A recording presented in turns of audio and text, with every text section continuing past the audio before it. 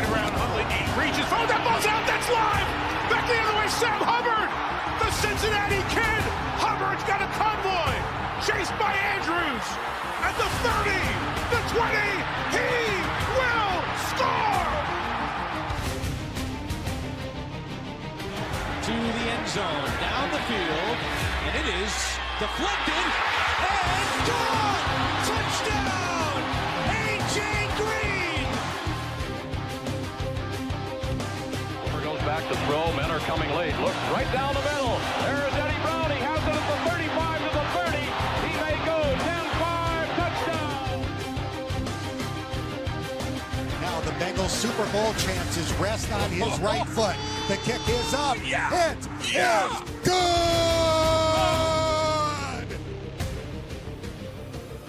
Corey Dillon, he's gone. The knockout punch, you're looking at it.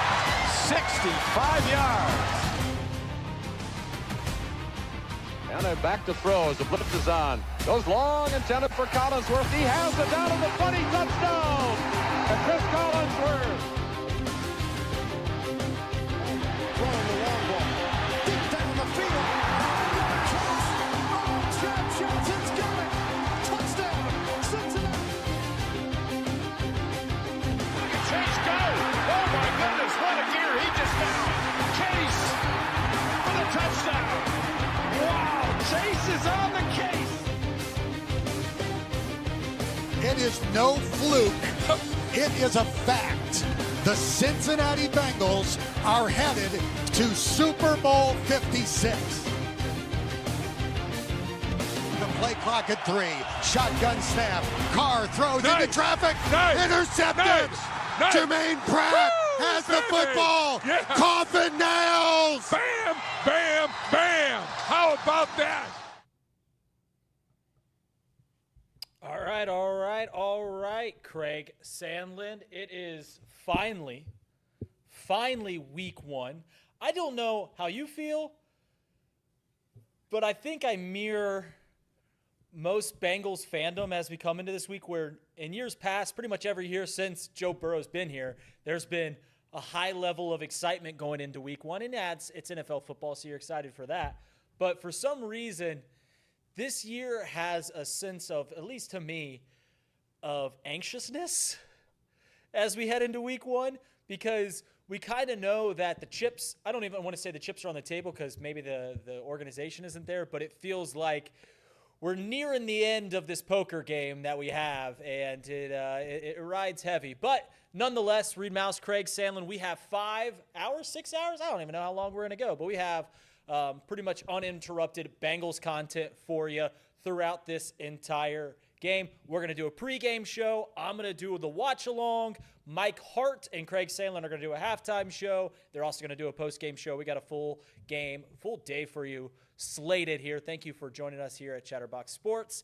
Craig, do you mirror me? Do you mirror my cautious optimism as we start this NFL season? Well, yeah, I think here's the thing for me, Reid, as you look back on this offseason that the Bengals had, there were so many question marks going into it of what would happen with the wide receiver room, what would happen with Trey Hendrickson, what would they do in the draft, how would they address the shortcomings on the defense. And at least for me, it feels like they've addressed almost every single question that we had coming into this season. And I think part of the anxiousness or the excitement or whatever it may be is that some of those big moves happened within the last week or two when you talk about guys like Dalton Reisner joining the team and, of course, Mike Pennell joining the team as early as this past week. And so this team feels like for the first time, at least as long as I can remember, that they're actually going for it. They was here going after it. They're chasing that trophy. Yep. And I don't know about you, but it's been a long time since I've felt like the team wants a trophy as bad as I do. And now here we are, week 1 is upon us. And this is a huge start for this season if they do want to accomplish the goals that many of us have for this team, including the team itself. And it starts right here with week 1 against an in-division opponent in the Cleveland Browns. Bengals obviously have had issues with starting slow. Now's the time, Reid. They got to come out and they got to put that pedal to the metal and absolutely just demolish the Browns here and set the tone for the entire season, in my opinion. I think last year, a couple of us here at Chatterbox had a take that I don't mind the Bengals starting slow because to the point of last year, it had never affected the Bengals. It really hasn't. I mean, you can look at the year we went to the Super Bowl. They did win that first game, but still didn't really get off. Really didn't make a statement about who they were till later on in the year. They come off that Super Bowl year, start 0-2, and then, of course, they have probably the best team that I've seen in my lifetime as the Cincinnati Bengals. And then the year that Joe Burrow got hurt, they were kind of gearing towards being really good. Maybe we're playing the best football in the National Football League right before Joe got hurt. Last year was the first time where starting slow finally caused the Bengals to miss something on their, they didn't make the postseason because of where they started. And it's funny that you mentioned that it feels like the Bengals are going for it for the first time. It feels like they're finally putting some chips onto the table. And nothing makes you, more proactive about your job like your feet being close to the fire. And I think there's certainly a degree of that here in Cincinnati because they know, at least if you look outside of Cincinnati, they're saying, hey, if the Bengals don't make the postseason this year, Zach Taylor's got to go. So Zach Taylor's feeling that kind of pressure. Maybe that won't happen because we've seen Marvin Lewis be here for 20 years when maybe he didn't deserve to be here. So I don't know what's going to happen there, but it kind of does feel like it's time to go. You got to go. And they obviously made efforts to combat the slow starts, not just as a whole team, but Joe Burrow had slow starts for the past few years, and he said, I want to play preseason. And he got to play preseason and looked pretty dang good. It's certainly the Bengals are being more proactive than they have in years prior, which is really nice to see, and we'll see what happens. I think that similar to how I said there's a level of anxiety with Bengals fans because we're like, I don't know what this team is. That's not true. Everyone knows what this team is. Everyone knows this team's going to be a highly potent offense and a pretty bad defense, but we don't know how good that's going to play out. So there's a level of anxiety that matches that also comes with the Browns, playing the Browns who we play week 1, who traditionally we haven't played that well against. Well, you mentioned the hot seat for Zach Taylor, and there's so many times that you hear these reports of coaches being on the hot seat or these so-called experts that are saying that certain coaches should or are on the hot seat. But very rarely do you see coaches actively go out of their way to change the way that they're approaching a season because of that hot seat, right? Yeah. This is the first time that I can really think about, outside of like personnel changes, that you've really seen a coach completely change how he attacks an off-season. Not only the way the off-season workouts went, training camp, the way that they attacked preseason with starters playing. This was really the first time you had seen a coach that I can remember that stands out at this level completely changing the way that they really attack a season. And so to me, at least, it feels like Zach Taylor is indeed on the hot seat and feels it himself. And you wonder what kind of conversations happen in this between himself about expectations and where this Bengals team needs to be at the end of this year in order for Zach Taylor to feel comfortable about his job. Now, I think that they've done what they need to do in terms of putting the talent on the field, and at this point, it's just about showing up. Zach Taylor has been known as a culture guy since he got here, and I think the culture is there for them to be out and competitive right now in week 1. So we'll see how everything goes as the season plays out. But Reid, you mentioned obviously week 1 against the Browns. This is a team that Vegas has the over-under set at 4.5 wins. I know that, there's a lot of conversation about Vegas and their win totals and all those things, but the truth of the matter is that the Browns are not expected to be a great football team. But they seem really confident coming into this, a little bit more so even than I can remember in the past. They're not afraid to speak out in the media right now and talk about how good coming into the season. What's your level of anxiety in terms of facing the Browns? The Bengals have beat them 4 of the last 5 times, but prior to that, the Browns had won like 8 of 9. So, do you have nervousness around that? Obviously, the Bengals fell to the Patriots last year in week 1, and the Patriots went on to win 3 games. So there's got to be some level of anxiety, but where is it, and how does the Browns being the opponent really drive that for you?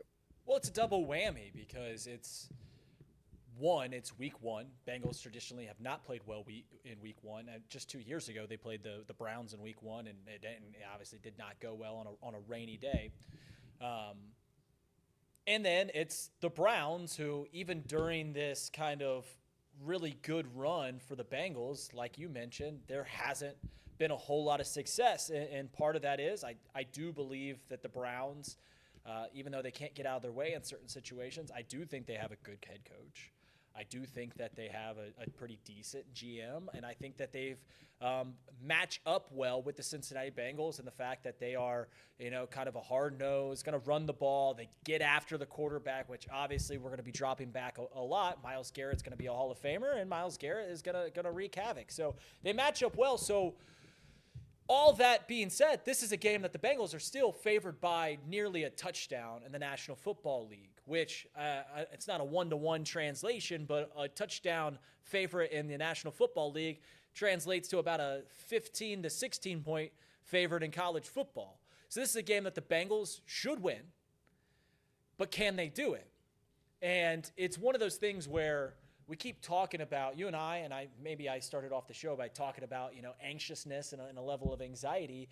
And it's one of those things where all you have to see is the Bengals get in the end zone or the Bengals take a lead, and it just kind of washes away. And you're like, all right, this is what we're doing. We're doing what we're supposed to be doing. But as you said, it is the NFL. We saw the Cowboys play the Super Bowl champs, one of the best teams that we've seen put together.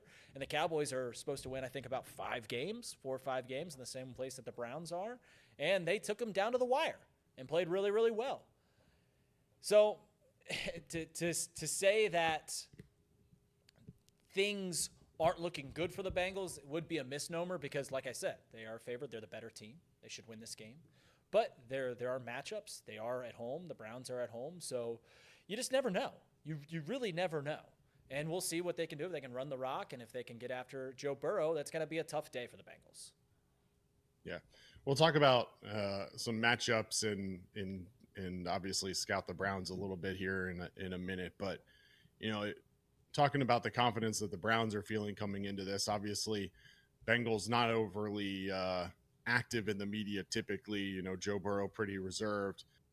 Every once in a while you'll get a quote out of T or Jamar Chase. But on the opposite side, the Browns this week, they were not afraid to talk a little bit. And, it started with Joe Thomas going on 92.3, the Fan, guaranteeing a win, saying that they were going to wipe the Bengals all over the field. Jerry Jeudy went on during his media availability and talked about how good this wide receiver room is and how little respect they're getting and how you're not going to be able to key in on Jerry Jeudy because this Browns wide receiver room is so much better this year.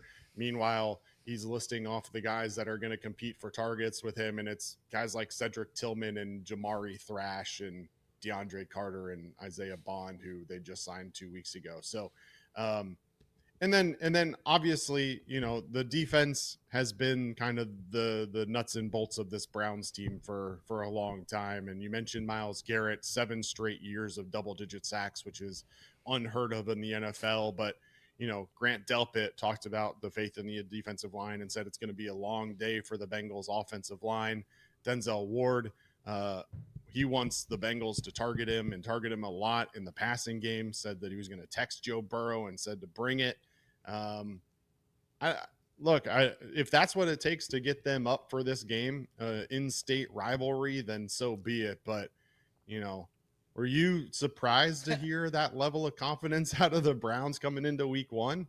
Listen, you're going to make me eat my words by saying this right now, but there's no love lost for the Browns. They're losers. And they always have been ever since they come back to Cleveland. And they can claim those championships that they had in the 1950s. Those belong to the Baltimore Ravens now because that's where the Browns went.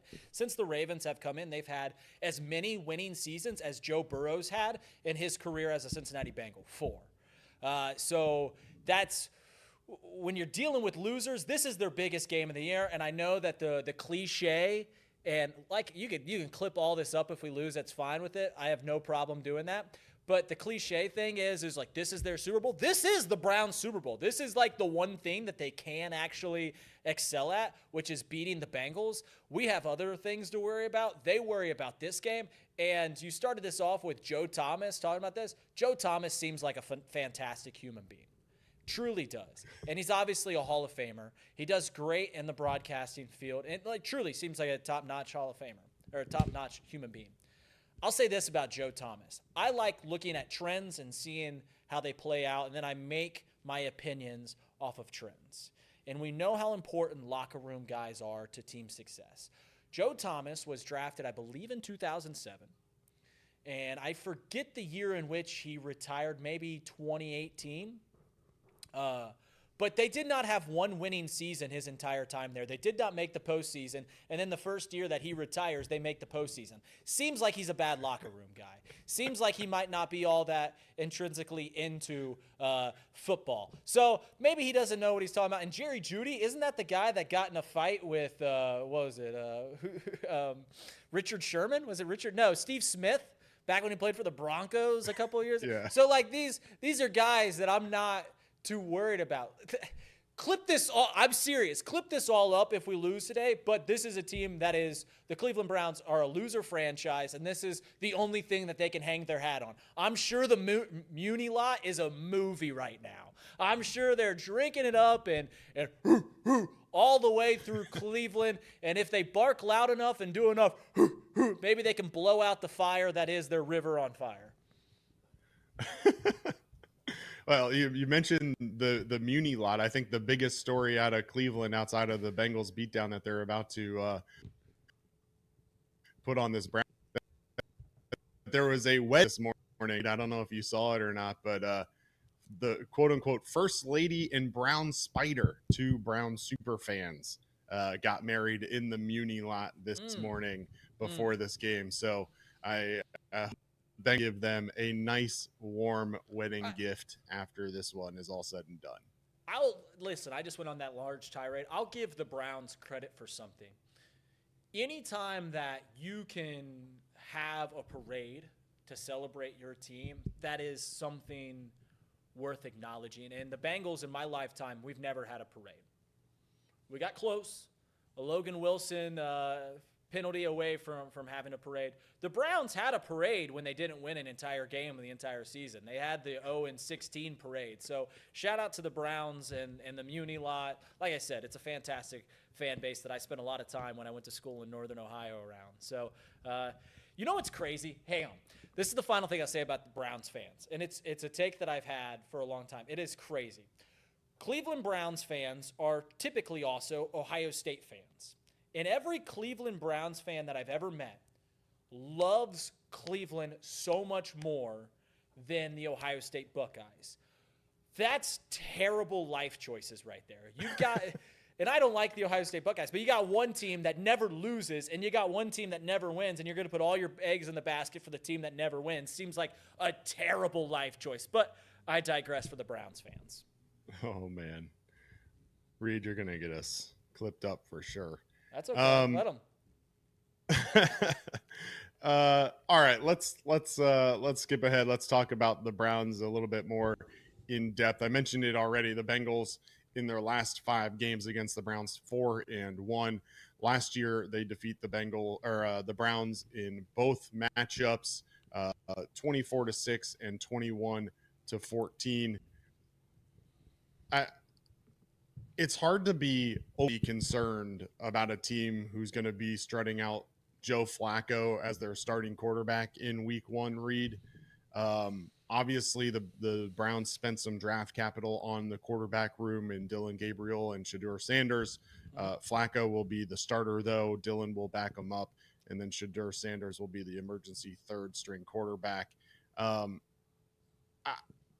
got to be honest, like, this offense – And you know, we got to give credit where the credit is due. They've been a run-first offense. No Quinshon Judkins, obviously, so they're going to be led by Jerome Ford and Dylan Sampson. Even as bad as the Bengals defense has been historically, My concern on the like defensive side of the ball going up against the Browns offense is like at a negative. Like I have zero concern about shutting down this Browns offense this week. And you look at, we mentioned the wide receivers. Yeah.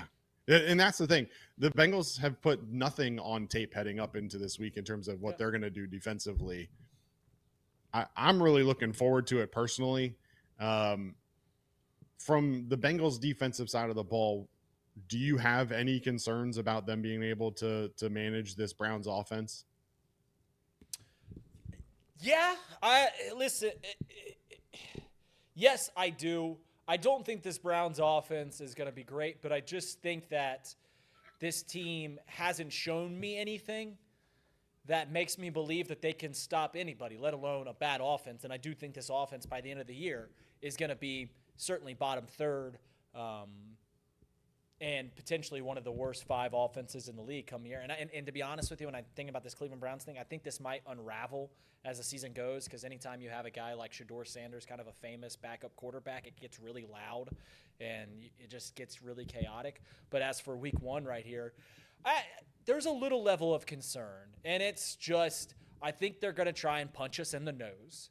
And I hope that Al Golden's defense and the guys are ready for that. Because if we can punch back, if we can take that hit right in the nose and we can meet up with them physically, then I'm not overly cautious about what our defense can do.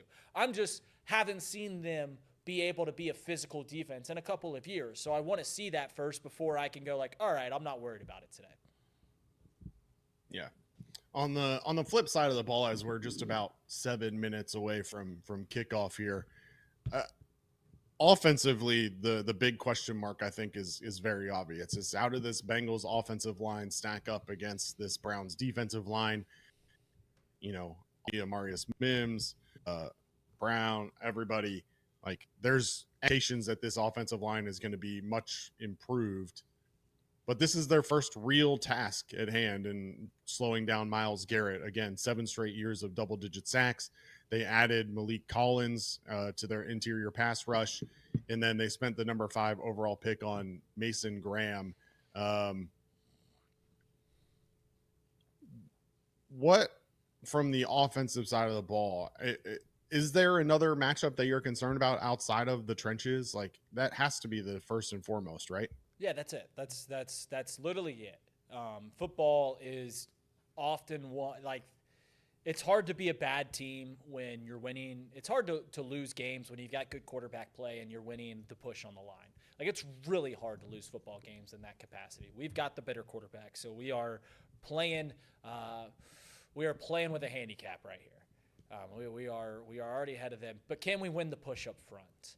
And that's what remains to be seen. I really like our offensive line, maybe more so than other Bengals fans, but I like what we're doing on the offensive line. So I'm cautiously optimistic about what we can do today. But I think I've been a little slow in my fandom about admitting that we need to do more in the ground to not only set up Joe and the perimeter passing game, but to give our offensive linemen a break so that they're not always going backwards, so that they're pushing forwards and bringing the hurt into the defensive line.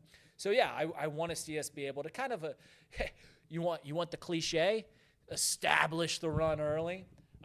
And that's simply just because I want to be able to be a multifaceted offense, and I want to be able to give our offensive line more rest so that they're not always, their first step isn't always back, and it's not always just catching a Myles Garrett, that we can actually go out and hit a Myles Garrett. Yeah, obviously you saw it from fantasy drafts all over the country, but the expectation, even in Cincinnati, is that Chase Brown will have a huge role in this offense, not only running the ball, but receiving out of the backfield. I'm excited to see how they utilize him in this first week. Obviously, they're going to need to utilize the run to slow down that pass rush, as you mentioned. But I'm excited to see how that works out. I think that Chase Brown is in for a massive, massive year.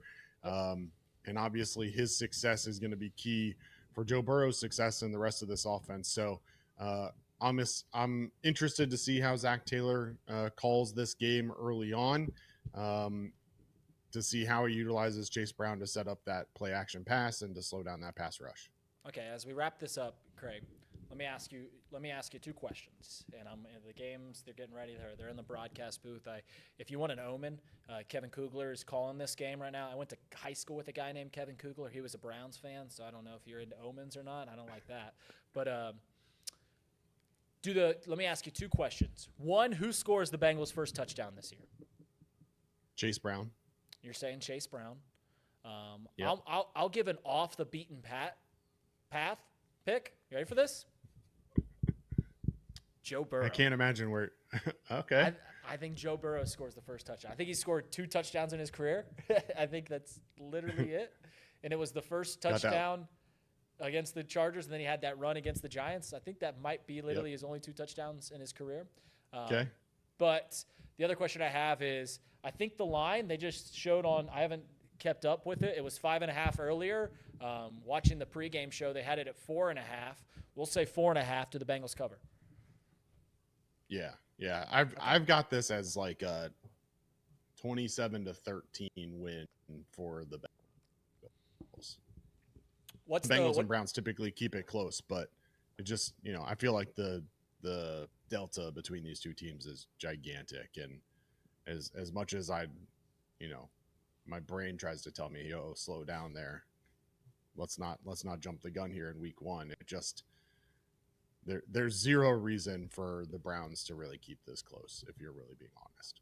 I hope Trace Fowler's still in here, because you use the word delta. He likes that word. He uses delta quite a bit when we talk. He's like, the delta there isn't quite there. I don't know how I feel about the cover. I think they should, but you're always cautious when it comes to NFL football. 4.5 points, that should be there. But if you get, what would make you the happiest? Like, what is one thing that needs to happen and you'll be happy? Like, I'm not saying the happiest. Like, obviously we went 49-7. That's pretty cool. But what is one thing that you just, this needs to happen and I'm good? I'm not worried about anything else. This just needs to happen. Fundamental defense. I think this defense has struggled, especially in the tackling game for the last couple of years. I'd really like to see them come out and just have a nice fundamental game to start the year. I don't necessarily need them to hold the Browns to 13 points like I think that they will, but I do want to see solid fundamentals. I want to see them trusting each other on the back end in the passing game. There's been a lot of question marks about this defense in the preseason and how they're utilizing guys and what they're going to do. And now's the time where we actually see what the plan is, because this preseason has been vanilla. And unfortunately, we're seeing a lot of the backups, but, still some missed tackles and stuff like that in the preseason. And I think those are the types of things that can really kill a team defensively and allow a drive to go from a 3-and-out to a elongated touchdown tackles. So fundamentals on defense is going to be the number one that I'm looking for. Okay. If I ask myself the same question, I think I need to see just something on the defensive side, whether it be a young player playing well. I just need to know something. But more than anything, I just want you guys to hold me accountable. And regardless of how this game looks, regardless of where we're at the end of this game, if the Bengals win, I don't care. They can win 3-2. And I do not. Please hold me to that you will, that I cannot, which I won't be on the postgame show, I won't be at the halftime show, but I will be on Off the Bench tomorrow. Please hold me that I do not care what it looks like, as long as at the end of this game, it is 1-0. And you know what? I'll take it on the other side. If there's a million sparkling things that happen, we score 35 points and our defense does some incredible things, but something wonky happens and we lose the game. I don't even know how that's possible, but if we score 35 points and our defense looks okay, I don't know how that's possible to lose. But if there's something to be excited about, if we lose, don't let me be excited at all. Like, don't let me take anything away and be like, well, we did this well and we did this well. If we win, take it. If we lose, bury yourself for a day. Absolutely. Quick touch point as we head into the final stretch here before kickoff. Inactives for today: Marco Wilson, Matt Lee, Jermaine Burton, Cam Grandy, McKinley Jackson, and Howard Cross. A little bit of a surprise with Matt Lee being inactive makes Lucas Patrick your backup center. Jermaine Burton inactive. He had been battling some injuries over the last couple of weeks. The other three, not necessarily a surprise, but McKinley Jackson and Jermaine Burton were both 2024 third-round draft picks, so them both being inactive, not great signs. Hopefully, they both have an opportunity to conduct 2025. And then Reid will finish this up with just one key matchup. Give me one thing. I know obviously you just said kind of the things you're looking for, but give me one key matchup, and then we'll hand it over to you to watch the game. Stopping Myles Garrett at all costs. So whoever's, I forget which side, I'm going to be honest, I forget which side Myles Garrett is going to be rushing on. I'd imagine it's Orlando Brown's side. But stopping Myles Garrett at all costs. I don't want to see him on top of number 9 at any time. There we go. And just as we say that, kickoff is underway. Bengals receive. Charlie Jones returns it out to the 32. And just like that, we're going to hand this over to Reid Maus to take you through all the action. I'll be back at halftime with Mike Hart, and then I'll see you after the game as well. Until then, Reid will be right back. Who day?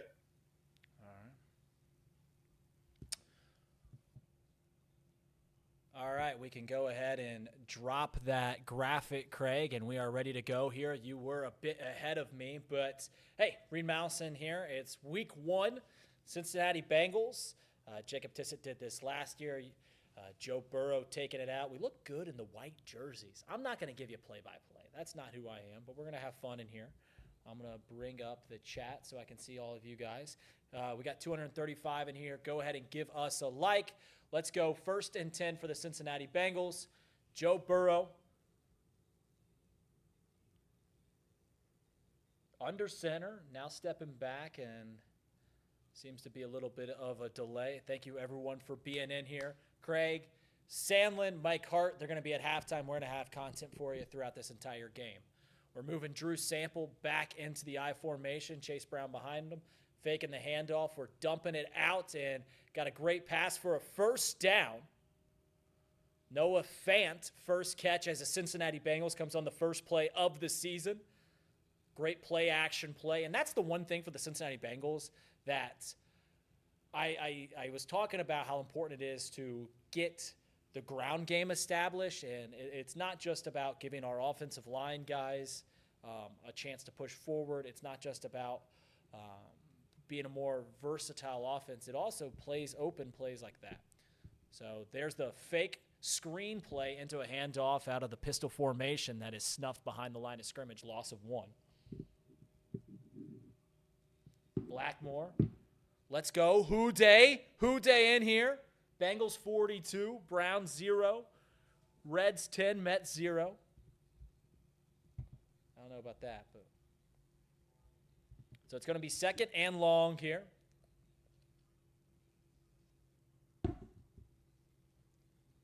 Joe Burrow once again in the pistol formation. I believe we got Noah Fant or Drew Sample and behind the line of scrimmage. We get the snap off. Did we get the flag? We handed it off. We will get an encroachment.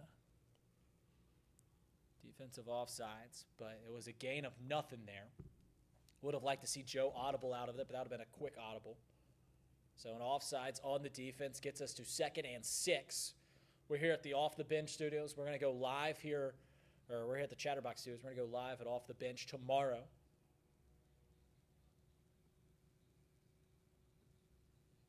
Drew Sample, we've got to get him the ball in open space. Man, I really need to see the Bengals just get in that end zone.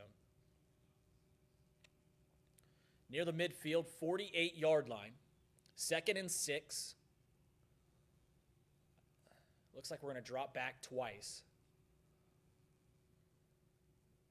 No, they hand the ball off to Chase Brown. He has a hole. He slips by a tackler, gets near the first down marker, gain of 5. 3rd and short. You can open up the entire playbook here. I don't want us to see us come off the field at all. But I guess if we are going to go for it, let's run the ball twice. Annoyed Sandcastle. The Stone Shield Show will start tomorrow right here in the studios. Start tomorrow right after off the bench. 3rd and short. Shotgun snap, hand the ball off to Chase Brown. He meets at the line of scrimmage, falls forward, a push forward. Drew Sample helping there on the push. That's our boy.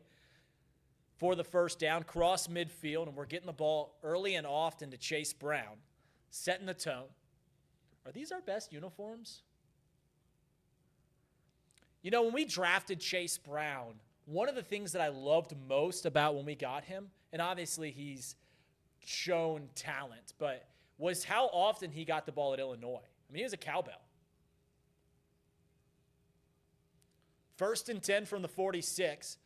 Faking the handoff, deep drop back for Joe Burrow, looking for Noah Fant out in the flats. It's actually probably good that it was an incomplete pass as it slipped right through Noah Fant's hands, because that would have been a loss of about 3 yards because the Browns snuffed that one out pretty quickly.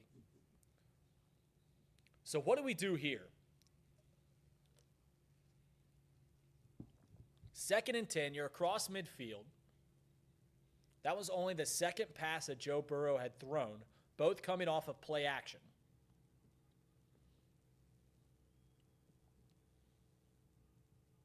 We're in field goal range. We get about 7 yards. They hand the ball off to Chase Brown like a bat out of heck. He goes through the middle of the line. A hole was open, gain of 6 yards.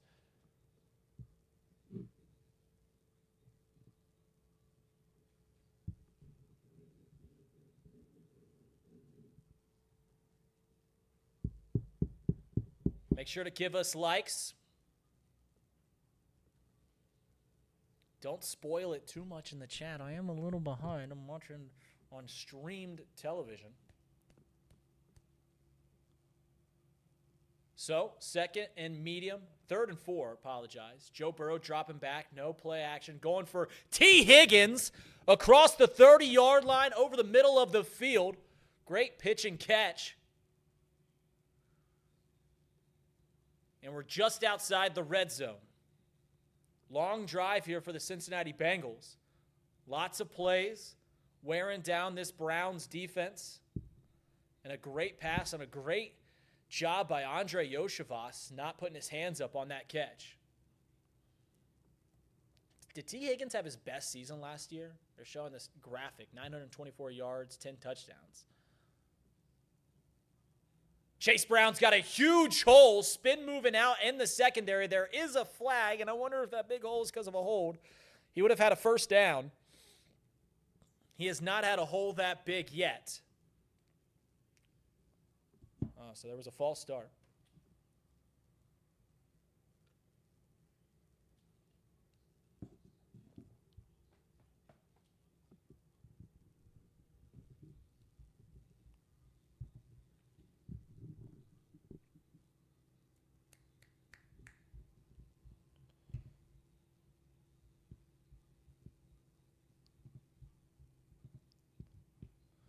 So here we go. Joe Burrow's only thrown 3 times. It's 1st and 15. They're in field goal range. Going to dump it down to Chase Brown. Man, he's getting hit a lot here early on. It is a gain of 6, maybe 7 yards. 2nd down.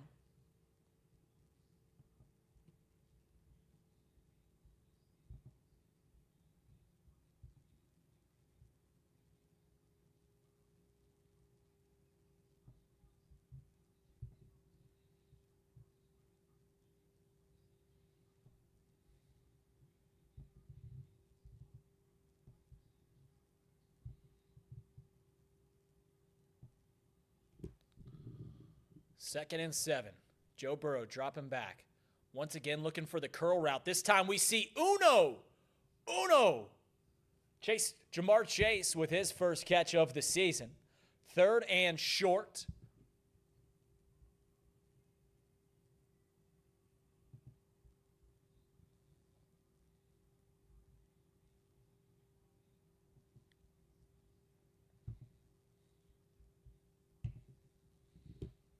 Come on, need one. I don't want to see a kick here. Come on, Bengals. Hand the ball off to Chase Brown. He's got it. Fighting for more and more. Good job there, Karras. Apologize, that wasn't Karras. But trying to push with Chase Brown. We get the first down in the red zone, just beyond the 10-yard line. That was Lucas Patrick. Apologies.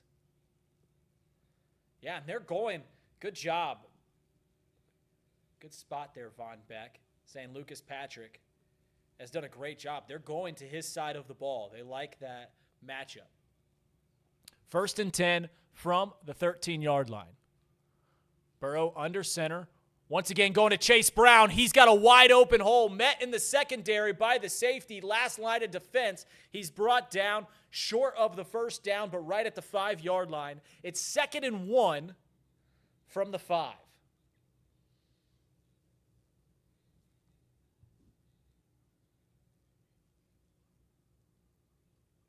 And once again, they're going to the right side of the ball.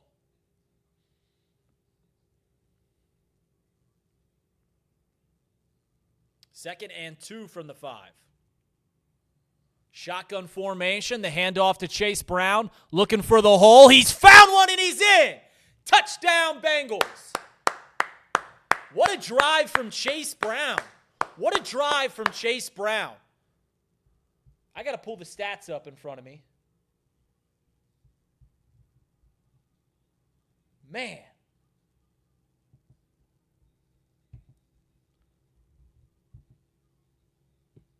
Chase Brown, 7 carries, 1 catch, 36 yards on the opening drive, and that's how you set the tone for the season.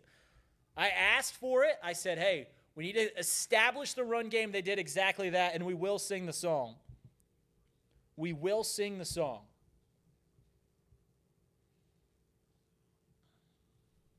Up and through. The uprights. Ready? Hear them Bengals growling, mean and angry. Here he comes a prowling, lean and hungry. An offensive brute, run passer boot. And defensively, he's rough, tough, Cincinnati Bengals. That's the team we're going to cheer to victory. Touchdown, Bengals. Put some points up on that board and win a game for Cincinnati. See, here's the part that everyone forgets. Cincinnati, Cincinnati. We got a team right here in town. Ain't gonna never let us down. Who they? Who they? Who they think gonna beat them Bengals? Who they? Who they? Who they think gonna beat them Bengals? Nobody! 7-0 Cincinnati Bengals. Got to do something here on the stream. Thank you, guys. Give us likes. If you were singing the song back home, give us a like. We're up 7-0. Come on. Who they?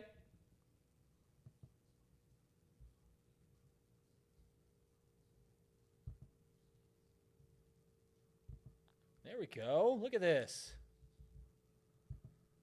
And we'll just move this right about here. There you go.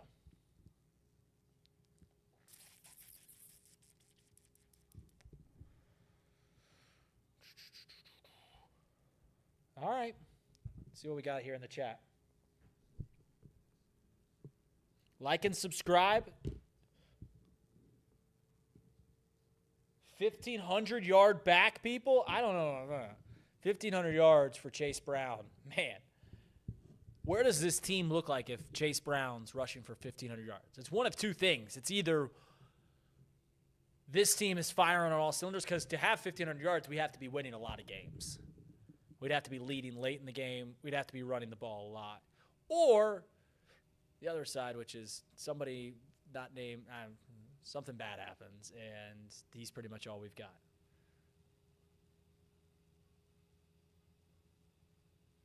Michael Hart says it looks like Chase Brown is injured. What?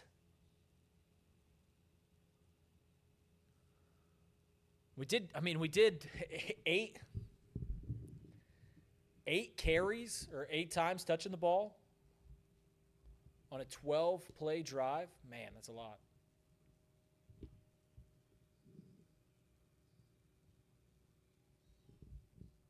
All right, so this is, listen, everyone knew what this offense is. Where we wanted to see is, what does this defense look like?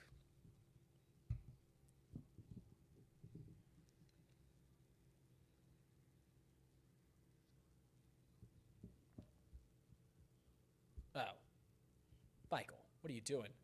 Great return. Browns are returning the ball across the 32-yard line.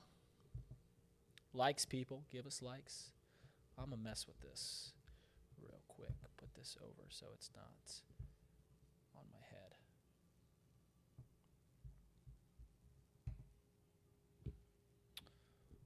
After the first quarter, I'm going to pan up this camera a little bit. All right. We always wanted to know, what does the Joe Flacco era look like in Cleveland? Let's see if we can get a 3-and-out, David. Carry on the first play. Drop down after a gain of 4.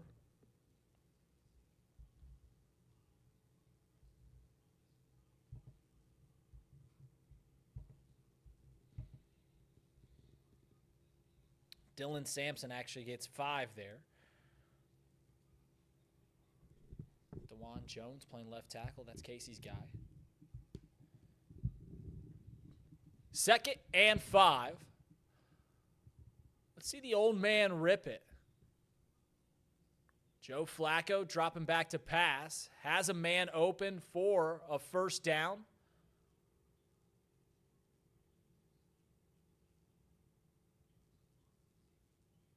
Just a little out route, and the Browns are moving the chains. Harold Fannin Jr.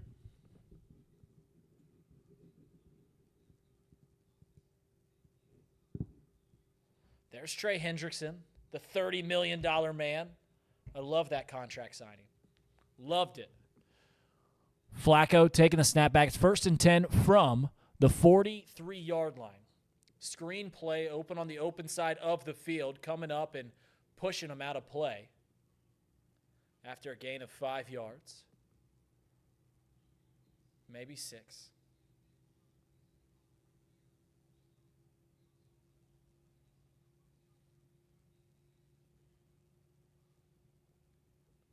Second and 5. They're working quick. Out routes, screen play, handoff just off the tackle. Keeping tabs on the way that the Browns are attacking this defense. 4-man front. The handoff to Sampson. We meet them just beyond the line of scrimmage. They did get a push, but it's a gain of only 2 yards. We'll take that every day of the week. 3rd and 2. 3rd and 3.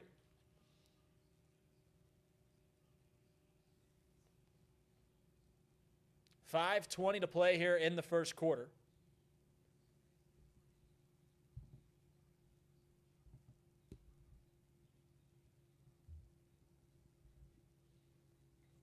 Third and 3, 5:07. Chance to get off the field right here. Come on. Let's see what Al Golden's cooking up. Come on. Let Chef Golden cook. Handing the ball off. We meet him right at the line of scrimmage, bringing him down short of the line to gain. It's going to be 4th and short. Great job.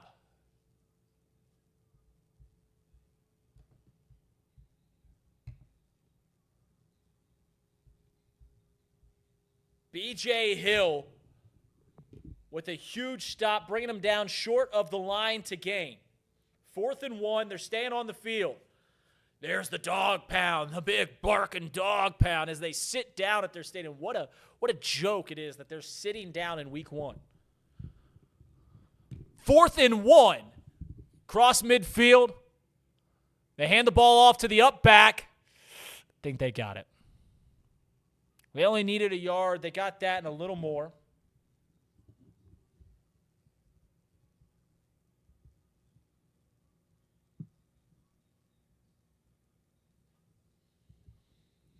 So first down for the Browns.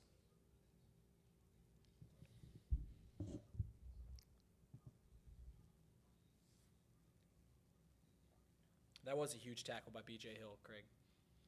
All right, we got to keep them off schedule. 1st and 10 from the 46-yard line. Fake the handoff, looking downfield. And a great deflection at the line of scrimmage. What a great by Shamar Stewart. See, everyone wants to talk about Shamar Stewart and how he didn't have any sacks, but did they talk about his bats? How many times he batted the ball at the line? Flag on the field. Automatic first down. Man, it's hard to beat the Browns and the refs. Man, what is that? What is that? Oh, my gosh. So first down after the PI, defensive holding. From the 41. Fake the handoff. Joe Flacco, the mobile quarterback that he is rolling out right. He's got a pass. Completion. Dax Hill bringing him down. Seeing who's on the catch there. It's a gain of 5 yards. Cedric Tillman. 2nd and 3. We've got to keep these Browns off the field. I just want to see one stop. Can we get a stop? Can we put them right here?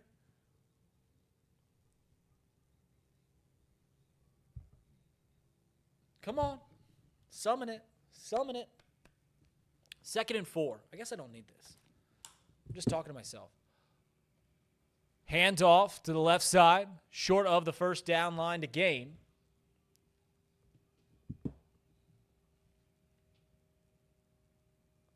Sampson, gain of 2 yards. It's going to be 3rd and 1.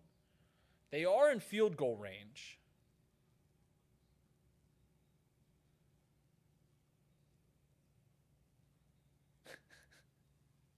Come on, let's get a stop. 3rd and 3. 3rd and 3. Ball on the left hash mark. Man to the left of Joe Flacco. Moving out wide. Flacco dropping back to pass. Looking for someone on the sideline, and there's a flag thrown after the play. But it looks like Cam Taylor-Britt is smiling.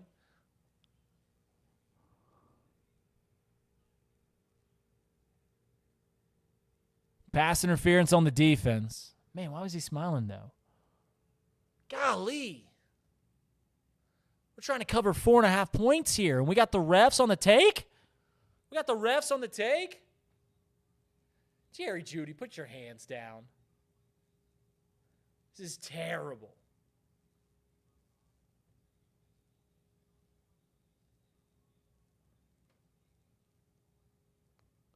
So 1st and 10 from the 28-yard line.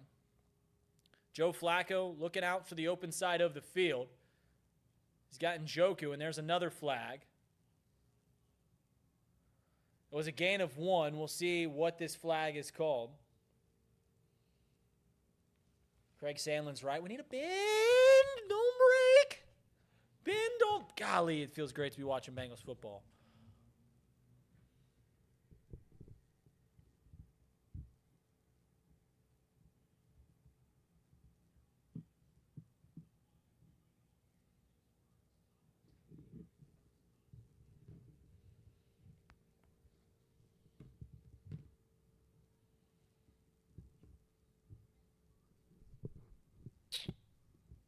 So all of you guys that are in here, obviously Bengals fans, or obviously football fans, it just feels great to be back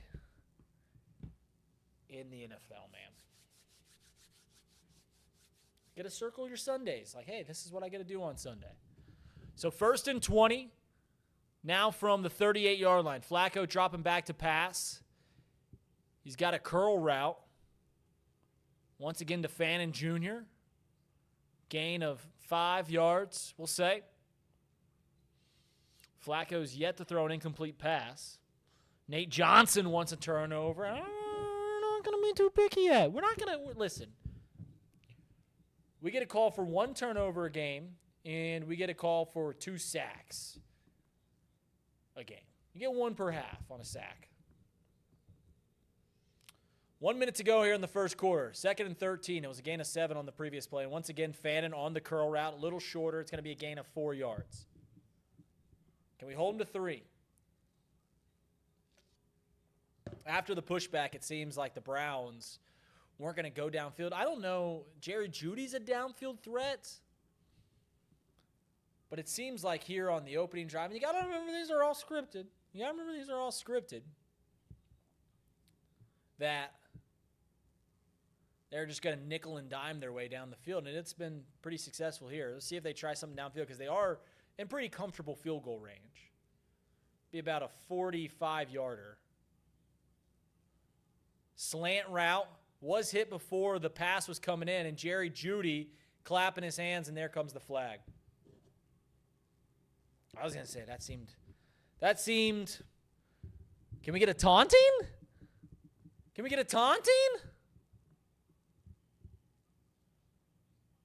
How does that work? Those aren't offsetting then, because one would be during the play, one would be after the play. So there's the DPI. That much was given by Juan Drago Turner.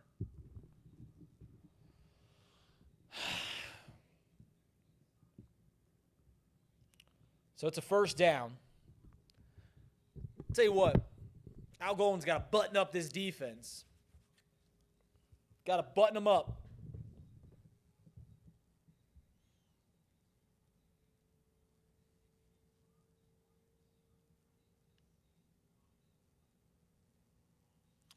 First and 10.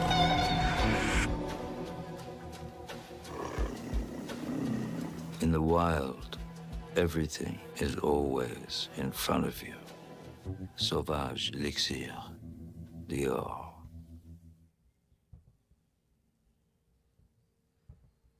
right, so we got a timeout here. Guys, thank you so much for being here. Got 346 concurrent viewers right now. I'm Reid Maus. You're watching Chatterbox Sports. Mike Hart and Craig Sandlin should be on the halftime show. They'll be at the halftime show. Craig Sandlin and Mike Hart will also take you through the postgame. I'll be here throughout the entirety of this game. You got a 7-0 score. I think the defense has been not good. You can't say good, but and this has been the biggest question mark is what's the defense going to look like. They haven't been good, but man, oh man, these penalties they're getting after it. They're adding up.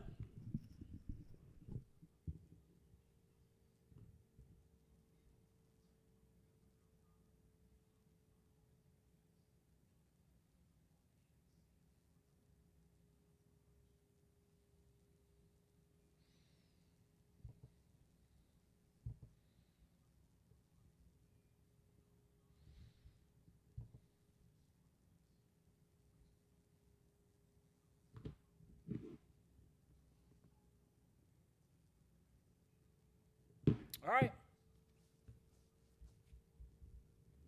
So here we go. Start of the second quarter.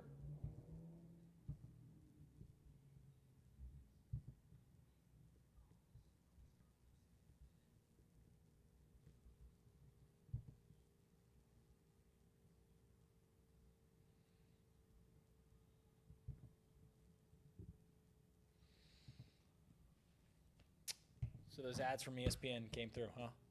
Oopsies.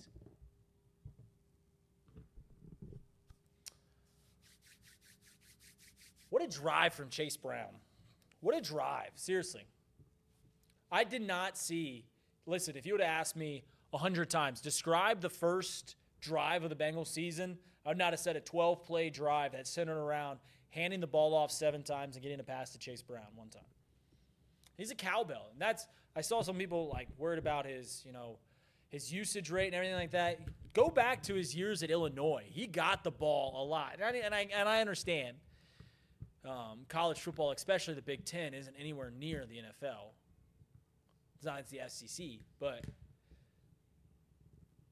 he's going to be fine. Joe Flacco dropping back to pass. He's going to dump it out in the flats. Missing 1 tackle, and it's going to be a first down. A flag thrown. Didn't see it on the play. It was to Sampson. Man, he's quick. We'll see if this sends them back. You got to remember that the Browns actually had a penalty too. So there's a lot of penalties on the Bengals. This has just been a penalty ridden. Roughing the passer on Trey? We gave you $14 million. Oh, is he doing a whine thing, or was he messing with his visor? I think he was doing a whine thing. But man, I want to see this play. Now we're seeing the replay. Oh my goodness. I mean, he hit him in the face mask. That's a misdemeanor at best.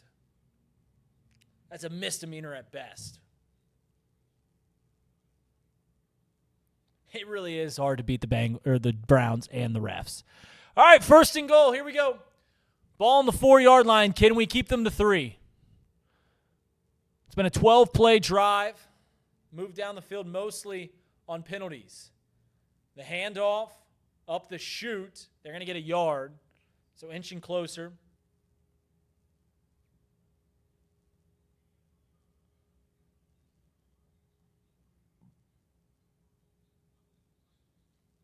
Second and goal now. Ball in between the 2 and 3 yard line. Ball on the right hash mark. Handoff once again, right up the chute. They're standing them up. Blow the whistle. The play's dead. Is it just me? Or are they letting the plays go on too long now? Is it just me? Like, stand them up, blow it. 3rd and goal.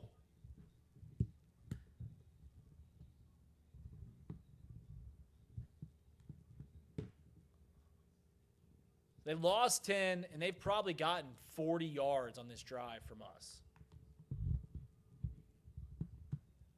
3rd and goal. They're going to pound it right up the rock. Can we meet them? Handoff. Good stop! Huge stop. It's good to have you back, Logan Wilson. Good to have you back. Favorite defensive player. Golly, Logan. Great play. Let's watch the replay one more time. Logan Wilson, furthest man back from behind the line, read it beautifully. Clogged the hole. It's going to be 4th and short. They're going to be going for it, right? Come on. One time. Handoff again, and he's in.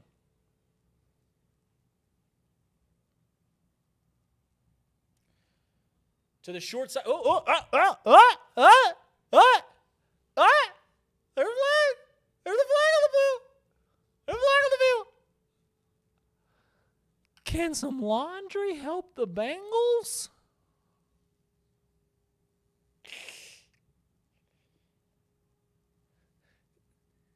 You see 2-time Coach of the Year arguing the calls. What a great coach. He actually is a pretty good coach.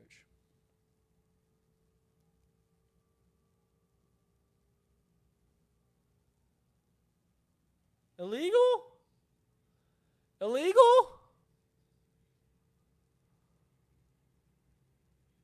Oh my gosh.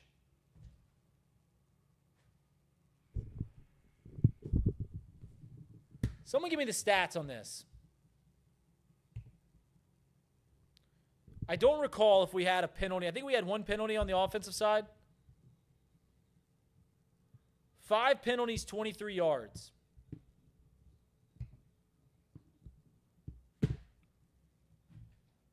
I got nothing.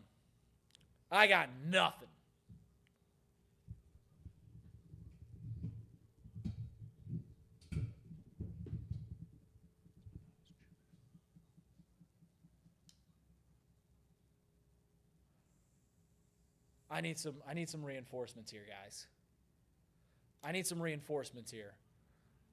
Everyone cough at the same time.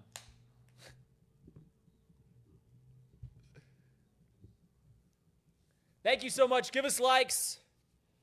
Mike Hart, Craig Sandlin going to take you through the halftime show. Chatterbox Bengals, 7-7.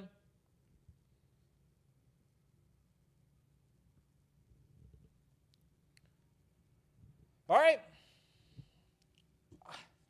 I don't know what to take out of that drive. Have no idea what to take away from that. No idea.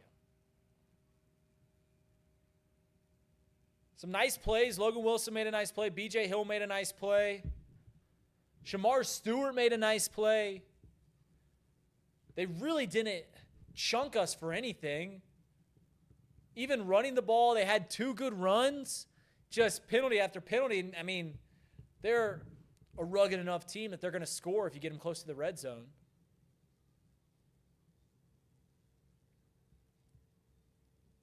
Did the NIL collective of the Cleveland Browns finally get in the ref's pocket? I don't know. That's what they're saying. That's what they're saying.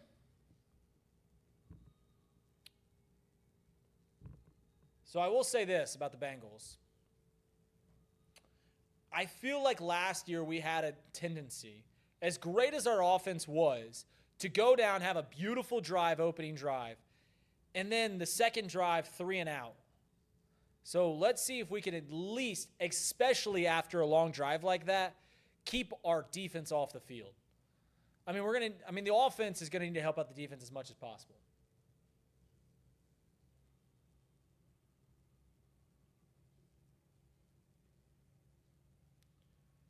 Five penalties. Nate Johnson says 5 penalties and 3 were completely BS. I agree.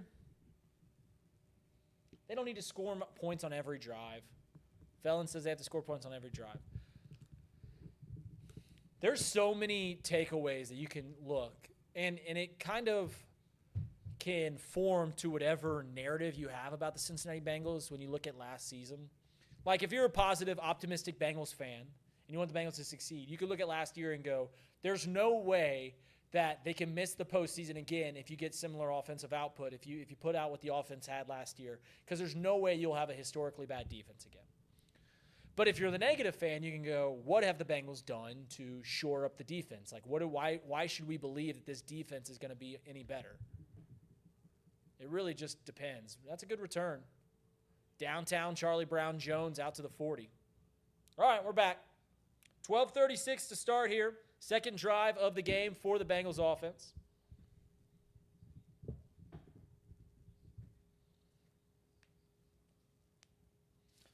Yeah, 1-9. Bengals are 1-9 in the first 2 weeks.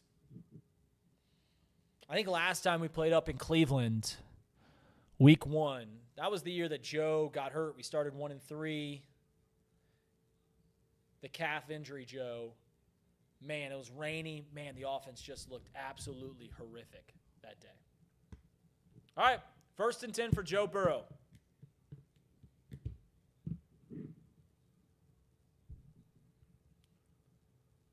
First and 10 for Joe. And that's not a good timeout. Oh, baby, that's a great timeout. What a great timeout by the Bengals right there. Good stoppage of time. What a great job. So we're going to go back to commercials here. 12:36.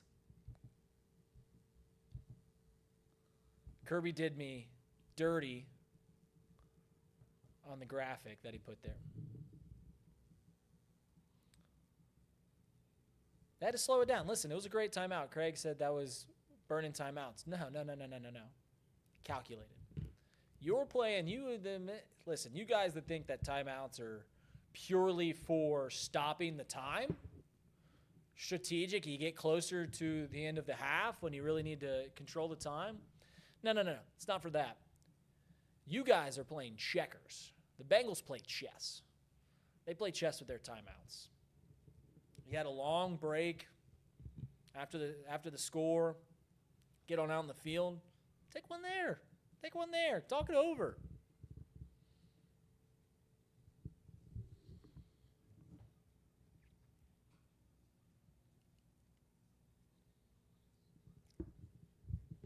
All right.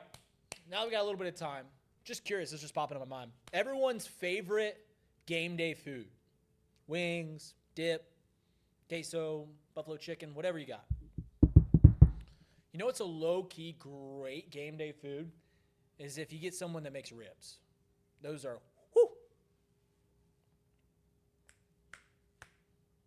Off the Bench starts tomorrow. 10A, Stone Shield Show starts tomorrow at 11. I will be on Off the Bench tomorrow. Right here, you're seeing the backdrop. We will not stand for the show tomorrow, as I am right now. Michael Ackley says Skyline dip. T. Brookie says Pepto-Bismol. A little Pepto-Bismol sometimes watching this defense. This is my first year I have a wearable. I've always wondered what my heart rate gets to during Bengals games. And I don't know if it'll get that sky. I mean, we'll see what happens in the fourth quarter. But it gets a little dicey sometimes.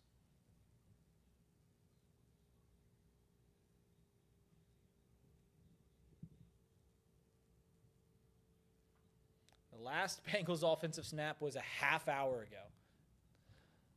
Good gravy. Browns defense well rested. 1st and 10 from the 39. Good field position.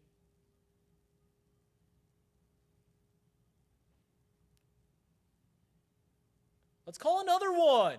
Let's call another timeout. Come on. 10 seconds to play on the play clock. 7. Joe getting everyone in order. Here comes the snap. A handoff to Chase Brown, and it is a clogged up hole. It's a gain of 1 yard out to the 40. Vida Blue, 30-game winner, says he's spearheading an internal investigation of these refs. I'm with you.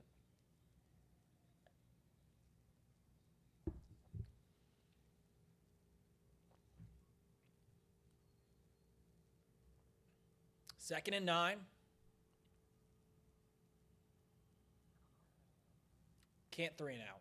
You can't 3 and out after our defense had been on the field for 30 minutes. Joe Burrow dropping back to pass. Pocket collapsing quickly. He's out to Chase Brown. We've got a flag on the play. He's pushed out 2 feet beyond the line of scrimmage.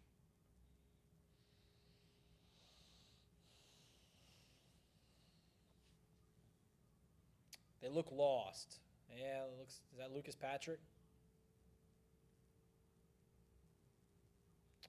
It's not hot there, so we shouldn't have too many cramps. I don't know what the injury is. Flag on the play. That is Lucas Patrick. He had a really good first drive.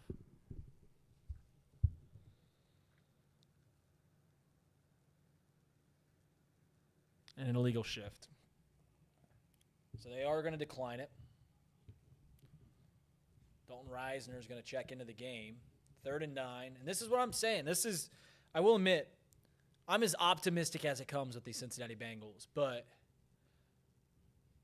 it seemed multiple times last year the offense looked great, scripted plays, everything's right. You got points on the board, and then we come on out, and it just kind of gets meh. Need a first down here. Need a first down here.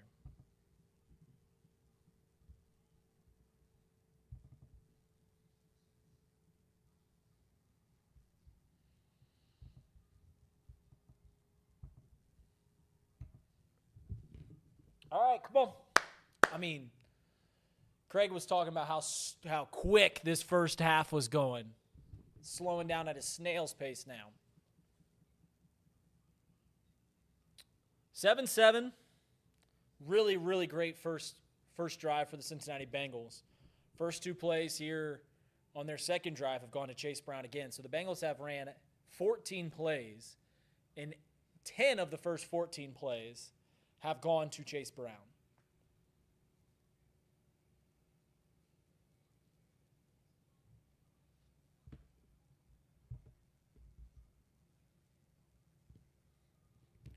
Craig and Mike will be on the halftime show. It's slowing down, so it's giving them time to prep. You guys need prep for 10 minutes? Tight 10. It's a tight 10.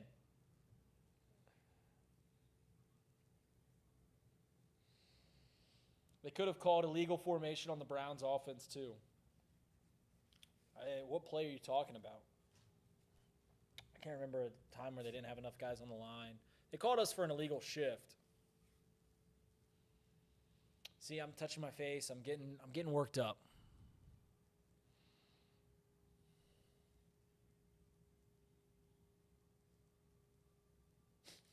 We going over. Hey, you take the time you want. Tell Mike to get on VMix, though.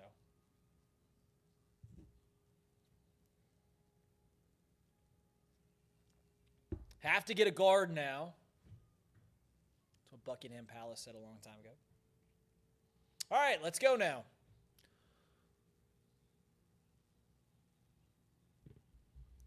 Too low a volume. Am I going too low? Turn her up. 3rd and 8. Come on, Joe. 4 wide.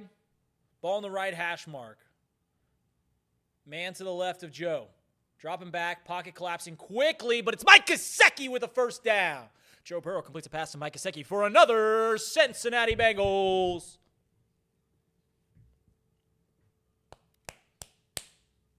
It's a great play. Gesicki. Now, I don't say this often, but I do have a better gritty than Mike Gesicki. And that's just facts, yo. Cross midfield, ball at the 45-yard line. Joe taking the snap, dropping back, stepping up in the pocket, dumps it down to Chase Brown. Once again, it's a gain of a yard. Gonna have to take a shot at some point. No, Craig. I mean, if we're moving the ball, we're moving the ball. But you are right. I mean, I guess that 2 consecutive bad plays and then a 15-yard gain.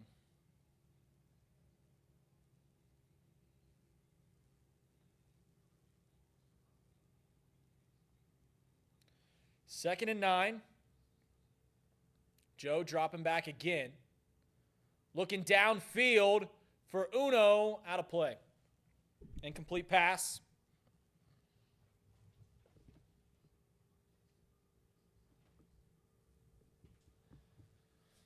Turn the mic up there just a little bit.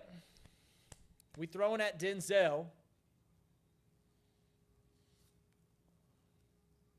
So we wanted to take a shot downfield. I don't like getting overly anxious about having downfield threats. I know it opens up short games, but 3rd and 9 once again, second time 3rd and long on this drive. You'd like to think that if we get 5 or 6, we're going to go for it. Joe dropping back, pocket collapsing very quickly. He's stepping up. He's looking to run. He's gaining 2. Myles Garrett on top of him. Coming back, and Myles Garrett might be quicker than Joe Burrow. Golly, Myles Garrett, what a man he is. Man.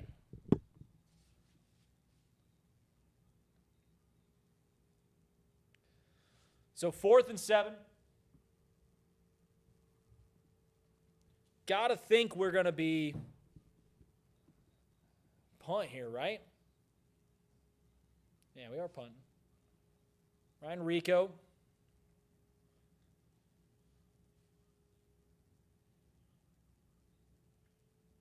Trying. Can we pin him? Nope. Touchback. So we don't even get great field position. Switch, but get 1 first down. And here come the Brownies. Can't have penalties stop us like they did, or let the Browns go downfield as easily as they did last time. Just cannot have it.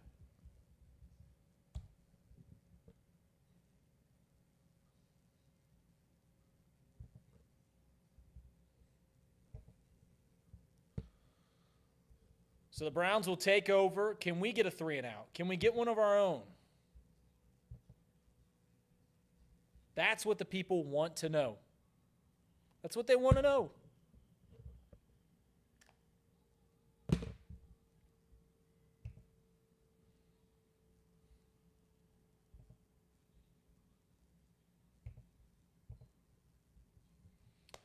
Come on. We didn't even put our 2s up for the second quarter. The 2s normally get done. 3s never get put up.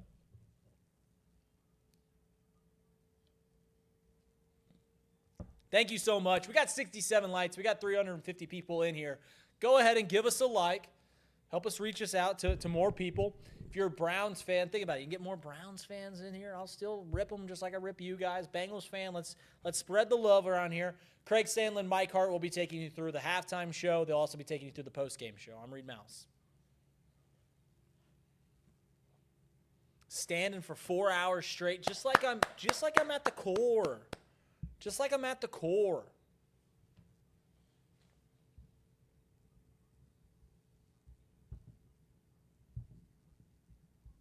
Yeah, it wasn't a good punt, was it, Nate?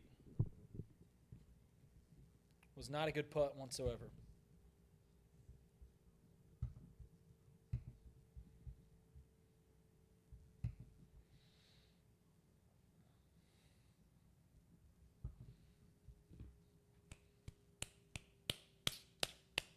We are close, actually. I'm not even kidding you guys. I can see the active viewers. We are close to surpassing the most viewed Chatterbox content that isn't an Oklahoma softball game. Here, total views.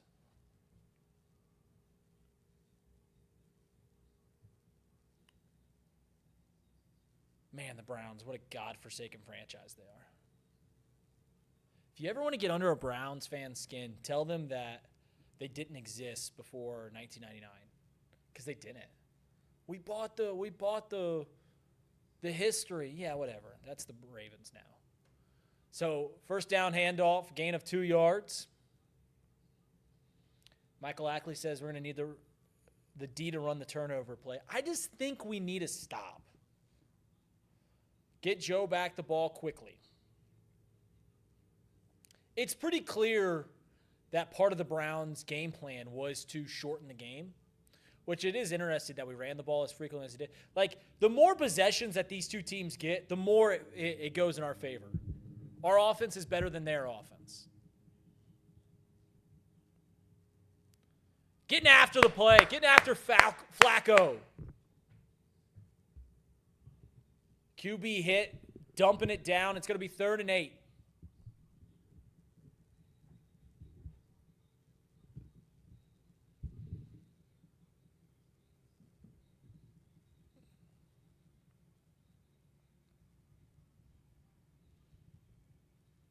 Great job getting after the QB. Come on, let's get a 3 and out.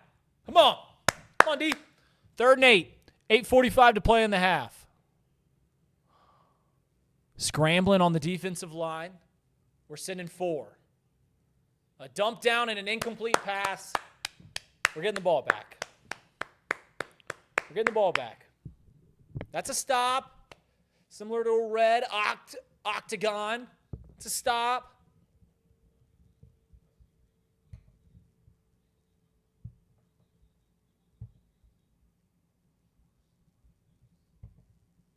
Getting the ball back. They were trying to get a screen to Njoku.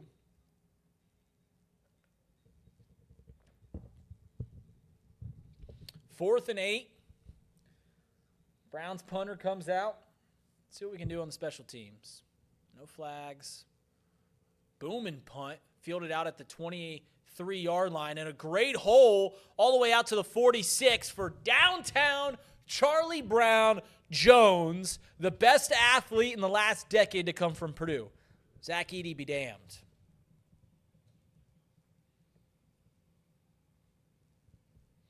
Yeah, Craig, I don't know what time you're living in Memphis, but pump the brakes. Count to 10 before you put a chat in. Come on. Can we get a Who Days? Hey, let's get some Who Days in the chat. Let's get some Who Days in the chat. I'll start it off. Let's go score. LOL, the random Purdue slander. Purdue. That's what I'm talking about. Let's get some Who Days. More Who Days we get in the chat, more likely we are to score this drive.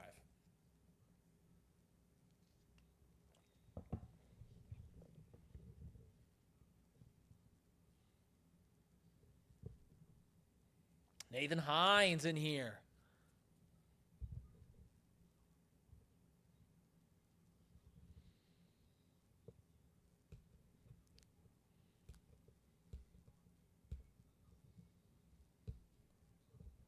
Anyone got a game on the schedule? You guys, anyone going to a game?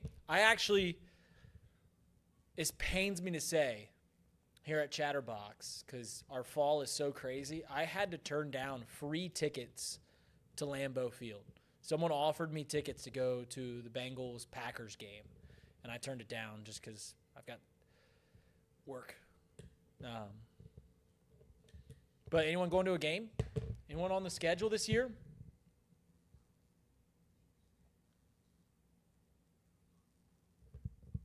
Michael Ackley says he's going to the Bears game. That's a good one. I'm going to try and get one when it gets cold.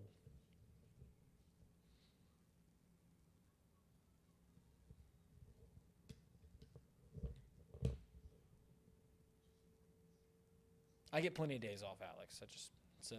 It's a bad time of year.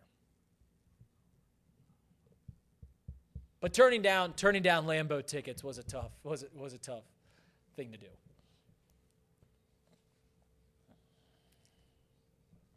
I'll get to go at some point. All right, 1st and 10. 46-yard line. Bengals taking over, 2 in the backfield. Chase Brown to the left. Drew Sample stepping up. Clearing the hole for Brown. Is Drew Sample the most underpaid blocker in the league? He literally just blocks. Every once in a while, they dump it off to him. LaShawna Thomas going to her first ever Bengals game next week. Jags. That should be a good game.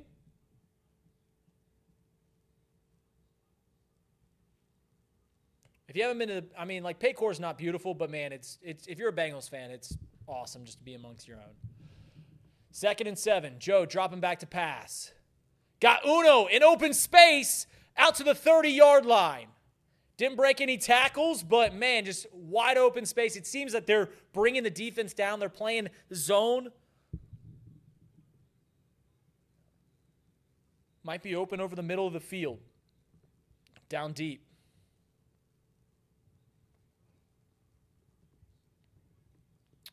Jamar Chase's second catch of the game. AJ Worst, good to see you in here.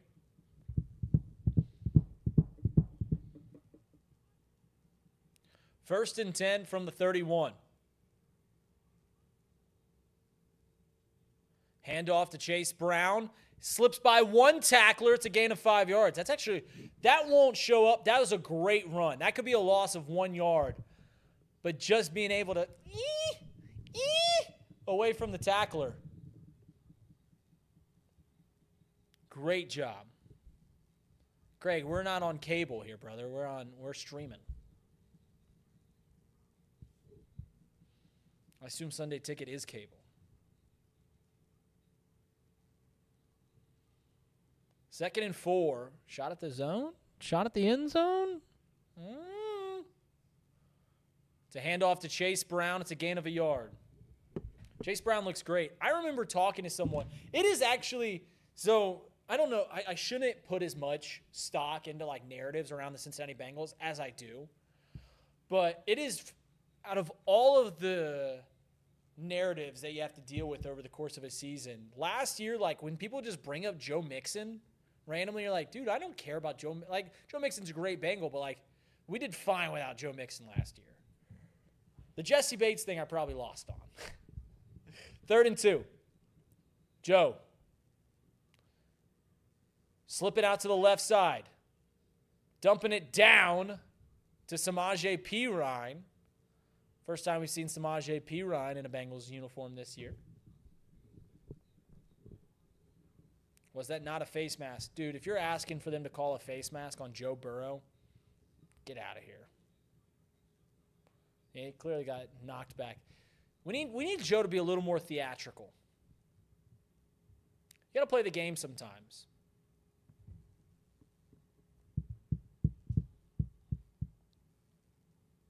I'm also, listen, if you're watching this thing, I'm never going to be the guy that begs for flags. I really am not. 1st and 10 from the 18. That was so clearly a flag. And they called it. Felonious. That was felonious. Get out of here.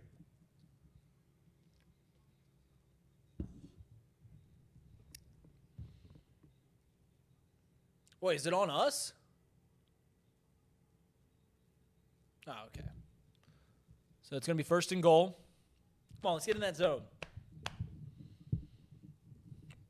Burrow's 9 for 11 for 79. Let's get over 100 likes here. If we score a touchdown on this play, I need 18 likes. If you're watching this, we score on this play. It's first and goal from the 4-yard line. We score on this play, you need to like it.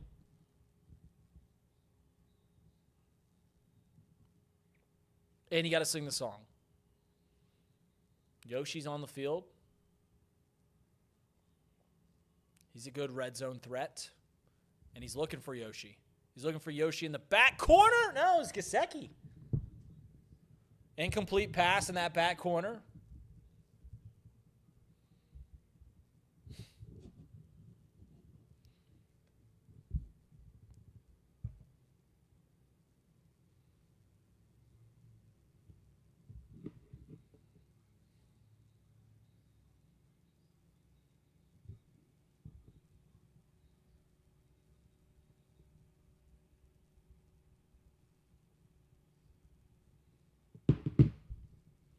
Second and goal. Chase Brown, run up the middle. Did he get there? Did he get there? Third and goal, just short.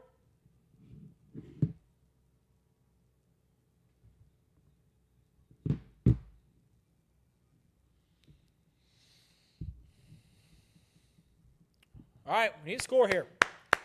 We're going for it. We got two plays. Got 2 plays. Third and goal from the 1. Fake handoff. Noah Fant slipping through. Welcome to the Bengals, Noah Fant. First Bengals touchdown.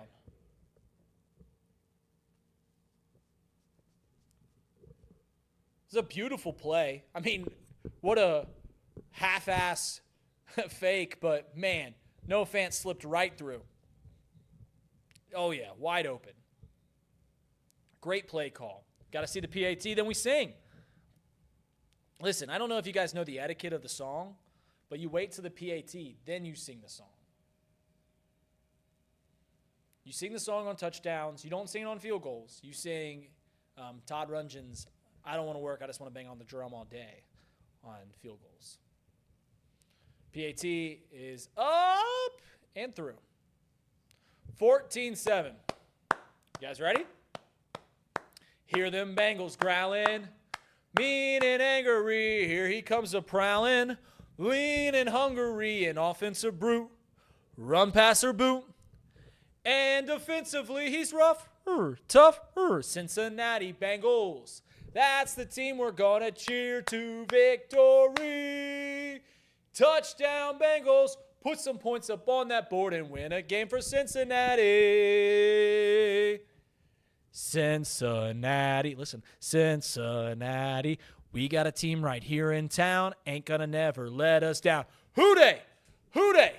Who they think going to beat them Bengals? Who they? Who they? Who they think going to beat them Bengals? Nobody. Let's go. 14-7. 14-7.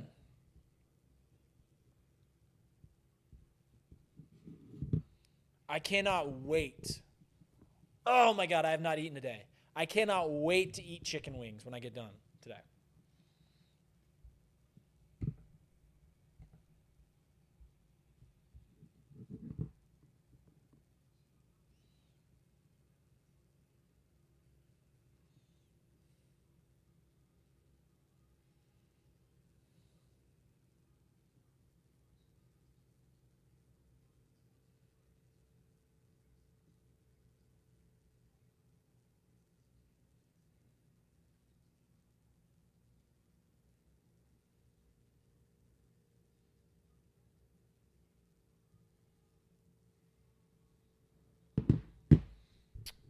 All right, we're back.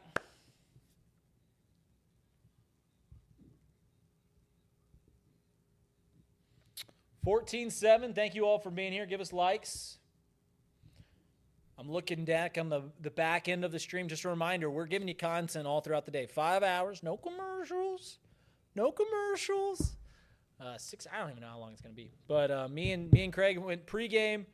Mike Hart, Craig Sandlin will go halftime. They'll go postgame. I'll be taking you through the rest of this game. 14-7, 4 to play. Can we hold them here?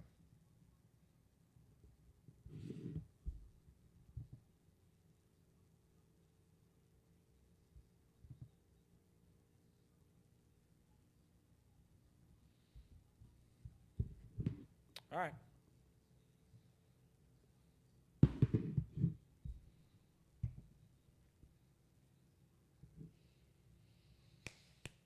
.418. Can we get a stop? Haro said it's the greatest song ever created.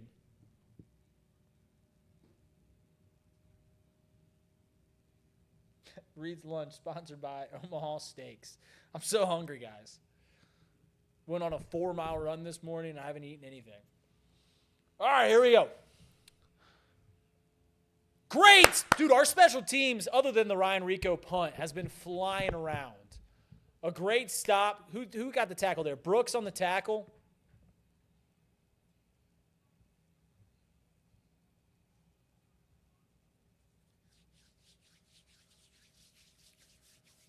All right, can we get a stop here?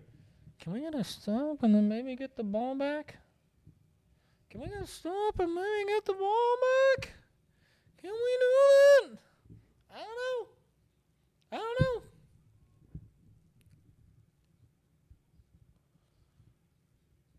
First and 10 for the Brownies from the 22. Flacco dropping back to pass, play, action, play. Ooh, great play, Logan Wilson. Yeah, celebrate a little bit. Timeout, guys. I wanted to see something from the defense. Couple great plays from 55. I love me a middle linebacker, and Logan Wilson's playing well today. Thus far. A lot of game left. That's a great play.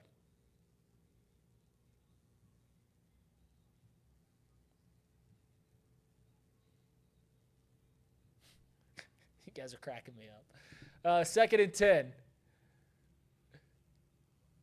Njoku, I mean, hey guys, it doesn't matter what Al Golden draws up on the board if we're not going to tackle. Njoku breaks about 4 of them for the first down.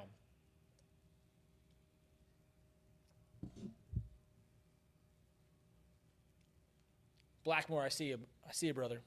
You can bring me lunch. I eat anything.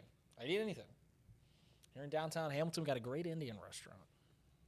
Happy birthday, Molly. First and 10 from the 41-yard line. Great play, getting in the backfield. It's a loss of a yard. Swarming. We're getting a good push. We seriously are getting a good push. But they're not running the ball freely right now.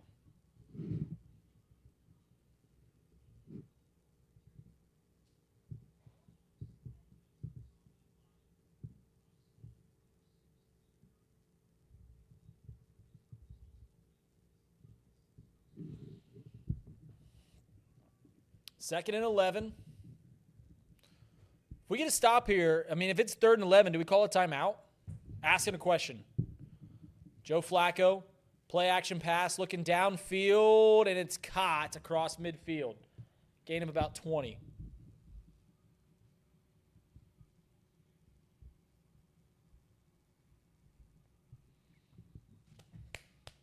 Everyone that's watching the stream right now, I hope you guys know, we are very close to breaking the Chatterbox record for most views on a stream that isn't a Miami athletic event. First and 10. Flacco dropping back. Deflected pass. Great play. Demetrius Knight with a good play.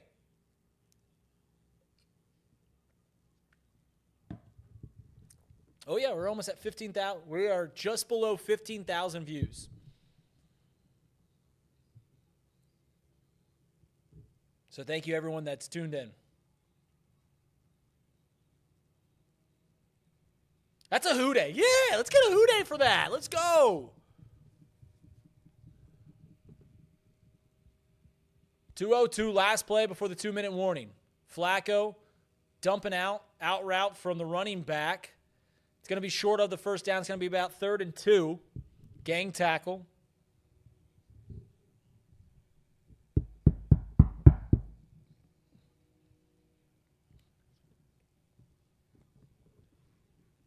AJ Worst talking about food here. He says, I like some spicy mustard with the pigs in a blanket.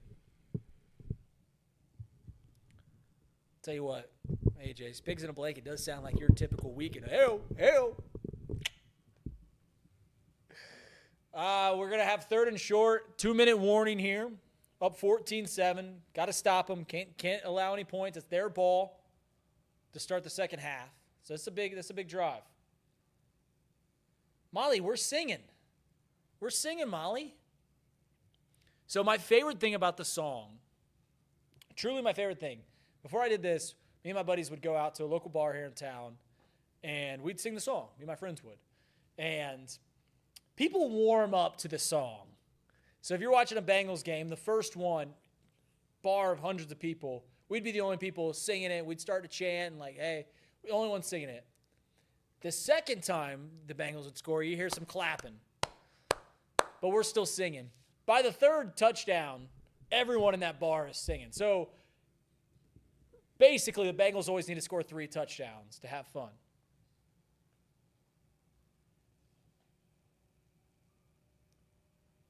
Reid, answer the question. What's the most watched non-OU softball on C-Box? So you can see it. If you go on our YouTube channel, click live, click most popular. Our most watched streams ever have been OU softball. And then it was the Bengals-Raven on Thursday Night Football 9 months ago when Jacob did this. And then it was actually, I believe, just a couple weeks ago when the Reds blew that 8-1 lead on a Friday night. I think it was Sandlin and Mike Hart who are going to be on the show here in a couple minutes. That was the 3rd most watched, or the 2nd most watched non-OU stream. But we're gonna surpass that. So thank you all for being there.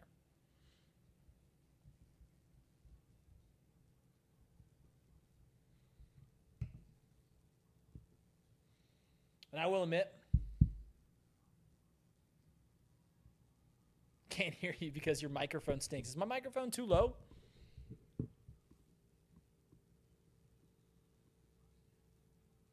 It was Craig and Alex Wallace. Sorry, Wallace. Sorry, Wally. And AJ, I was just messing with you. You know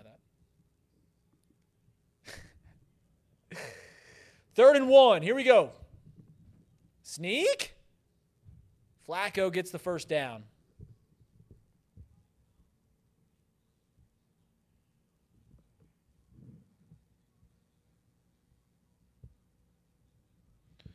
We can't listen. In football, there's these things called 2-for-1s. 2-for-1s. No 2-for-1s from the Browns today. We can't get in the hole. We can't let them score. They get the ball back to start the second half. Need to stop here. This is big. I'll hold them to 3. I'll give them 3. Hand off. It's going to be a gain of 3 yards.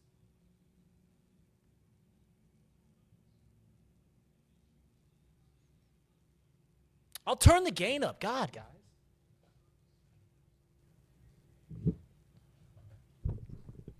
Here. Now we're good. Now we're rocking and rolling. We're rocking and rolling all the time. I just don't want to pump the gain up too loud. 2nd and 7. 29-yard line, Flacco, out route. It's going to be a gain of 2 yards. I think, listen, this is the thing about old quarterbacks, and they read, obviously Joe Flacco's had a fantastic career. Not a Hall of Fame career, but he's in that class right underneath it. They see the game very well, and Joe Flacco's always done that. But they also sometimes play the game too quickly because they know they can't extend plays the way that Joe Burrow can, the way that, Patrick Mahomes can, Josh Allen, Lamar Jackson can. So they read it too quickly. I thought that play that they just ran happened way too fast. He wasn't under pressure. It was an out route. They get a yard. We'll give them to that every time.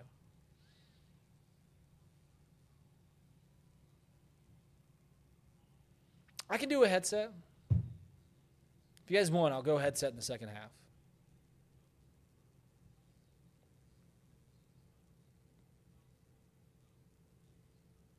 Need to stop here.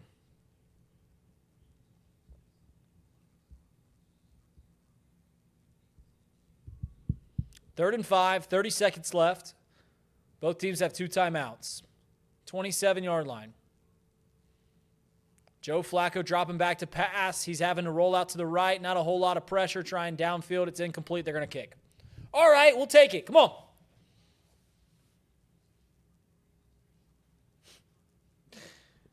Haro said my wife's just glad I'm out of the house. No, she is not.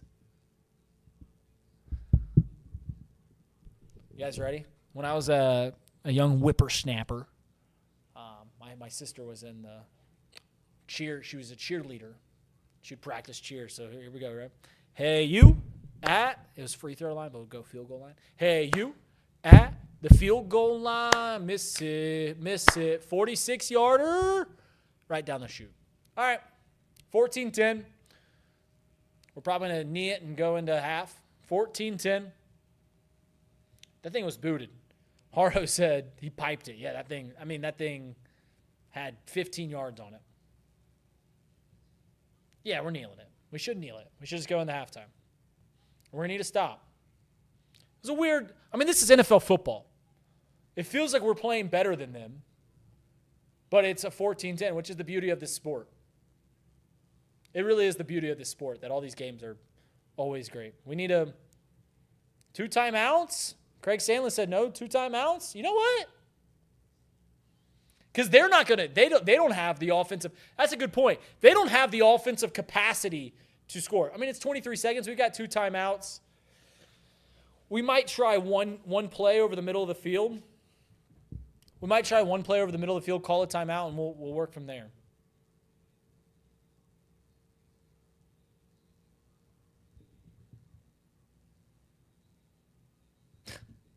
Sorry. I'm just reading the chat as it comes along.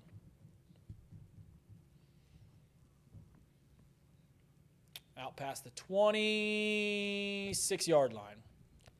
18 seconds. I would have probably preferred not to return that, but.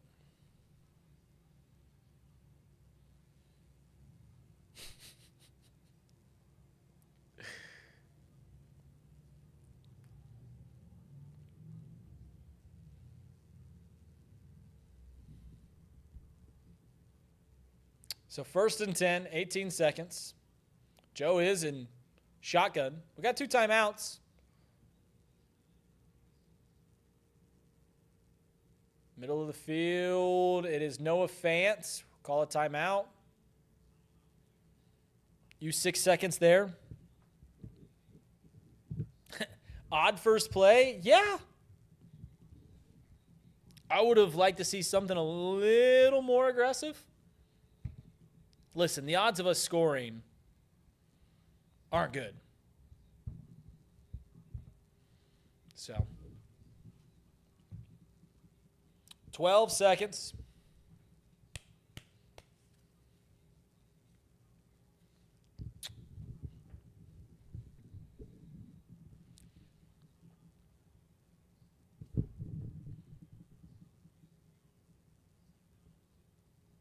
Joe dropping back. Got time. People at his feet. He's now having to scramble away. It's going to be the last play of the half. All right, that's fine. He's brought down 1 yard behind the line of scrimmage. It's the end of the half. We take the first half of football of this season. We're taking it in with a lead. It's 14-10. It's their ball at half. Quick thoughts, because I'm not going to be on the halftime show. I'm going to take a break. Craig Sandlin and Mike Hart are going to bring it to you here in a second. Quick thoughts are, I felt like we moved the ball well. We had a good conversion rate. We scored 2 touchdowns. The defense has looked okay. They're pretty much on par with how I thought they'd play. Obviously, the drive in which the Browns scored, there was a lot of penalties. It's just you clean that up, and it's probably 14-6, 14-3. But it's 14-10. It's their ball. It's a dogfight. It's an AFC North matchup, and we thank you all so much for being here. Craig, go ahead and pop that graphic up. We'll be right back, and I'll get Craig and Mike here in a second.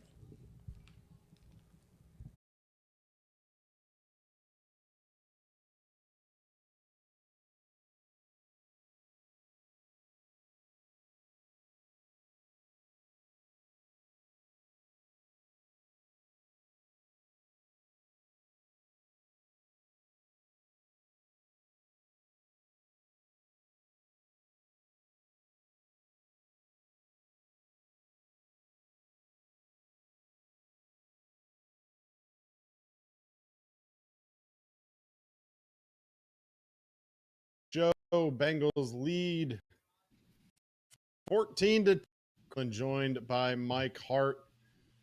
Mike, it was a interesting first half to say the least. Bengals offense clicking on the first drive, struggle on the second, then put together another drive after that. For the defense, a little bit of a bend, don't break, assisted by some calls by the refs. We'll get into all of it, but your initial thoughts on the first half here from the Cincinnati Bengals? Yeah, I feel like I was pretty encouraged by the offense. It was very clear they were attempting to try to slow down that pass rush that they know they were going to get from Myles Garrett and people like that by running it at them with Chase Brown. And, we saw success after success with that. So I was encouraged by that. And then the second touchdown drive obviously I thought was a very good mix of getting receivers involved, your Jamar Chases, and as well as running the ball. So, not much to really nitpick too much on with the offense. I, feel pretty good about. And defensive wise, Reid touched on it, but, if we, they really have a touchdown drive that was aided by penalties. Now, obviously penalties are penalties and we need to clean those up, but still it's just like, the Browns have yet to show a touchdown drive where we haven't helped them out. So, I still feel pretty good, pretty okay about this going into the second half with, what we've seen so far in the first half. Yeah, absolutely. Let's take a look at the first half stat leaders for the Bengals. Joe Burrow was 11 for 14 for 88 yards and a touchdown. Chase Brown got a heavy workload, especially in that first drive. Not a surprise necessarily, but 12 carries for 43 yards and 2 catches for 8. Also has a touchdown rushing on that opening drive, if I can learn how to spell. Jamar Chase for 26 yards. Noah Fant, a little bit of a surprise. We'll talk about him in just a moment. 3 catches for 21 yards and a touchdown. And then Demetrius Knight led the way on defense, 8 total tackles, 6 of them solo. Also had that pass defended on that last drive for the Browns. Now, Mike, I don't think it's any real surprise at this point, but Bengals really leaning on Chase Brown, especially early. That first drive, he gets 8 touches for 36 yards and obviously scores the touchdown for the Bengals. We heard for the last couple of weeks about how involved Chase Brown was going to be, but a little bit surprising to see it so heavily there on the first drive. 5 passes for Joe Burrow, 7 rushes for Chase Brown. Yeah, and a lot of it over the right guard too. It looked like he was going over Lucas Patrick as well, which was interesting. Help out and obviously he went down with an injury, and Dalton Reisner's already had to come in. But yeah, I thought it was very encouraging of just like, hey, this is where we want to start. We want to set the tone, and it was good to see that they were mixing up formation too. There were these delayed shotgun handoffs. There were these under center handoffs as well. So it was, mixing it up and not just, showing the same look over and over again and being predictable, but being willing to, fake a toss and then hand off, or, send motion to try to make it look like, hey, we're going to swing it out here, but instead send it up the middle. So, and then his cut for that touchdown, like, I don't want to be hyperbolic here, but that reminded me of like a Barry Sanders cut. You know what I mean? Just like where he's supposed to be, it was completely blocked up, and he just, scooted right to the opposite side very quickly and scored that touchdown. So very impressive. I was very excited with what I saw, and then how we were able to lean into what I think this offense is going to do excellent throughout the year with the passing game in those next couple drives. I thought was just a great sign. Yeah, Chase Brown had another excellent run later on in the second drive for the Bengals, and Reid touched on it when it happened. It's going to go kind of unnoticed largely because it ended up a 4 or 5 yard run, but met in the backfield, is able to kind of do this back step and avoid the tackle from the Browns defender, and then work his way forward for a nice gain. I thought that Chase Brown looked as advertised in the first half. Obviously, we knew coming in he was going to be a big part of this offense, but very impressed with him, and for everybody in fantasy football that drafted him early with those expectations, it seems to be paying off for you here in week number 1. A guy who not drafted in many fantasy leagues, if any, Noah Fant. A little bit of a surprise here in terms of his level of involvement, at least for me. In the first half there, 3 catches, 21 yards, gets that play action touchdown there at the end of the second drive. Mike Gesicki 1 catch for 14 yards, but Noah Fant targeted 4 times in the first half. I don't know necessarily what I expected out of Fant this year, but I don't know that I didn't to be that involved this early in the season. Was that surprising to you? Yeah, I think it was. I think it kind of solidifies this idea that they're basically using Gesicki as, your third receiver. He's the guy. I mean, I guess they've had him in motion for the run game as well, but still, it's like it's clear that it seems that Noah Fant is kind of being used in the traditional tight end role, while Gesicki's kind of going out. We saw that pass to the back of the end zone, the fade in the back corner to Gesicki that didn't quite make it, didn't quite connect, but it just how they're choosing to use it. I think they got a big third down conversion as well, that 14-yard catch to Gesicki. So, it's good to see that we are continuing to be balanced. And that's what I think,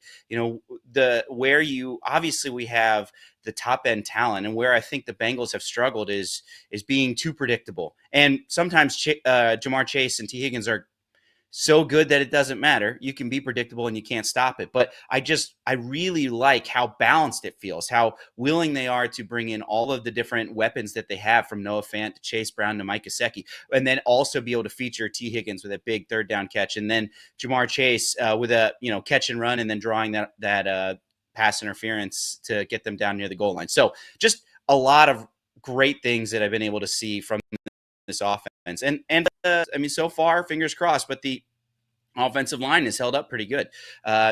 Myles Garrett has caused some trouble, but for the most part, Joe has been able to deliver where he's need to be, and obviously we've been able to run the ball. Yeah. Officially 0 sacks on Joe Burrow, has been tackled a couple times for short gains. Ultimately, officially on the day so far, 2 rushes for 3 carries, both of them scrambles. Look, I think as a Bengals fan, at least, the story of the first half is the defense, and it's been the story this entire offseason of how this Bengals team is going to come back after a subpar performance last year on the defensive side of the ball. They hire Al Golden. I'm going to be honest here. I honestly liked what I saw out of the defense in the first half, and I realized that they gave up 10 points. They gave up 2 kind of elongated drives to the Browns. But if it wasn't for some of those ticky-tacky calls, I'll say, this probably could have or should have had shortened drives and had 2 punts on the day, but instead a couple of penalties on the defensive secondary lead to first downs for the Cleveland Browns. And I don't know. It feels like that's a lot easier to clean up than some of the other challenges we've had in the past with the tackling and stuff like that. Oren Burks gets called for an illegal contact. Cam Taylor-Britt gets called for a pass interference. DJ Turner gets called for a pass interference. And then obviously Trey Hendrickson with that roughing the passer penalty all on the first drive. Not a good look by any means, but they put together a drive where they bent. Yeah, they gave up that last touchdown on a 1-yard rush, but I don't know about, maybe I'm just putting on my rose-colored glasses here, but I'm not upset with the first half of this Bengals defense. Are you? No. Oh, in fact, I'd be bored is that it's the Browns offense, right? It's not like we're stopping prime Kansas City at the moment, but still, I'll take it. I'll take success. I think that Demetrius Knight and Logan Wilson have both played great. You put Demetrius Knight's numbers up there. Logan Wilson has had at least one breakup, like pass breakup, plus that screen pass. Him and Shamar Stewart kind of work together to knock that ball down. And the broadcast brought it up. If Njoku catches that ball, he's probably, he's got a big game going on there. Instead, they're punting the football. So I think we've seen a lot of good contributions from a lot of people. And yeah, what's tough about those, I agree, ticky-tack fouls with the, in the secondary is, if I think it was DJ Turner, right? He was the one on Jeudy. Like, even if he's a little bit later and he catches the ball, he's still tackling him. He's still tackling him right there, 4th and 4, and they're punting. So that was what was kind of frustrating. It was just like, yeah, I think it was a foul? I don't.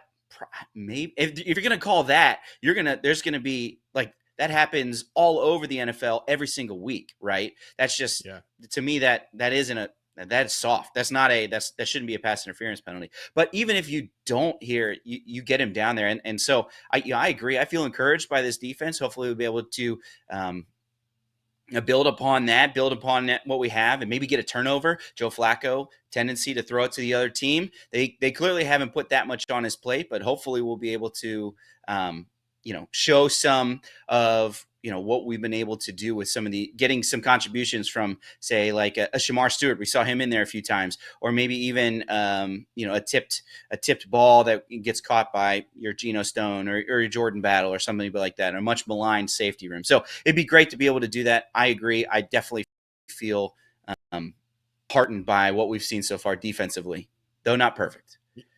Yeah, you mentioned two guys that jumped off the screen for me in the first half, and it was a unit that struggled last year, and that was largely remade, and that was Demetrius Knight Jr. and Logan Wilson, both with some standout plays, some hard hits, some tackles in the hole, and then also BJ Hill, I thought, looked really, really good in the first half, and we're getting lined up here for the kickoff, so we'll do a quick look around the league before we head back to Reid Maus for the second half. At halftime, Buccaneers and Falcons are tied at 10. Michael Penix Jr., 12 of 19 for 140 yards and a touchdown. Bijan Robinson, 4 catches, 71 yards and a touchdown. Tua Tagovailoa has given it away twice, and the Colts lead 20-0 over the Miami Dolphins. Daniel Jones, 17 of 22, 197 in a touchdown in that one. Patriots lead the Raiders 10-7. Travion Henderson, 5 carries for 27 yards. Cardinals lead the Saints 17-10. Alvin Kamara, 5 carries for 38 and a touchdown. Marvin Harrison Jr., 3 catches, 57 yards and a touchdown.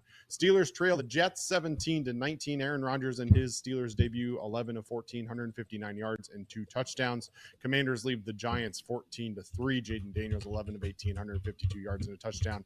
And the Jaguars, next week's opponent for the Bengals, they lead 10-3 over the Panthers. Trevor Lawrence, 10 of 14 for 84 yards. And with that, we will head back to Reid Maus as the second half is underway. Reid, let's bring home a W. We're looking forward to it, my friend.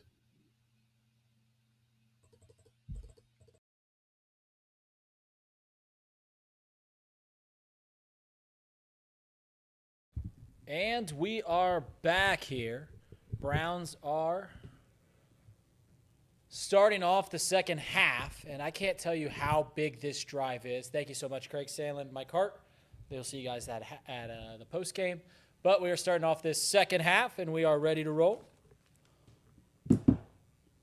14-10 our score.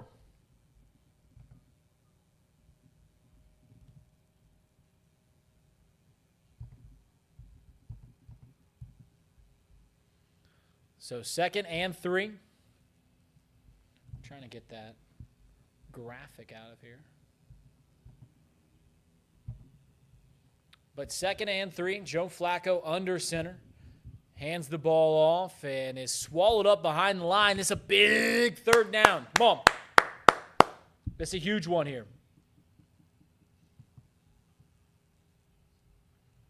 This is huge.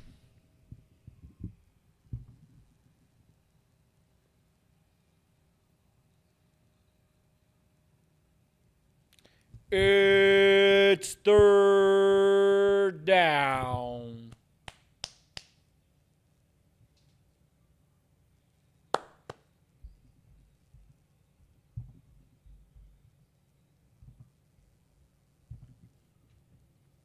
Come on, big 3rd down stop here. Joe Flacco dropping back to pass. Peering right, going left. Dropping out of the pocket over the middle of the field there across midfield and more. Big 1st down as they find Fannin.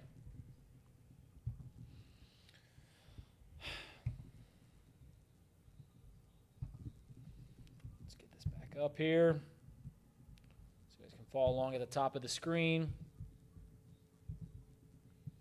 So it's going to be a 1st down across midfield.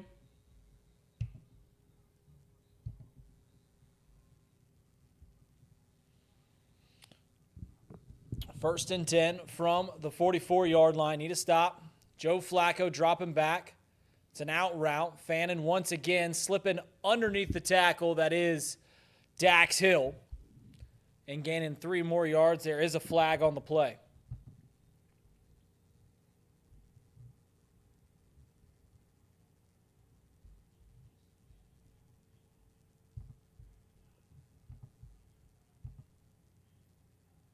So it's a hold, which is big. So there's going to be a hold.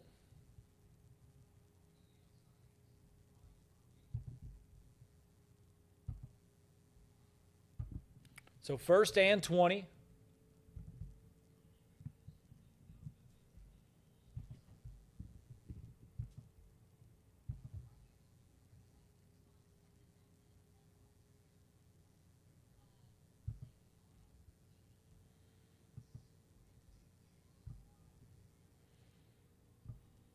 So we are going to have a timeout here. Sorry, I'm getting this all ready to go, so we are ready to go for the rest of the things. It's going to be 1st and 20, and that's a big, big penalty. Get this ready to rock. Put this over top. And who's ready? Boom.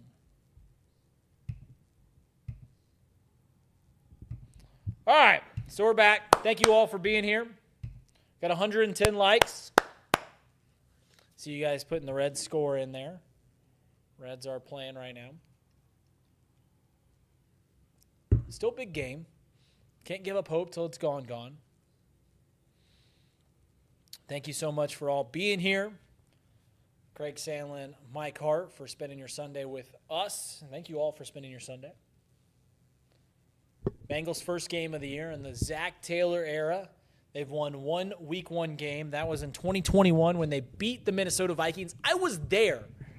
And that was obviously the year we went to the Super Bowl. What's wild about that game, as I look back at it, is I walked into that stadium and bought tickets for $15. They were up top. I sat in the end zone. $15 for that Week 1 game the year we went to the Super Bowl. Wild to think about. I remember telling my friends the first year of Zach Taylor being here, the Bengals were selling season tickets for $200. You cannot get probably the cheapest ticket you can get to the Jags game next week, about $150. I haven't looked, but it's probably right around there. Just wild to think about. But that's what winning does. That's just truly what winning does. And though the Bengals, they've had 4 consecutive winning seasons, but they haven't been in the postseason in 2 years. But back-to-back years going to the AFC Championship game. We'll do that for you. So Logan Wilson's injured at the moment, which stinks because he was having a really good game. 1st and 20 from the 46. They're back across their side of the field, a crossing route. And Njoku takes a hit from, looks like Juan Drago Turner. 2nd down. They probably gained about 10.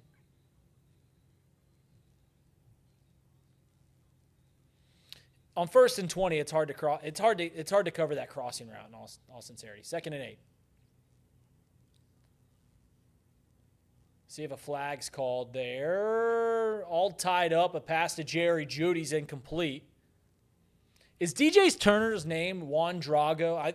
I've heard that a long time. I'm like 95% sure that's the case, but just wild that he's DJ. Someone confirm that. Wait, how is that not a flag? I think they just got tied up. I think that was a good call. 3rd and 8. Big stop here. Come on. Get a hoo-day. 3rd and 8. Joe Flacco sending a man into the backfield with him. They're near the left hash mark. Ball on the 43-yard line. Bunch package, trips package to the right.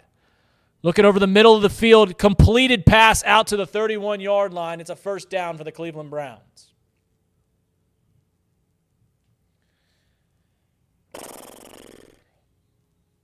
Cedric Tillman on the catch.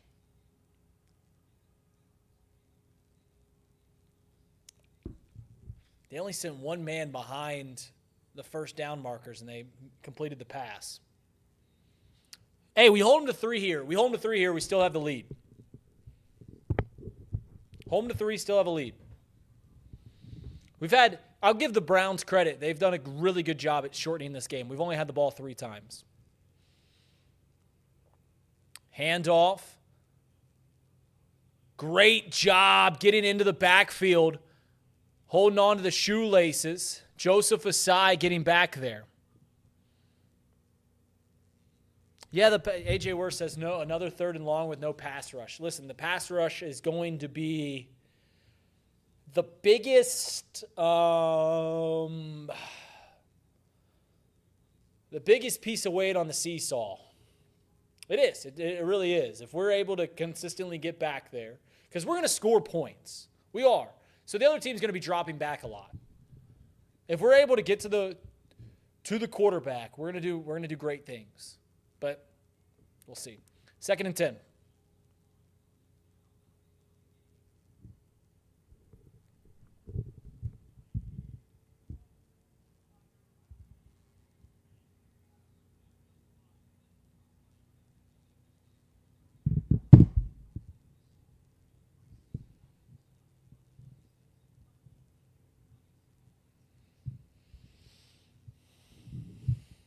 So 2nd and 15 on the penalty. It is wild that it seems like we've had way more penalties, but it was all on that one drive. We played a pretty clean game other than that. And you want to say something about Zach Taylor? That is one area that he's throughout his entire career. We've played clean football. 2nd and 15. Miss 14-yard gain out to Sampson. Missed tackle. I mean, it was just a hook route.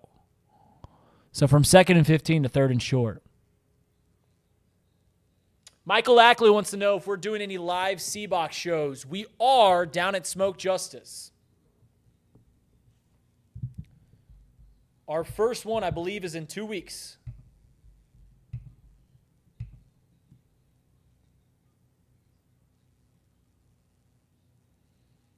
Our first live Cbox show will be 2 weeks when we play, I believe, the Vikings.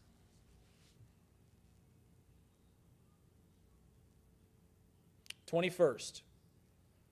3rd and 2, cross the 20-yard line across the 1st down, and that is going to be in the red zone. So it's the Vikings game, 9:21 down in just in northern Kentucky, Smoke Justice. Come on out. You can be a part of the watch-along.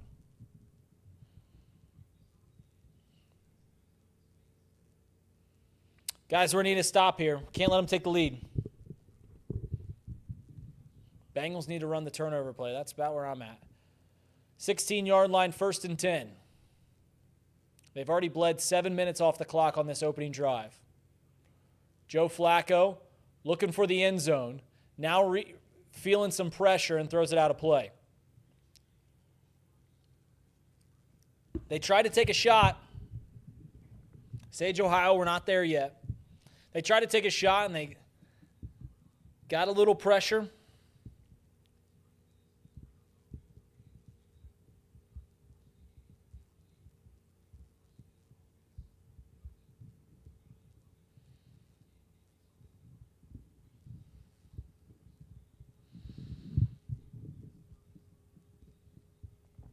Second and 10 from the 16.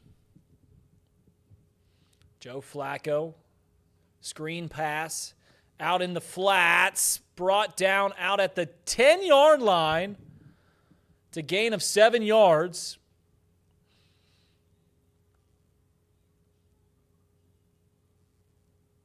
They are shy of the first. It was a bad snap, but a good dump down to Sampson. I genuinely don't know half of these Browns players, if I'm being completely honest with you. There's 288 people. I'm not the most honest man, but I'm going to be honest with you guys right now. I don't know half of these Browns players. And they're about to take the lead.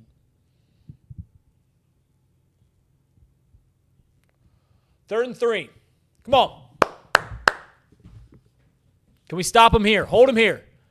Pitch play out to the long side of the field, and they have a wide open hole. They get the edge, they get the first down, and it's going to be first and goal.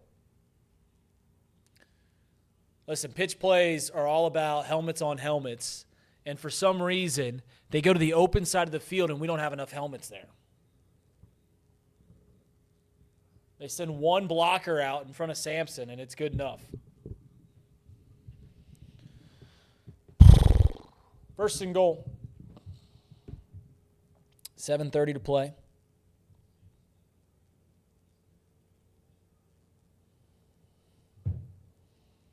Flacco, plenty of time in the pocket. Over the middle of the field, touchdown. And that's the lead for the Browns. Their first lead of the game. Cedric Tillman. They got a 2-for-1. They scored 10 points on the final drive before the half and the opening drive to start the second half. Now can we play with them? 16-14, PAT pending.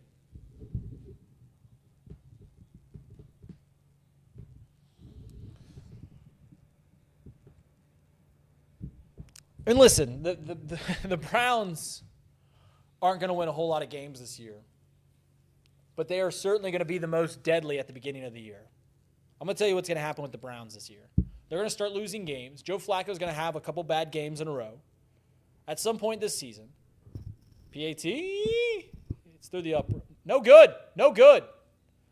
14-16. No good.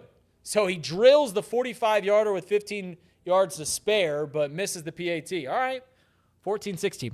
But here's what I'm going to go ahead and call what the Browns season's going to be. They're going to win 5 games, somewhere around there. They're going to start losing games. Joe Flacco, they might win today. They really might win today. But Joe Flacco is going to have a couple bad games, and it's going to get really loud about Shedeur Sanders. It's going to get really loud, and it's all going to topple on top of each other. I don't know when we play the Browns next, but hopefully it's at the end of the year.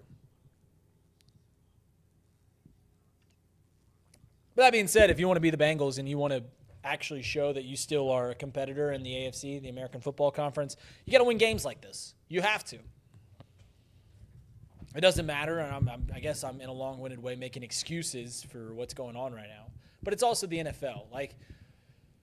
The Bengals were never going to win this game by 20 points. Just never were, without a Joe Flacco pick 6. So we got a dogfight. It's an AFC North game. It's an AFC North game.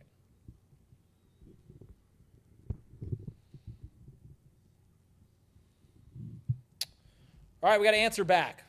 And that's the big thing here.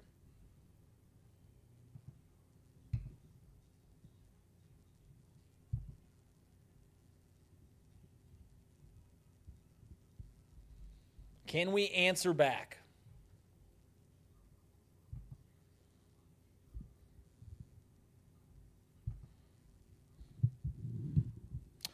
Can't tackle. Wilson's being evaluated for a concussion, which isn't good. It means he might not come back. It really doesn't matter what Al Golden draws up on that board if you can't tackle.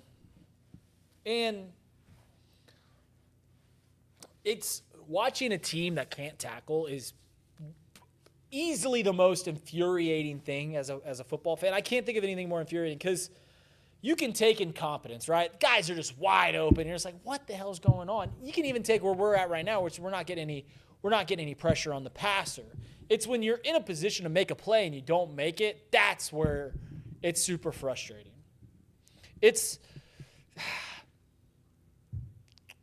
I don't want to say the equivalent is when you're just walking guys in baseball. I'm trying to make a baseball analogy here. But I don't know what's happened recently in Reds fandom, but it'd be like getting the bases loaded and not scoring a run. Like that's where you're at when you don't make tackles. All right, here we go. Into the end zone, they'll take the touchback.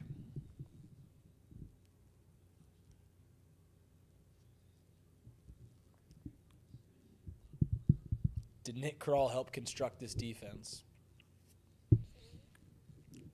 I'm sorry I just took a shot, but sometimes I can't help myself. All right, Joe.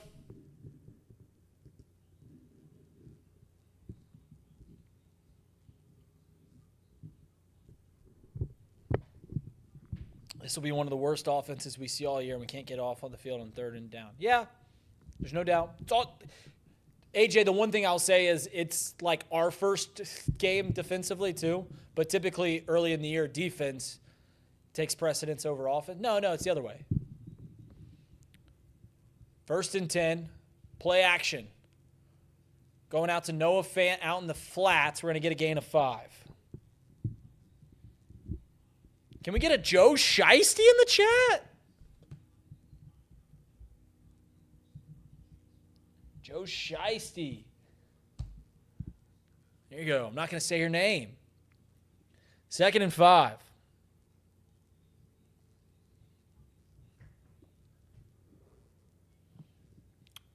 Cleveland's game plan is being played to perfection right now. Like they can limit possessions, that puts us at a disadvantage. They know we get the ball, if both teams get the ball 7-8 times, we're going to win.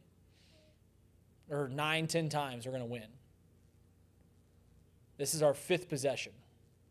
Really our 4th. Hand off to Chase Brown, gets a gain of 2. Got to get a first down here. Need a touchdown here, nothing less. I don't know about that. I think more than anything, we just can't let our defense go back out on the field in a minute. So it's 3rd and 3. Like, we can't have a 3 and out. It's a good name. Light. Probably legal. It's probably your legal name, if I had to guess. 3rd and 3. 3 wide. Man to Joe's left. Joe looking downfield. Jamar does not make the catch. We had a first down open in the flats, by the way. Had one-to-one coverage with Jamar. Underthrew the pass. Jamar had his hands on it. We're getting the replay now. And just hits his chest. I feel like Jamar Chase makes that catch later on in the year. We had a first down in the flats. Yeah, they got a hand on it. They got a hand on it as it got into his breadbasket. Underthrown pass, regardless.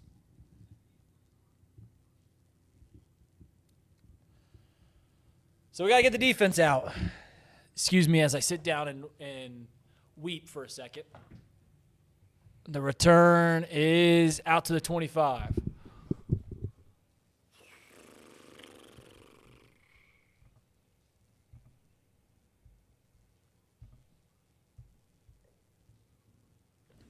All right, I'm back. We're back, baby. Come on, D. 3 and out. Reliving Patriots memories from last September. You're reliving Patriots memories. I'm reliving Browns memories from 2 years ago. Steelers memories from 3 years ago. I guess the games. I'll give Zach credit for his first 3 years. He was 1-2 in his first 3 years, but the games were fun.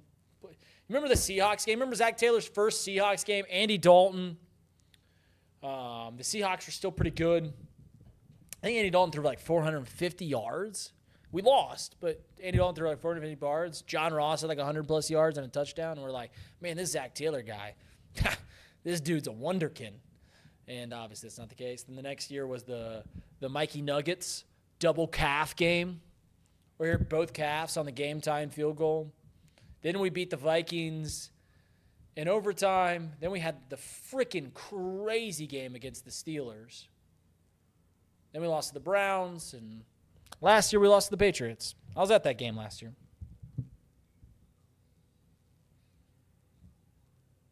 It's not good.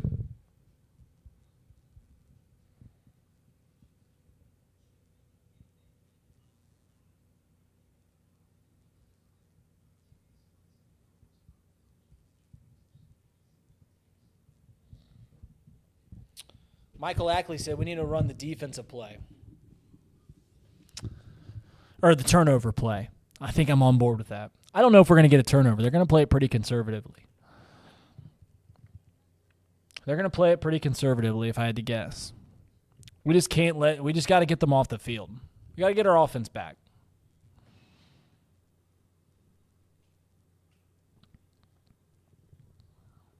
They score a touchdown here. That's not good. Makes it a 2-score game.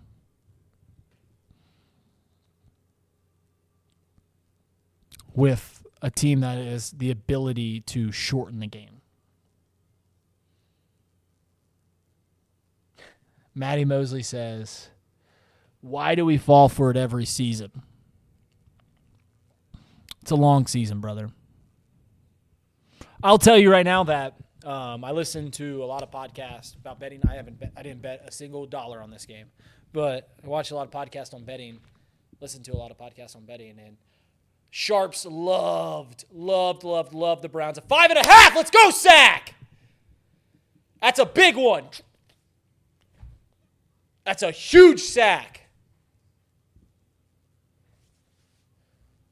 It's a team sack, too. Both coming off the edge. Trey. It looks like BJ Hill and Trey, half sack each. Love it. They're going to have to drop back and pass. God, how far behind am I on you guys? Joe Flacco, 2nd and 16. Play action play. Interception! Jordan Battle, not brought down yet. Out at the 30, 25. Keep going. Let's go, Jordan Battle. Needed it. Michael Ackley asked. And Al Golden.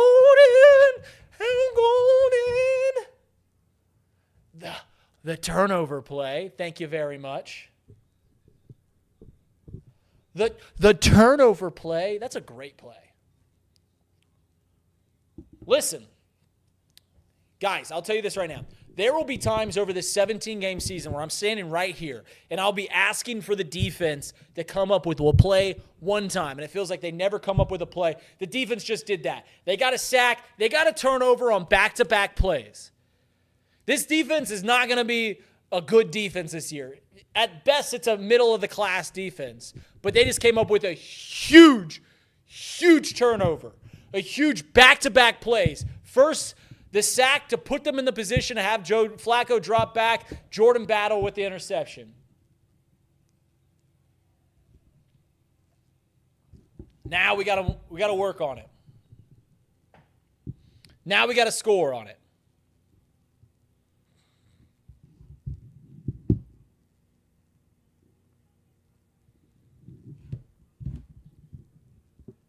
Come on. We're already in field goal position. But that's not what we want. God, that was huge. Correct, Craig. That was huge. Like I said, there will be times over this 17-game season where it'll feel like our defense is failing us time and time again. They just gave us a beautiful opportunity to win this game.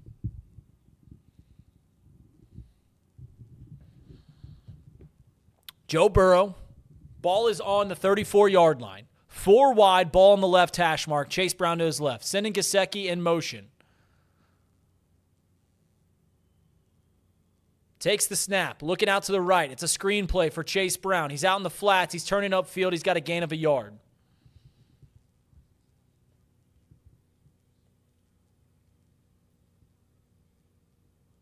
We do need to, we need to take the lead, but we need more points than probably a field goal after that. Joe Burrow's limited to 93 yards right now and really hasn't had any playmaking plays yet. Joe hasn't. Like everything that we've done offensively has been either Chase Brown working it himself or been wide open plays. A good pass to T. Higgins early in the game. Joe rolling out to his right, dumping it off, and man, that was a risky play. So it's going to be 3rd and 9.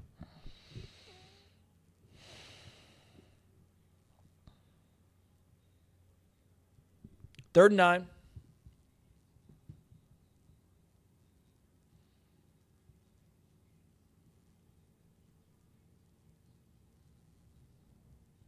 .409 to play here in the third quarter. 3rd and 9. Need a first down. Need it big. Need it big.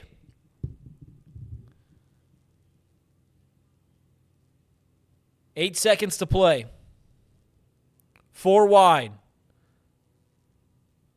Joe, peering to the left, going to the right. He's looking T. Higgins on an out route. T. Higgins alone on the island. 10-yard out. Beautiful play. Dude, why are you so stressed? It is the 3rd. Welcome to an NFL game with old Readeroo. I get a little stressed. Heart rate's, it's all right now. That's huge. Joe to T. Joe to T. We just surpassed 20,000 viewers, by the way. Thank you all for being here. 1st and 10.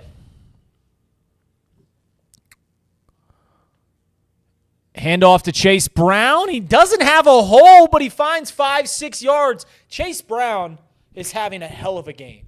Truly having a hell of a game. Got behind a blocker. Really no seam there.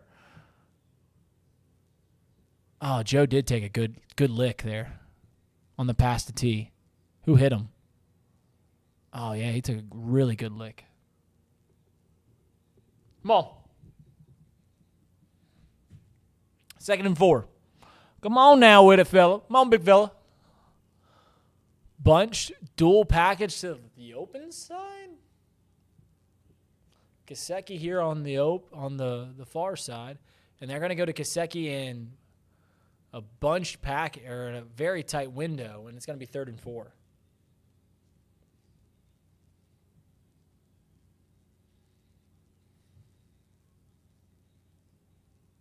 Man, that's a really good ball from Joe Burrow. I mean, that's a terrible decision to throw there, but that's a really good ball. And for being serious, that's a bad decision to throw, but man, that's a good ball. 3rd and 4.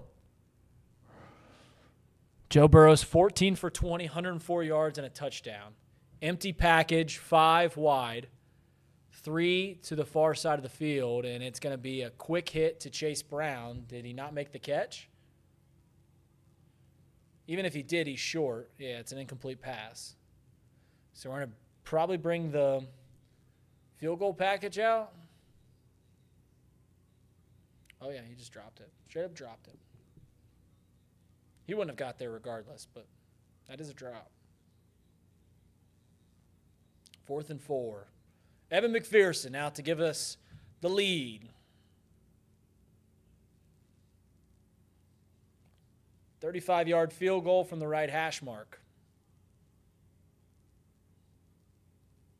Snap is good. Kick is up and through the uprights. Bengals lead 17-16. So don't get a touchdown off the turnover, which really sucks, but we do take the lead. So I ain't going to do that. I don't want to work. I just want to bang on the drum all day. All right. 17-16. Defense comes up with a huge turnover. Offense can't convert to points. I'm sure that'll be a talking point tomorrow if this game doesn't end in the Bengals' way. But for right now, the Bengals don't convert it into a touchdown. But for right now, the Bengals have the lead 17-16. Defense came up with a huge sack, and they came up with just an even bigger turnover.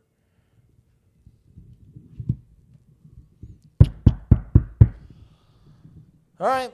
While you're all in here, 400 concurrent viewers, give us likes. Thank you so much for being here. Craig, Sandlin, Mike Hart, who took you through halftime, they'll be here in the postgame.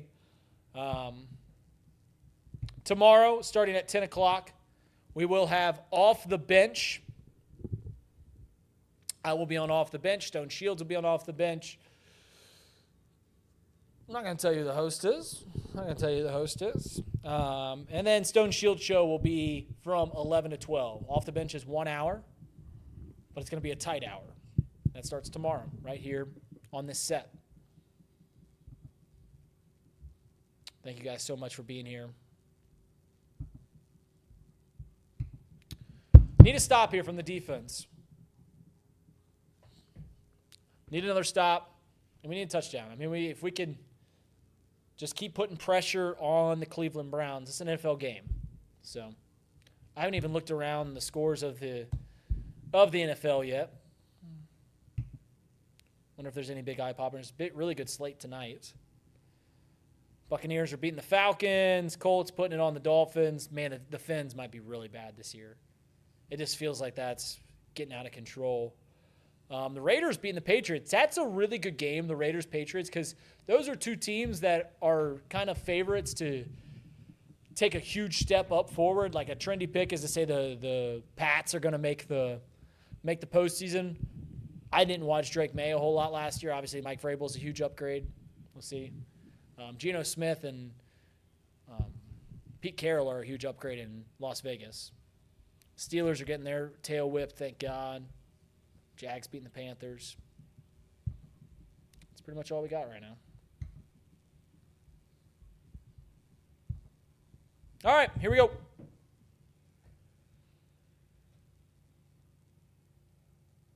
Will there be box lunch tomorrow? I'll tell you what, Michael. Nope, I can't. Got to take my wife to the doctor. 25-yard line.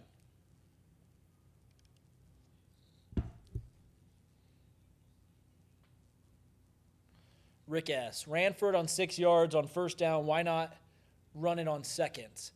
The reason is because we have one of the 4 best quarterbacks in the world, and I'm okay with always putting the ball in his hands.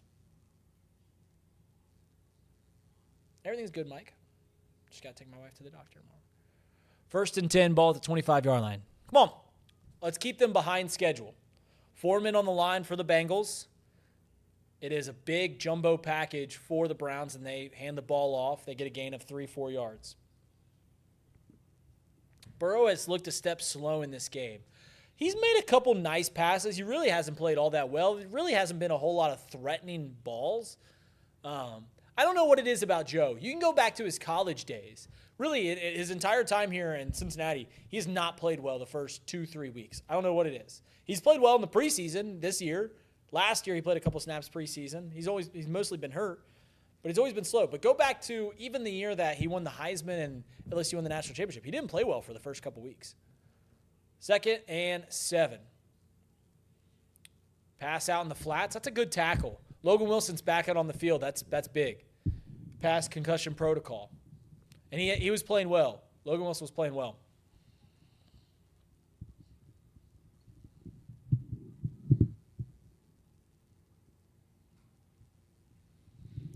All right, here we go. 3rd down. It's 3rd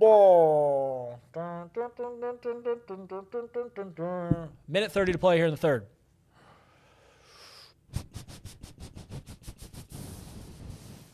Bunch package to the open side of the field. It's a trips bunched.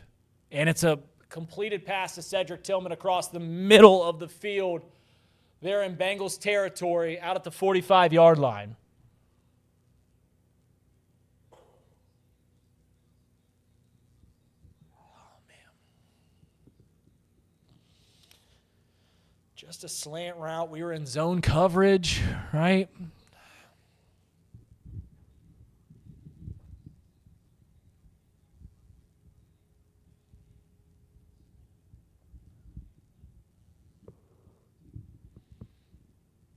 First and 10 now from the 44.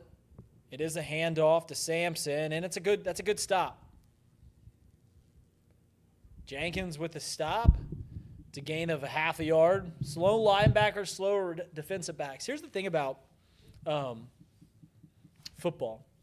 So everything's punch, counter punch, right? Like this is the way that things are done. Someone evolves, everyone copies it, and then it kind of like it's almost cyclical.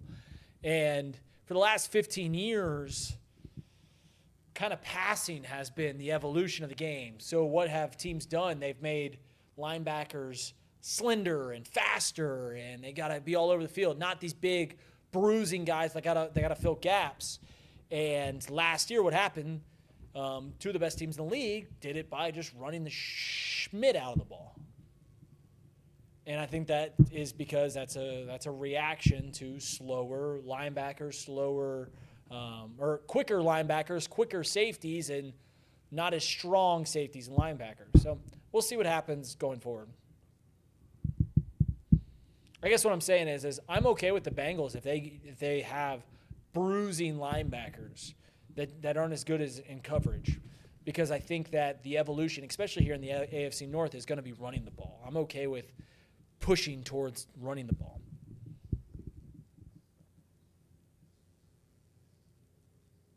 Is that 50 Cent? 50, dude. 50 Cent don't look good. 50 Cent looks like 75 Cent right now. Watching these ads. 50 Cent looks like 75 Cent.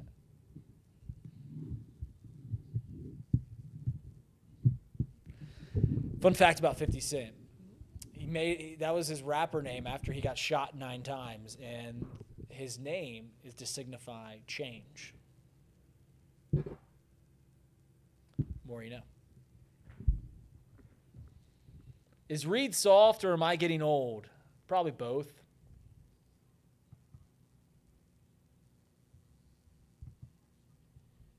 $17-16. They're in our side of the field. 430. Give us likes. Come on. If you're a Bengals fan, especially.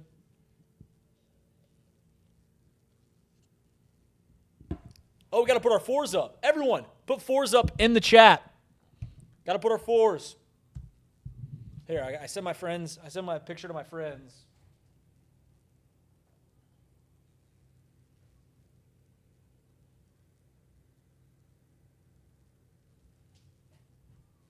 Got to retake it. Thank you guys for being a part of my selfie.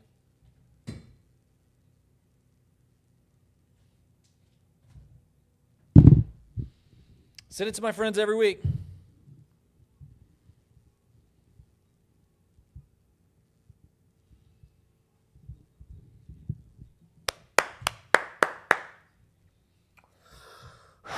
All right, here we go.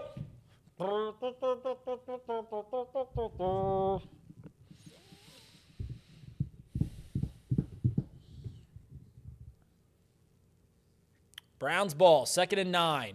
Start the 4th quarter. Joe Flacco working out to the left. He's running, and boy, is he fast. Pushed out of bounds after a gain of about 3.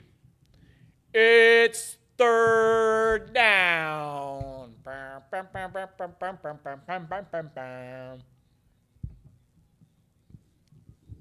This is why pay $200 to go to Paycor Stadium when you can just watch this stream right here.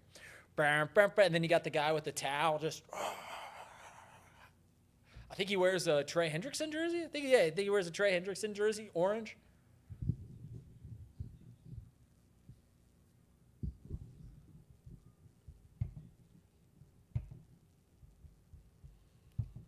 Third and 5.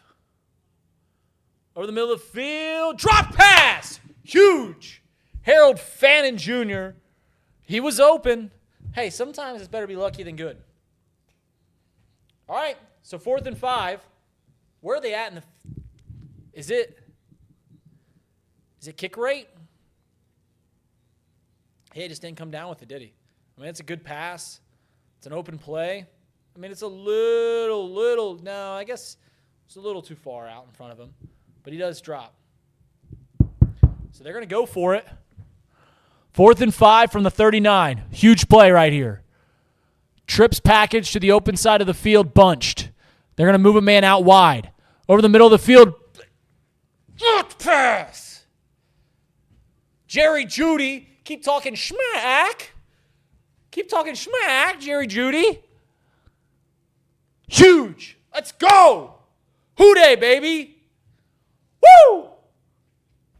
Woo! Yeah, I said the rip there. Woo! Golly. Let's go score. Let's go score. Let's make it a 2-possession game.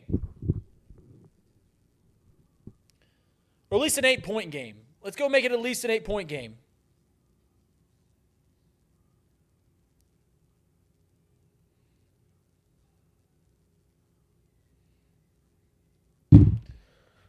Woo!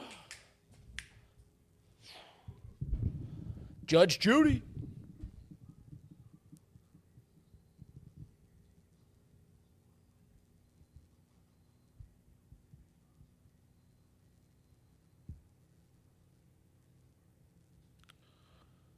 So it's our ball. Decent possession. Thank you all for being here. Mike Stone, Crank Sandlin will take you through the postgame show. I will probably be taking that time to decide what I want to eat. I'm running everything here at the Chatterbox Studios, but let's go. It took back-to-back drops, but that's where Al Golden, see, that's the difference between Lou Anarumo and Al Golden, is Lou Anarumo never asked the opposing team to just drop back-to-back passes. That's why we fired him. Sometimes you just got to ask. And that's what Al Golden did, and that's what the Browns obliged. It better be a happy post-game show. Well, I think that depends on the final score of this one.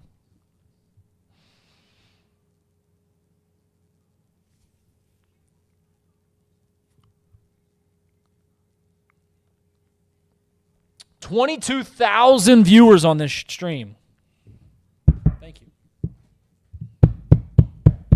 Off the bench returns tomorrow. You're looking at the set. Got to do a lot of work after we get off the set here today.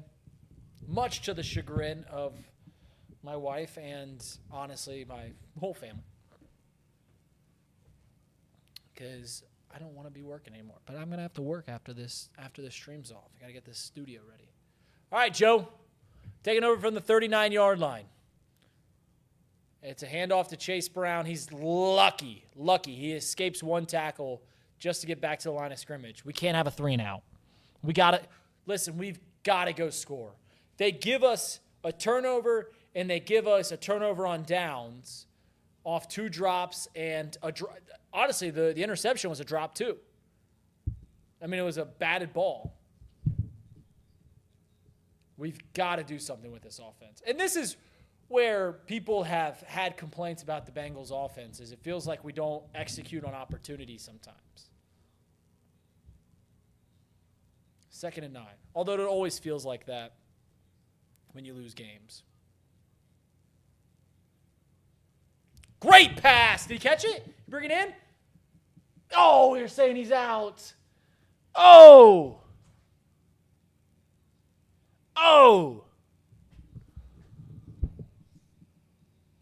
1. He's out. 3rd and 9. Come on. Joe's thrown for 104 yards, 14 of 22. He's got to be better. We've got to be better offensively than this. 8 seconds.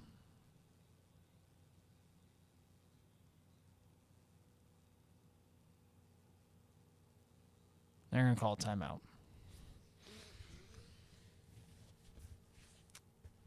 So another classic clock winding down timeout. Listen, you guys got to stop playing checkers. We're playing chess here in Cincinnati. I'll tell you this. If we get a first down after this timeout, it's a good timeout. Because we had to talk it over. But man. Stop blaming Burrow. It's Zach. I don't know who. I think the timeouts are actually Joe. I think they're Joe, if I had to guess. And listen, you watch off the bench, you watch this Chatterbox Bengals stream, few and far between will I give Joe Burrow too much slack or too much Schmidt. But, man, I think that's him. And I'm okay with it as long as he's still a world-class quarterback. 5 wide for Joe, 3rd and 9. They're going to move Samaje back to help in the pocket. 3 to the open side of the field, ball in the right hash mark. Need 9 to gain. Got to get to the 49-yard line. Dropping back, pockets collapsing quickly. Passes completed out to Jamar Chase. They're saying incomplete pass.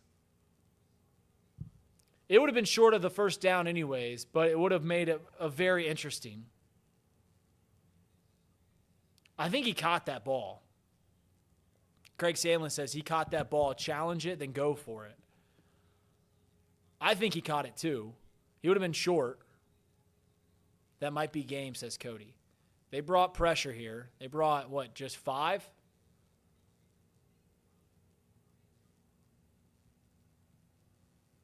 Are we not challenging it? Okay. Thanks for the replay, Fox. Yeah, I would have liked to see it too.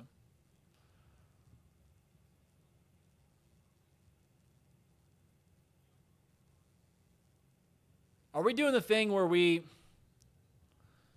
don't have good punters anymore? Like why can't we ever figure out both sides of special teams? Golly.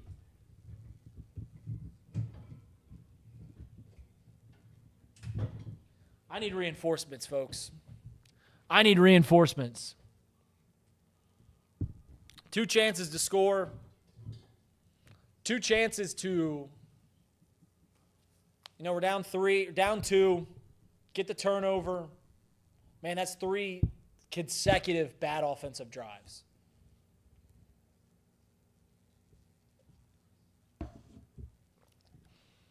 This offensive line continues to be trashed. The offense, once again, in 5 years of Joe Burrow, maybe the offense has played well once. Week 1. I'm not worried about the offense. So, there's differences between being worried and acknowledging what's going on today. The offense hasn't played well today. It's a good defense, but need more than 17. Everyone cough at the same time.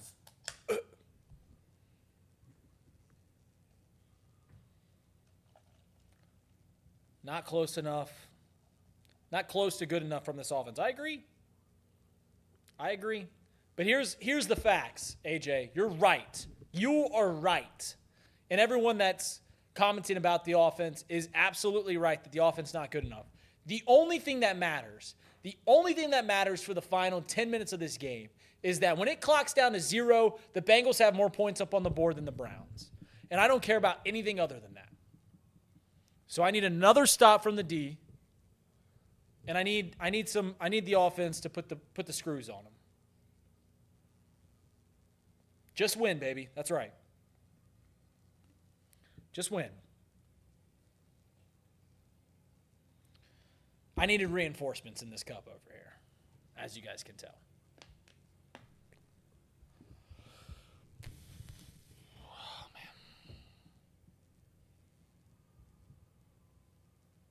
1 in 11, Zach. Yeah, if he loses today, he's 1 in 11. But don't let it sleep on you that Joe would be, 1 in 5? 1 in 5? So.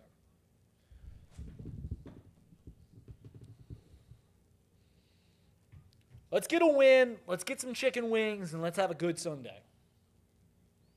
What do you say, 454 concurrent viewers? Let's get a stop. Joe Flacco dropping back to pass.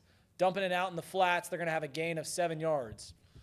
Everything looks easier for them right now defensively. Or offensively. But we're not just getting space, man. Logan Wilson's back in the game. That's right, Rick, yes. He's been back in the game. He played last drive. The head coach is responsible for getting guys ready to play. And I think they've made efforts to work on that. Handoff for a first down.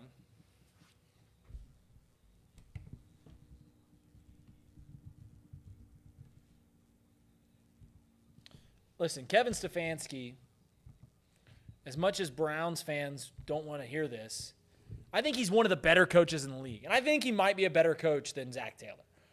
In fact, if you look at the AFC North, which I think Zach Taylor's a fine coach. I don't think he's like a bad coach by any stretch of the imagination. I think he's a fine coach. I think he's the worst coach in the division, pretty handedly.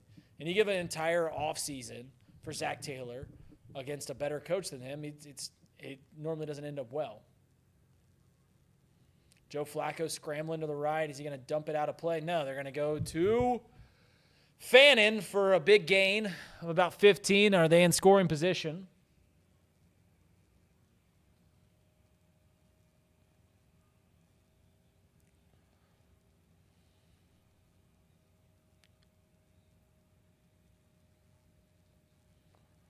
So I didn't see where he was brought down. Is it before midfield? It's probably right around midfield. It's just beyond. Is by far the worst head coach. Zach Taylor is by far the worst head coach in the division. I mean, he's obviously worse than John Harbaugh. Fake handoff. Joe Flacco stepping up. Meeting a little bit of pressure. Big play there. That a boy. Burks coming up with a huge tackle for a loss. Huge tackle for a loss. Putting them behind schedule. They've been throwing the ball a lot. We've got to get after Joe. And B.J. Hill did a really nice job at just delaying that pass from Flacco out into the flats. And I think let Burks get out there quick. Got to hold him here. Got to get the ball back. 2nd and 13. Flacco dropping back to pass over the middle of the field to Fannin. It's a gain of 6-7. 6-7 for any of you young kids listening.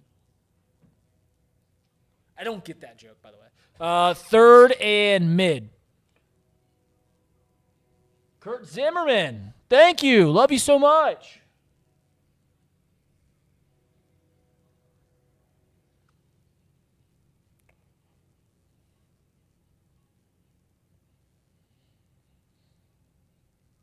BG's a hell of a powerhouse. 3rd and 7. Come on. Put a little pressure. Put a little bit here. Kill him. Great play. Let's go. Flag? On who? Jordan Battle steps up, makes a great tackle.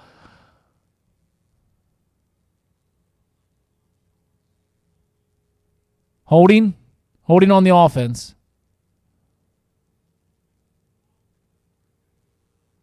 Declined. All right, they punting? Better be punting. Joe, one time. Joe, make it an 8-point game. That's a great play by Jordan Battle.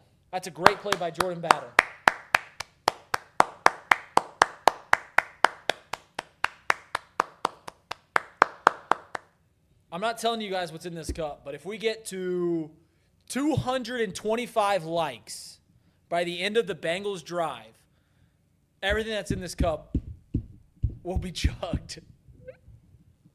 And in the end zone, it's a touchback.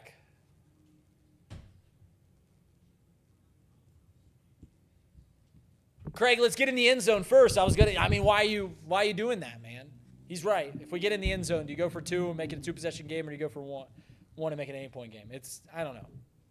That's where I'm bad at thinking. But, Mom.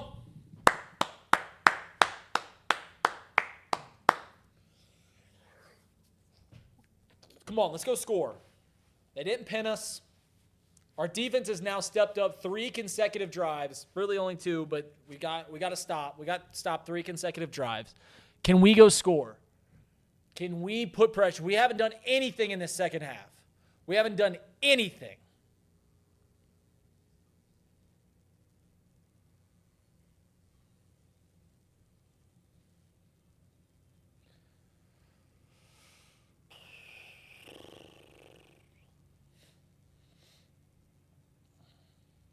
We'll be here.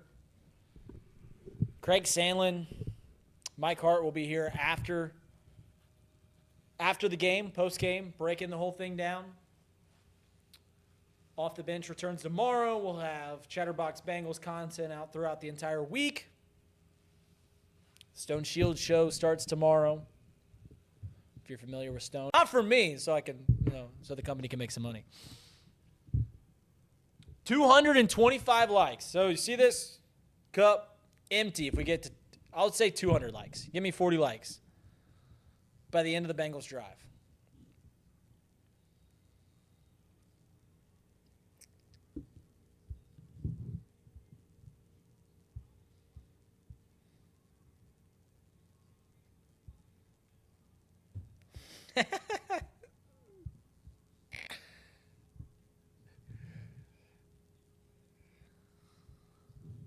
I just saw Craig sent me a text.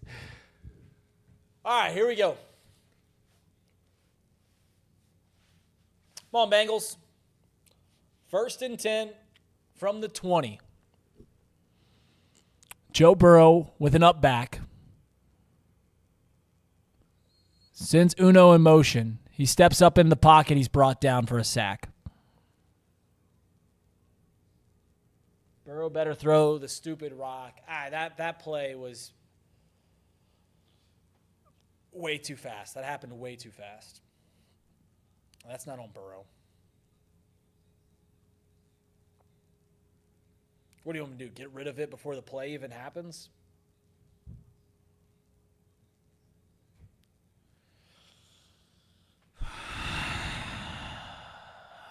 Come on. 2nd and 16. So we're going to see at least 3 consecutive passes for Joe. And there's a timeout, baby. God, we are good at those timeouts. What a stat line from Joe this game. 103 yards. A Midwest with the banana, $1.50. Cheers to you, A Midwest. You saying let's do a banana route?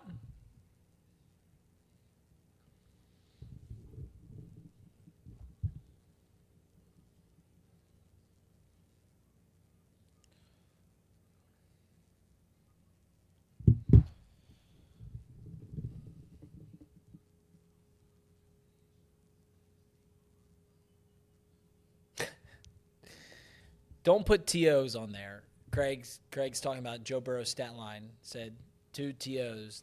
Not turnovers. Timeouts.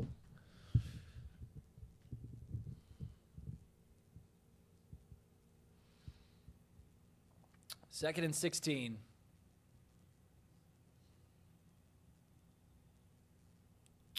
Joe drops back. And there's a sack. Back-to-back sacks.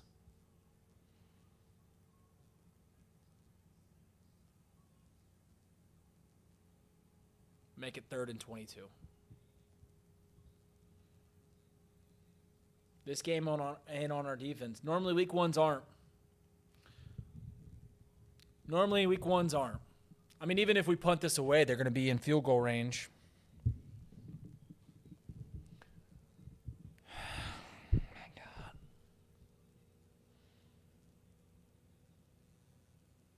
Come on, Joe. 3rd and 22. Joe's in the end zone. He's stepping up, and he's sacked again. 3 consecutive sacks all the way back to the 2-yard line.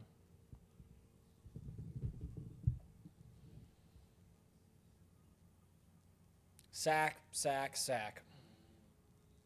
That's the worst possession I've ever seen. It's up there. I mean, thank God Joe got out of the end zone, to be honest. I mean, he had to literally jump over an offensive lineman.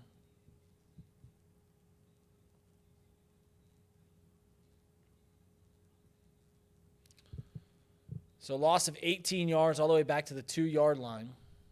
Ryan Rico, please just boom one. And the punt doesn't even make it to the 50? It doesn't even make it to the 50. They're out to the 43-yard line now, and like if they return it to the, he can't even punt it. 48 yards in the air?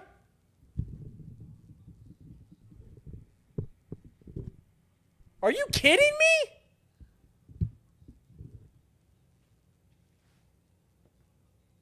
me? We need a quick 3 and out. I don't know. I don't know what we need. We have the lead. I promised myself if we win this game, I don't care what it looks like. And you just try to survive. And it's a handoff on the 1st and 10. They start at the 42-yard line. They're going to get out to the 39, 38-yard line.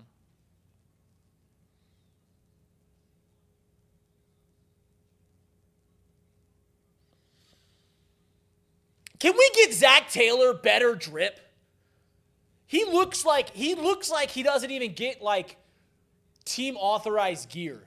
He looks like he gets stuff from not even like Dick's Sporting Goods. He looks like he goes to the local, like, you know how Walgreens sells like local high school sports gear? That's where Zach Taylor shops for Bengal stuff. Walgreens. I like Zach Taylor too.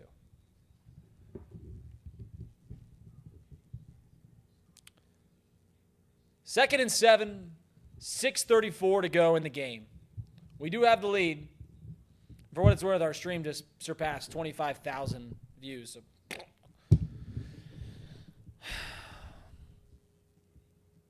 Bengals have 1 timeout, too, because Joe's used 2 of them.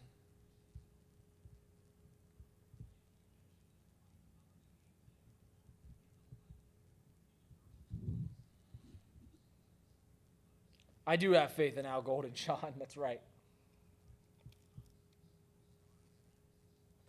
Sean Connor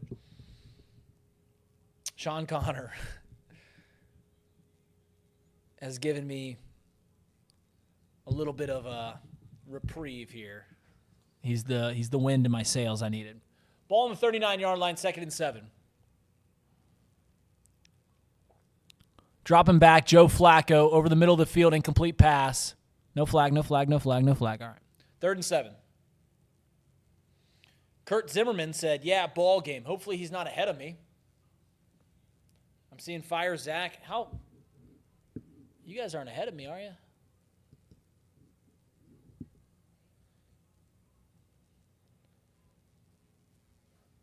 I see ball game.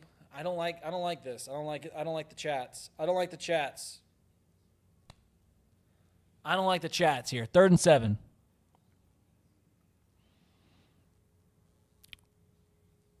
Middle of the field, 1st down for the Cleveland Browns.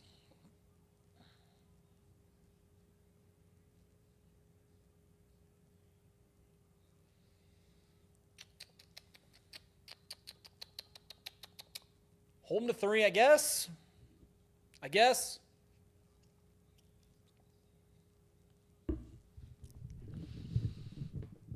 Incomplete pass. The only thing I can hope for is that we hold them to a field goal and there's a flag on the play. Hold them to a field goal and maybe their kicker that doesn't have a single vowel in his name misses. Legal receiver downfield, 2nd and 10.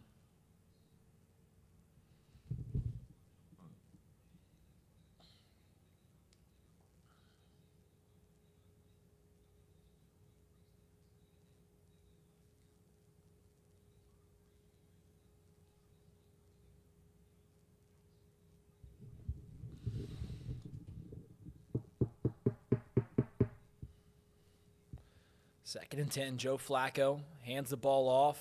It's a run play. It's a gain of 4. They're out to the 22-yard line.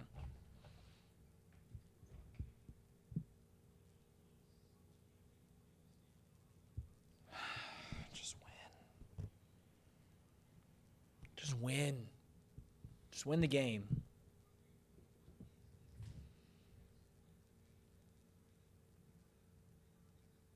Shout out to all the sharps that betted, all the professional bettors betted the Browns today. Bet the Browns today.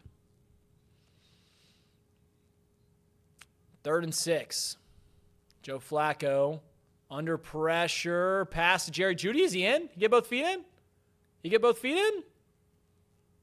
His strides were long. His strides were long.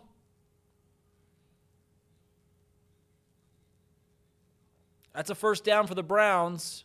1, 2. 1. All right, he's in. He's in.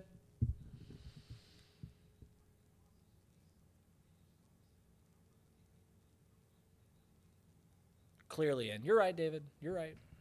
I saw long strides. 1st and 10 now from the 13. Handoff, met at the line of scrimmage.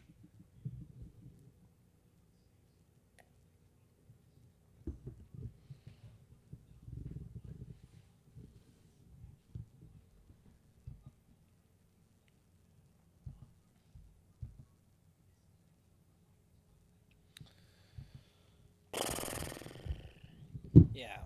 Show the replay of their kicker that's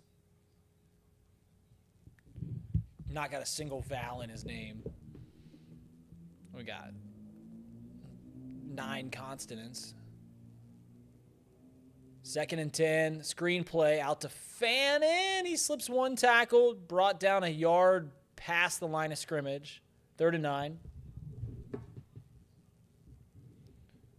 A.J. Brown, I don't know if those timeouts are Zach Taylor's fault. I don't know whose fault they are, but it is frustrating. It certainly is frustrating.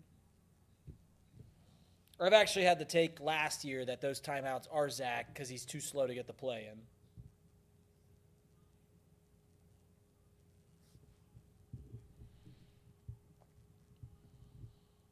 They were 1 for 5 on 3rd down in the first half, 7 for 9.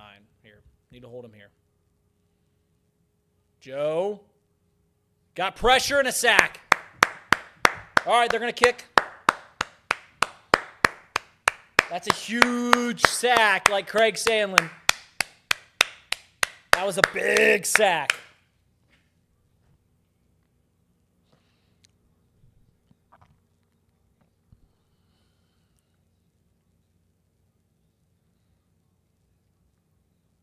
So here comes the kick.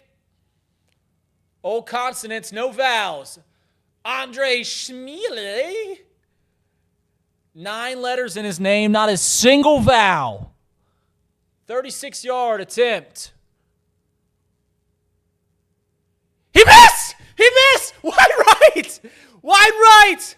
Get a vowel in your name, you bum! You bum! Wide right, Bengals hold on to the lead. Browns have all 3 timeouts. Browns have all... Woo! Oh!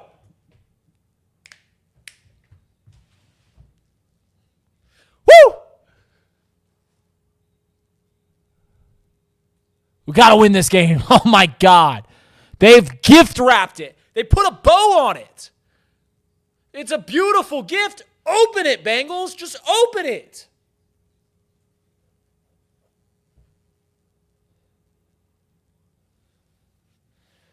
Andrei Schmiele is the best player for the Bengals today. And there's a handoff. They're going to call a timeout before the 2-minute, or are they going to let us go to the 2-minute? What do we do here? What do we do here? What do we do? So they stopped the clock, so they called a timeout.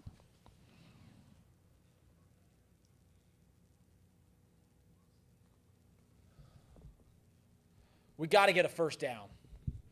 We got to get a first down.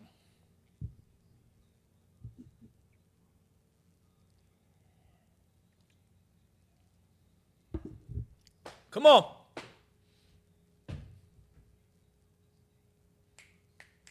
We got to get 1 first down. 1 first down.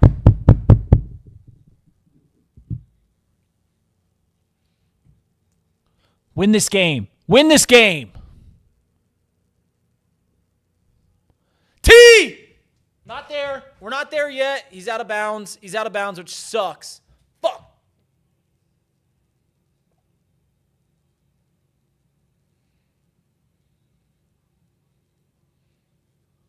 Frick, that sucks.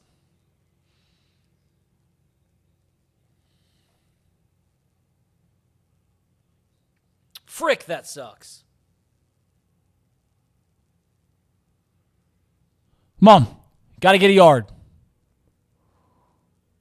He didn't get it. Short. He's short. Did he get it? He's beyond the line. What do we got to get to? Get to 41? 113 yards, 14 and 23 is just not good enough, Joe. It's just not good enough.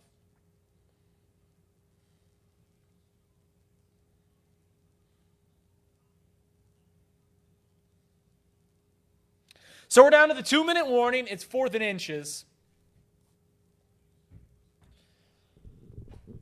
So here's my plea to you guys. There's 476 people in here. The offense has not been good since pretty much the second drive of the game. It is 4th and inches. But let me make this plea to you. We knew before the season, I'm going behind the back, so you know this is real. We knew before the season that any success we have this year is going to be brought to you by the offense. Today, the offense kept us in the first half. The defense has been outstanding and some browning. Actually, the defense, they've been all right, but some browning has been what has got us through the second half. The Browns getting in their own way. We got to go for it. We've got to go for it. Zach is not the biggest gambler in the world, but we've got to go for it. If this is going to be a top 5 offense in the league, think about all the great offenses in the league. On 4th and inches with the game on the line, the Philadelphia Eagles go for it. The Kansas City Chiefs go for it. The Baltimore Ravens go for it. The Buffalo Bills go for it. We got to go for it. We simply have to go for it. We literally have to go for it.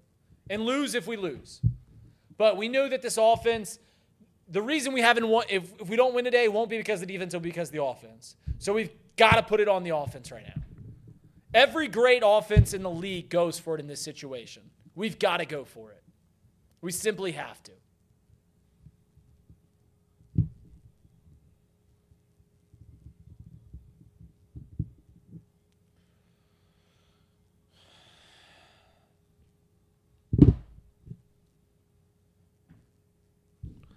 All right. Here we go. We have to. We have to. If I see Ryan Rico out there, we've got to go. We've got to go. 4th and 1. Joe Burrow on the field. Chase Brown to his left. They are in shotgun. Ball's out at the 31-yard line. If we do not get this first down, they are in field goal range. Empty set. 16 seconds to play. Drew Sample moving over to the left. Bunch package. 10 seconds, Jamar Chase moving all over the field. They're not going to snap it. 3, 2, 1. They call the timeout, and they're going to kick it. They're going to punt it. That is chicken.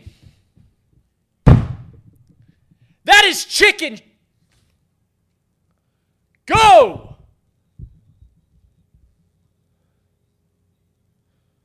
You think you're one of the best offenses in the league. You think you are the best offense in the league. And you don't have the balls to win the game with your offense on the field.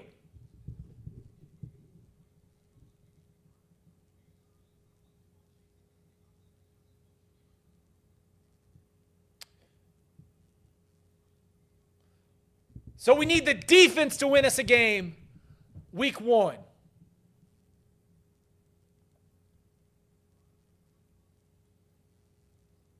And our punt team's been trash. They have 2 timeouts, a $1.50. Can we get a sack? I cannot believe we didn't go for it. I cannot believe it.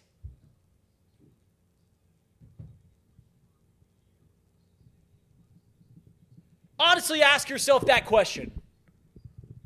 The Bengals aren't considered Super Bowl contenders by most people in the league. We consider them here. We consider them one of the best offenses in the league. What top-tier offense doesn't go for it in that situation?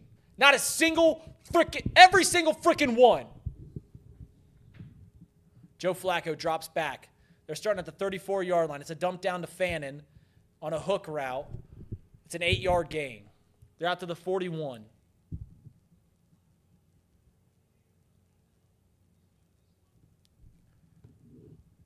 They're going for it here. 2nd and 1. Joe Flacco dropping back in the middle of the field. Oh, it's a pick! It's a pick! I love this team. Oh, my God, we won. Oh, my God, we won. Oh, my God. Oh, my God, we won. Let's go. Dude. I'm duding you. I'm duding you right now. They were handed this game, and I don't give a bleep. I don't give a bleep. Winning games in the National Football League is a blessing. It's a blessing, and I don't give a bleep how it happened. I don't think there was a single positive thing you can take away from this game other than at the end of it, we freaking won. Juan Drago Turner, way to be right there. Again, I don't care because we won, and that's all that matters. At the week 17, it will not matter how this win looked. It literally will not matter how this win looked.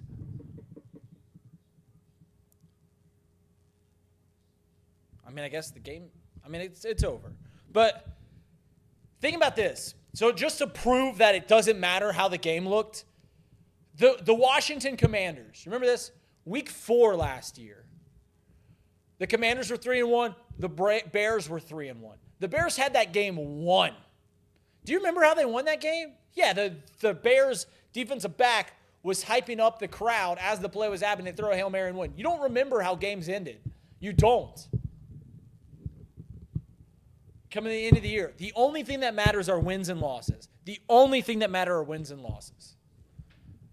The offense looked like an absolute joke, to be quite honest with you. First drive was beautiful.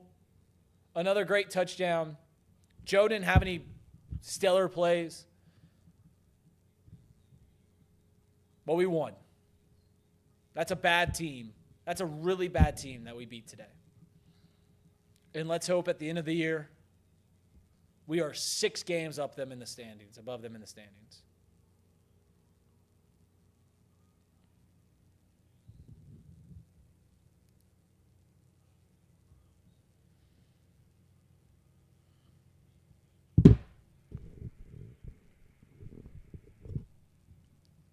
I love you all. Golly, I love every single freaking one of you guys here. Can I get the 200 likes? Can I get the 200 likes, please? I got this much left of this cup, and I'm not going to tell you what's in here. It might feel like Lil Wayne. Don't ask what's in the cup. Don't ask what's in the styrofoam. Get the 200 likes, please. For a hoo-day. For a hoo-day. Guys, it was ugly as hell. As hell. But for the second time in the Zach Taylor era, for the second time in the Joe Burrow era, they win. And you want to know a stat? We had 150 total yards.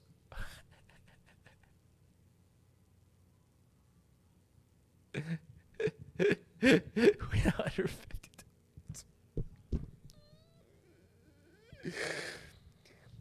All right, you guys ready for this? I'm gonna pop up. I'm gonna lower down. And I'm going to pop up, and I'm going to give you guys a stat that you're going to love. And I am at 196 likes. Give me some hoo-days. I need to get to 200. Here's what's going to happen.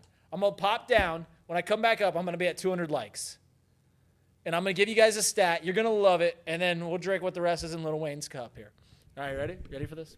Come on. I need one more like. All right, 199, 198. Come on. Come on, one more. There it is, 200. You guys ready for this?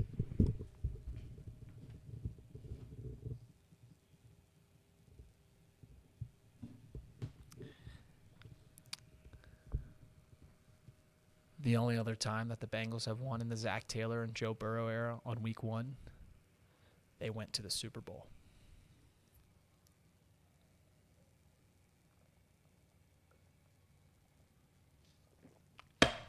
Hoo-day, baby!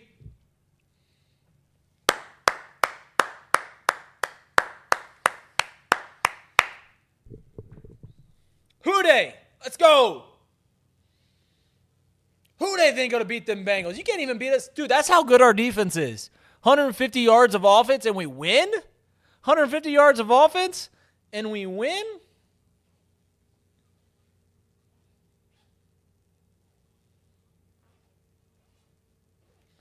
They're going to get the ball back. Man, this would look really bad. This would look really bad.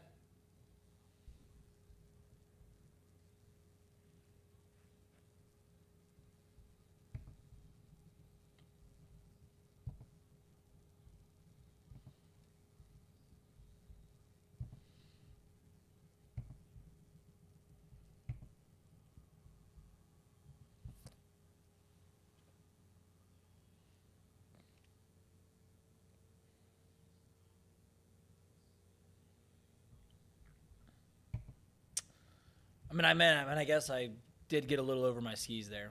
I just got a little excited. But we're okay. They're going to get the ball back.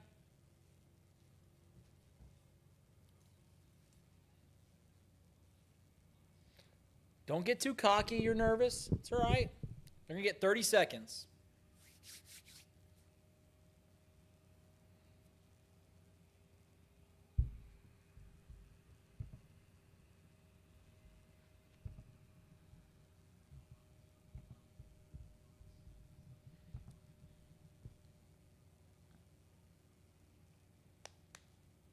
There goes.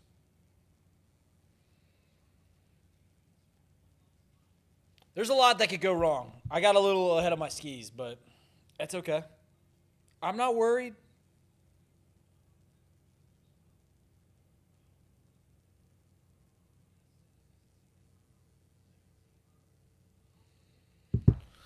All right.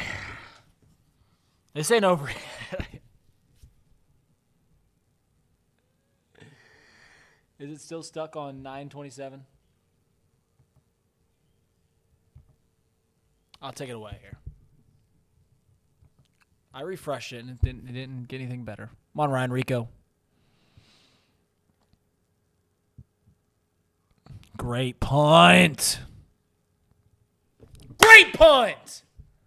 Great punt. Ryan Rico. I got a little over my skis. I didn't realize they got the ball back with that much time, but that's a great punt.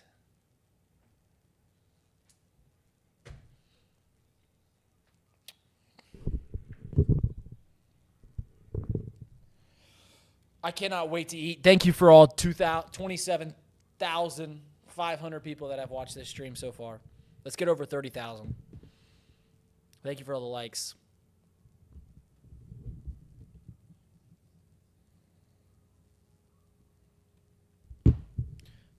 Joe Flacco dropping back to pass, scrambling around, throwing it downfield, incomplete pass, 13 seconds left.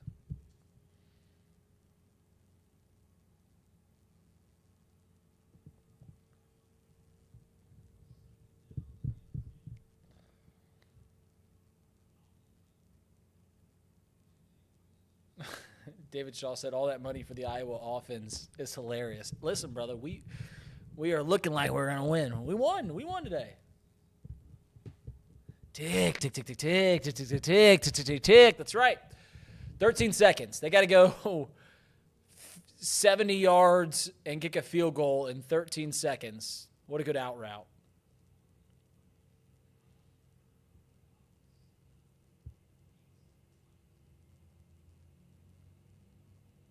I mean, they've got a play or two left.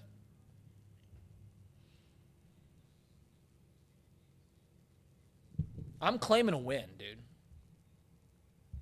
I claimed it 10 minutes ago.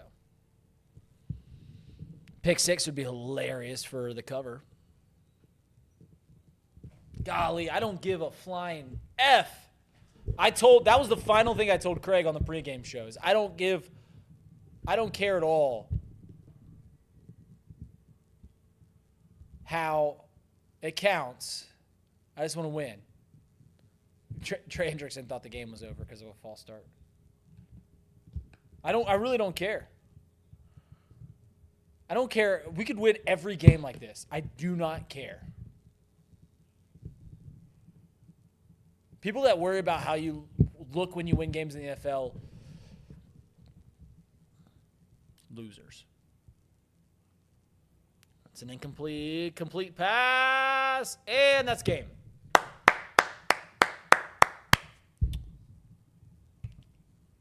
Men, women, children, dogs, cats, pet turtles, everyone that watched this game, I appreciate you guys so much. I really do.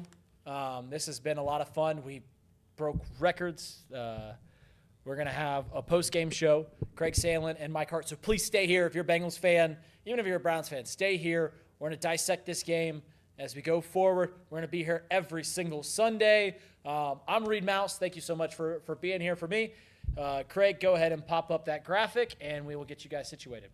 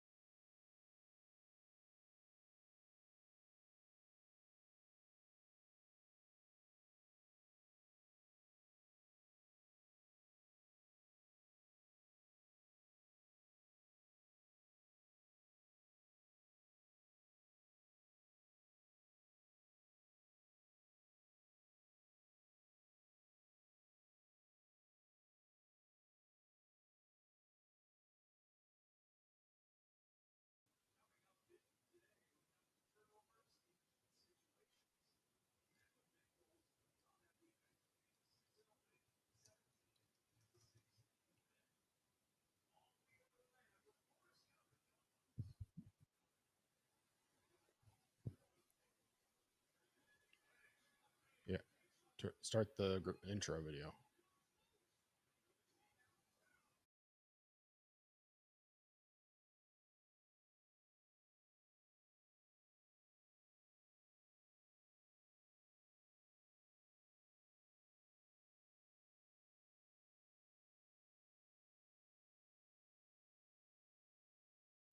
Puts it right around Huntley. He reaches. Oh, that ball's out. That's live. Back the other way. Sam Hubbard. The Cincinnati Kid. Hubbard's got a convoy.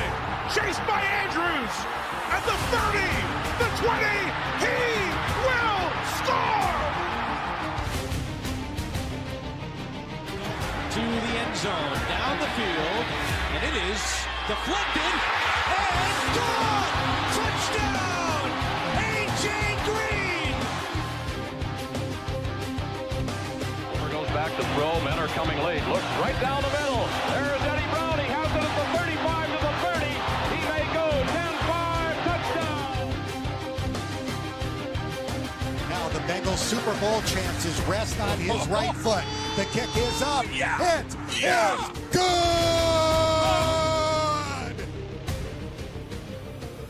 Corey Dillon. He's gone. The knockout punch. You're looking at it. 65 yards. And they're back to throw as the blitz is on. Goes long, intended for Collinsworth. He has it down to the 20. Touchdown. And Chris Collinsworth. Throwing the long ball. Deep down the field. Chad Johnson's got it. Touchdown. Cincinnati. Look at Chase go. Oh, my goodness. What a gear he just found. Chase for the touchdown. Wow. Chase is on the case. It is no fluke. It is a fact. The Cincinnati Bengals are headed to Super Bowl 56. The play clock at 3. Shotgun snap. Carr throws into traffic. Intercepted. Jermaine Pratt has the football. Yeah. Coffin nails. Bam, bam, bam. How about that?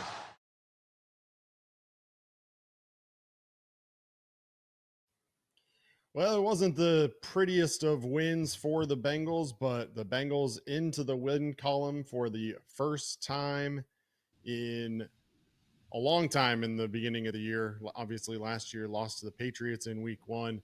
Zach Taylor picks up his second career win in either of the first 2 weeks. Reid, I think singular is on you.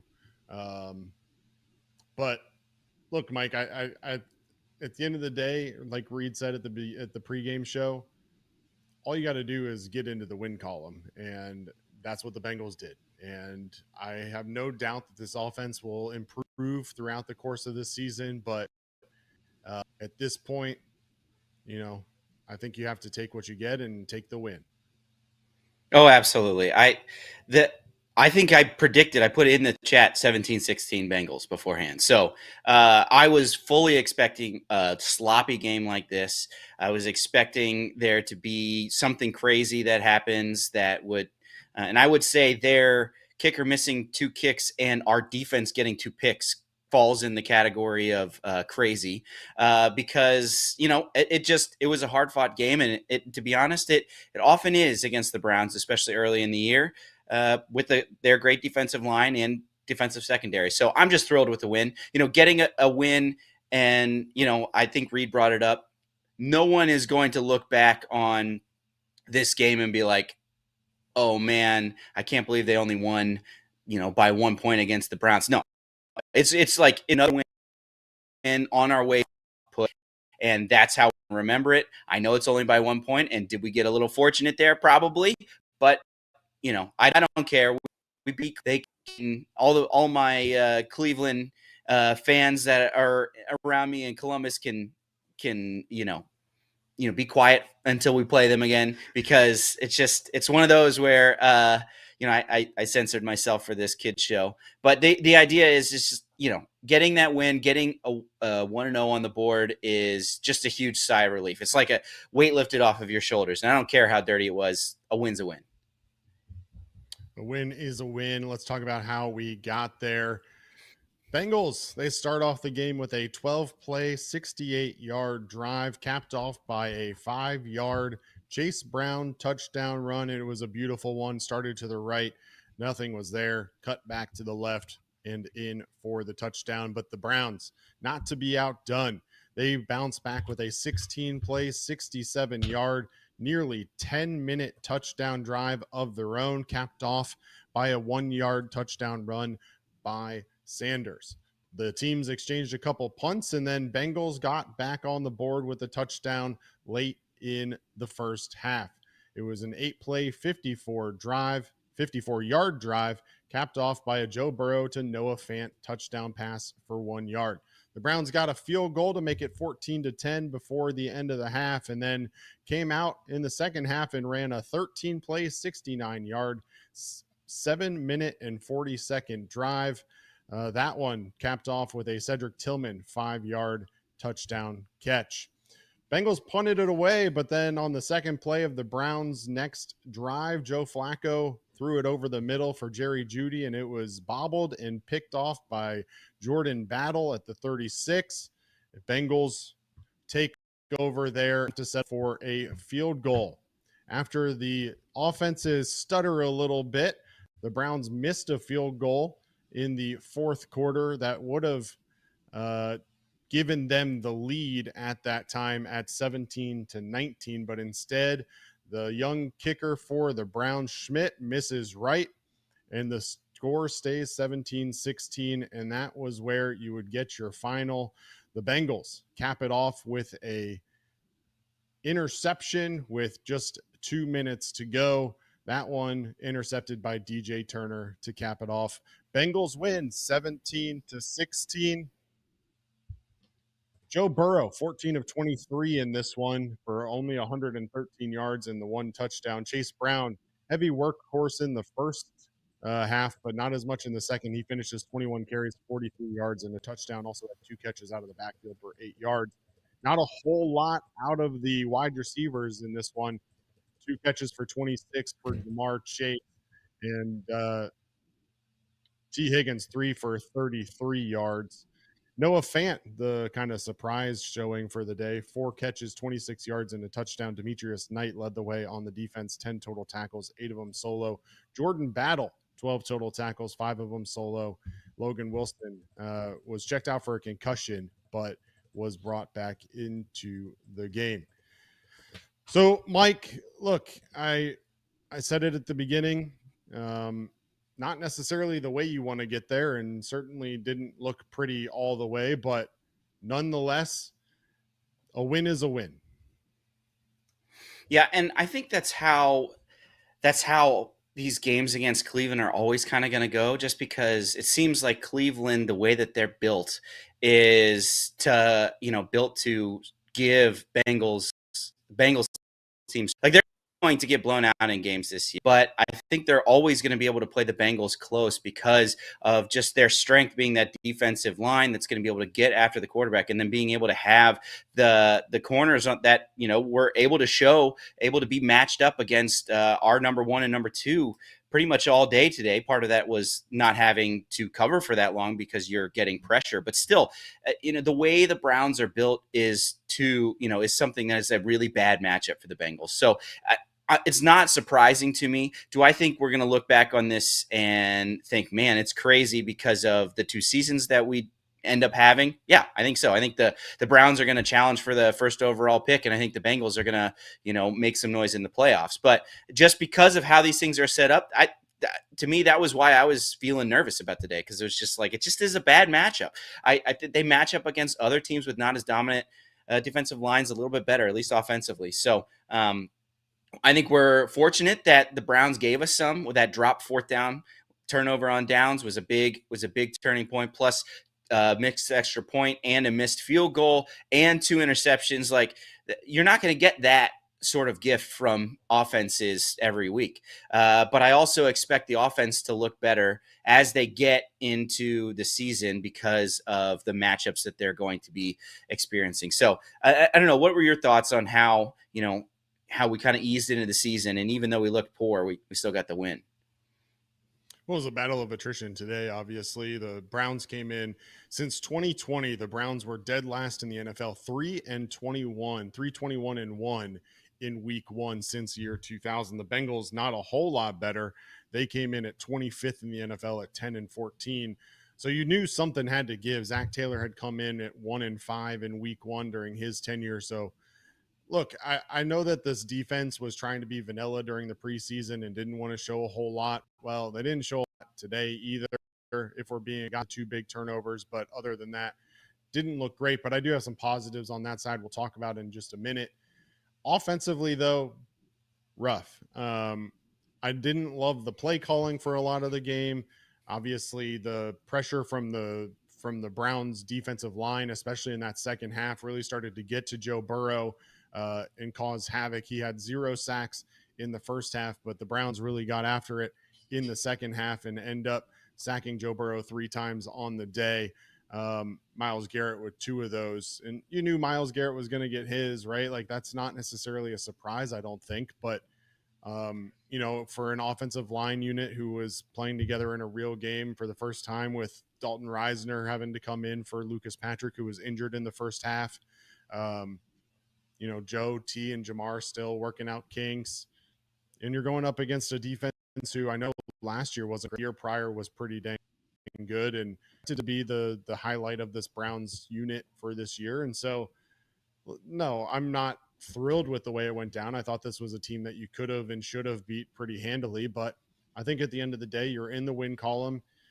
And after the way the last 6 years have gone, I think you have to take that at this point. And at the end of the day, you take it and you try and build some momentum off of it. It may be a slow start, but it's still a better start than what you got last year. And if you can parlay that into a win next week over the Jaguars, then you can really start to get going and really see what this team is all about as the season progresses. So, look, I think that a lot of people are going to point to the stats, and rightfully so. Joe Flacco at 40 years old, throwing the ball 45 times. He was 31 of 45 for 290 yards and a touchdown, but he did have those 2 interceptions. This Bengals team, previously under Lou Anarumo, was a bend but don't break kind of.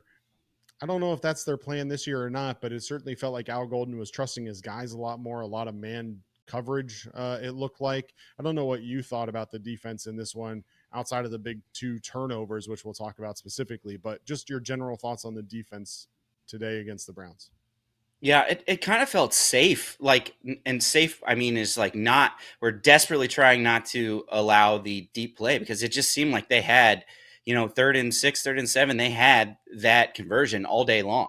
Like the drop 4th down catch by Jerry Jeudy, they went back to that exact same play for a big 3rd down conversion, and he was wide open there again. So there was Cam Taylor-Britt caught flat-footed on that out route as well by Jeudy. So it seemed like they were just kind of playing, to not give up this huge play, which obviously burned us last year, but it didn't inspire a lot when it came to, what they were able to show, especially in the secondary, in my opinion. Obviously 2 picks, that's great. Both on tip balls, I think. So obviously anytime you can get an interception, that's good, but it's not like they were, reading and getting in the way to get this pick or something like that. It was just kind of, I think both of them were off the receiver and then led to an interception, which we'll take. It seemed like we weren't getting any of those last year. So, I'll take that where we can get it. But it's one of those things where, I guess if this is the the way that they choose to play it, I think there's going to be a lot of maybe yard pickups that are going to then lead to hopefully being able to bow up in the red zone. And we saw in times that they were able to do that, obviously leading to the field goal that they missed, but then the other previous field goal. I think they were able to punch it in on 4th down, but with the ball right inside right near the goal line, they were able to make a couple pretty good stops right there to prevent them from scoring. So it wasn't a total loss, but it was something that, it really, I didn't feel inspired that this defense was changed.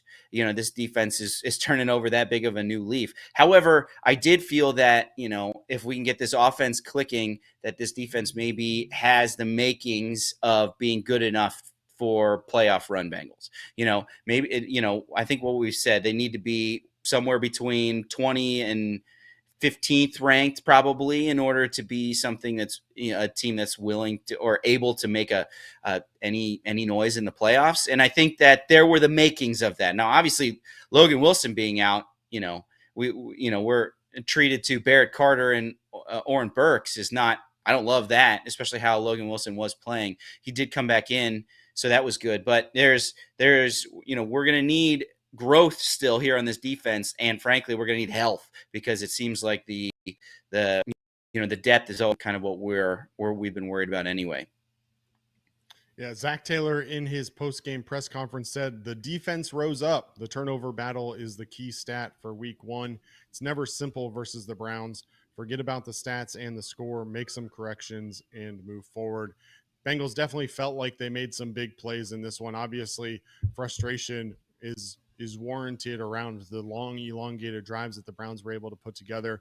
But when it mattered most, the Bengals were able to step up and get 2 turnovers and make a couple of big stops that, again, didn't feel like it was something that they had been able to do in years previous. But the Browns did kind of shoot themselves in the foot a couple times. Obviously, the 2 missed field goals. They also turned the ball over on downs early in the 4th quarter on back-to-back drops from Harold Fannin Jr. and Jerry Jeudy.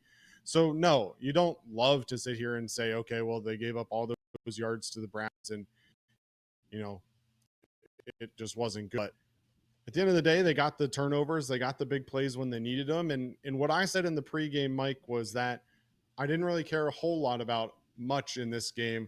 What I wanted to see was the fundamentals. And I haven't seen I'll have to pull up PFF and see, but I don't remember a whole lot of missed tackles in this one.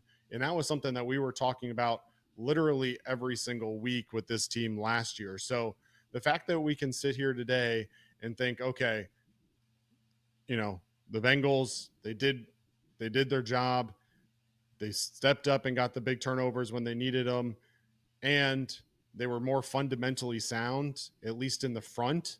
Obviously, the secondary had some struggles at times, but at least in the front, felt like they were more fundamentally sound. I think that's something that we should be we should be happy with, and something that we can definitely build off at least for next week.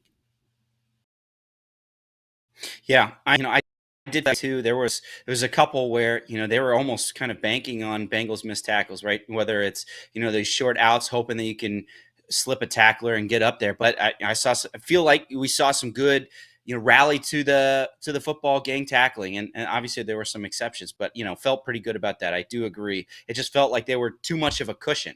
The reason they have all those yards is because they just kind of they just soaked up all of these 5 to 6, 7 yard plays that ultimately led to first downs and drove them down the field. So if that's how they're willing to play, that's, I guess, that was successful. But if you're going to be this bend don't break, you need to make sure that you're making stops in the red zone and getting turnovers. And they were able to, for the most part, do that today. So that part you do feel good about where you stand defensively. Yeah, we'll get more stats obviously as the day progresses and as the week progresses, but early returns are positive on PFF. I looked at these grades after games last year a lot, and I was seeing a lot of yellow and a lot of orange, but plenty of green in this one. Top rated defender for the Bengals, according to PFF, Trey Hendrickson with an 83.1 overall. On the other side, I don't think this is going to be a huge surprise for people, but lowest graded defender for the Bengals in this one. You have a guess, Mike? Cam Taylor-Britt. Cam Taylor-Britt, 43.0, a 39.8 coverage score from PFF. Definitely not great, but, on the other side of the ball, one of the question marks that we had coming into this year was Dax Hill. I felt like Dax Hill played really well today. He ends up with a coverage grade of 79.2, an overall defensive grade of 80.0, well above the NFL average. I thought that he looked good. I thought BJ Hill looked really good on defense, and he popped off of this. Logan Wilson really good when he was in there. Obviously glad to see him come back after getting checked out for a concussion, but there were a number of guys that I felt like every time I was seeing them, they were making positive plays. DJ Turner gets the interception. Jordan Battle gets the interception. But, yeah, I mean, I think overall this defense does seem improved, even if the stats don't necessarily say it. Just watching them it felt like a much better defense compared to what we were thinking and seeing last year time and time again. Yeah, I agree. And I swear I wasn't looking at those PFF grades with that guess. It just seemed like anytime they had it, anytime they were over there, there wasn't much. I think he finished with one tackle, right? And that might have been pushing the guy out of bounds after he got 15 yards on him. And then he had the pass interference that was, we can talk about some of the other ticky-tack fouls. That one seemed pretty warranted. And yeah, it was just pretty unfortunate to see from the guy who's in a contract year that you would kind of expect is coming in as your number one corner. And he's going to need to do better than that, because I'll tell you what, they are going to face wide receiving rooms that are better than Cedric Tillman and Jerry Jeudy. So it's like we're going to need better out of that. When we go to even Jacksonville, right? So an argument could be made that they're probably they got to figure something out. Maybe he was I don't know. I don't know what the issue was, but he's going to need to be better if this defense is going to be successful. Yeah, I don't think there's any question that across the board the defense needs to be better. But they get the job done. They hold the Browns to 16. Probably easily could have been 22 plus, but luckily the Browns handed the Bengals a couple wins with missed field goals and with over. But I think, the biggest, I don't know if I want to call it a concern, Mike, right? Like, we're in week 1. I don't know that I want to go out on a limb and say it's a concern. I think ultimately we all know that this Bengals offense is going to be the reason that if they do compete for a playoff spot or make it into the playoffs, that it's going to be because of this offense. 7 total yards of offense in the second half, Mike. That's just not getting it done. And I have not been hesitant to criticize Zach Taylor in years past for play calling, especially in big moments. I felt like, again, today he got ultra conservative, especially late in the game. gave the Browns the ball back late in the game that maybe could have been avoided if he would have been a little bit more aggressive. But nonetheless, I don't think we can sit here after this week and say, okay, I feel as good about this offense now after week one as I did even just 48 hours ago. Yeah, I feel like I can feel better about Joe Burrow, right? I feel like, yes, he didn't have very many yards, but he didn't throw an interception. I know he'd been kind of turnover prone in these first couple weeks in years past, so you feel a little bit okay about that. But, man, I just was baffled by just the third quarter. We just decided to not run the ball. It's like we'd seen all of this success, and I know I think we had 2 run attempts in the third quarter. And I know because of the way the Browns played, I think we only had 2 drives in the third quarter. But still, like this, we saw in the first drive, we saw how we were able to draw up different things to let Chase Brown be effective there, and we just kind of went away from that. And then we saw that rear its ugly head when they're able to pin their ears back and come and get to Joe Burrow as we got to obvious passing situations because we weren't able to run. It was, I'm with you. The play calling, and then obviously we ran the ball in the fourth quarter when we're trying to kill the clock. That super after we got the missed field goal, I think we ran it 3. Well, no, I guess we passed it to Higgins. An out route to the boundary, which I don't understand that play when you're trying to bleed clock. But then, after the second interception, 3 run plays that went nowhere. But I don't want to factor that into this because obviously those weren't successful. We weren't arguably trying to be successful. We're just trying to not fumble. But going away from what helped you offensively seems like obviously, I think the 2 runs they did, they were 1 yard and -1 yard or something like that. So the Browns did make an adjustment to try to stop the run. But if you abandon it, like what seems like the Bengals did, you kind of just play right into what the Browns want you to do. And that's to drop back, have some of these long developing routes, and Myles Garrett gets to push around 2 guys to get to the quarterback. So frustrating to me is just this, the play calling just kind of going into its shell. And, we've seen that in the past. Is it bad that, obviously that I almost wanted the guy Schmidt to make that field goal. This sounds ridiculous now because he missed and the Bengals still won. But I almost wanted the Browns kicker to make the field goal so that the Bengals offense could just all of a sudden say, okay, we're not trying to be conservative anymore. We can take the reins off and go and have a regular drive. Now, obviously, he missed the field goal. They turtled up and they still won the game. But that was kind of where my head was at, is just like, why from the halftime on have we decided to, not try to run this potent offense the way that they should. So I understand that I guess a fan's brain is not always thinking sanely during a stressful football game, but that's kind of what I wanted to see. I wanted to see the offense become unhindered, and having to come back from being down was, where I thought we would be able to see that, but ended up getting the win anyway. I'm not sure what you thought. You probably wanted the guy to miss in that situation, but it was frustrating to see how we're getting something like this for this this offense that we spent so much money on and really didn't get to see much of. Yeah, the Browns really controlled this game, which kind of kept the Bengals offense off the field, and it just didn't feel like they really took advantage of opportunities that they had when they did have them. Ultimately, the Browns control the clock, 35-49 of time of possession for the Browns compared to just 24 minutes for the Bengals. So that, again, those elongated drives, keeping the offense on the sidelines for as long as they were. They talked about it on the broadcast. The Bengals offense was on the sidelines for 30-plus minutes between drives there in the first half.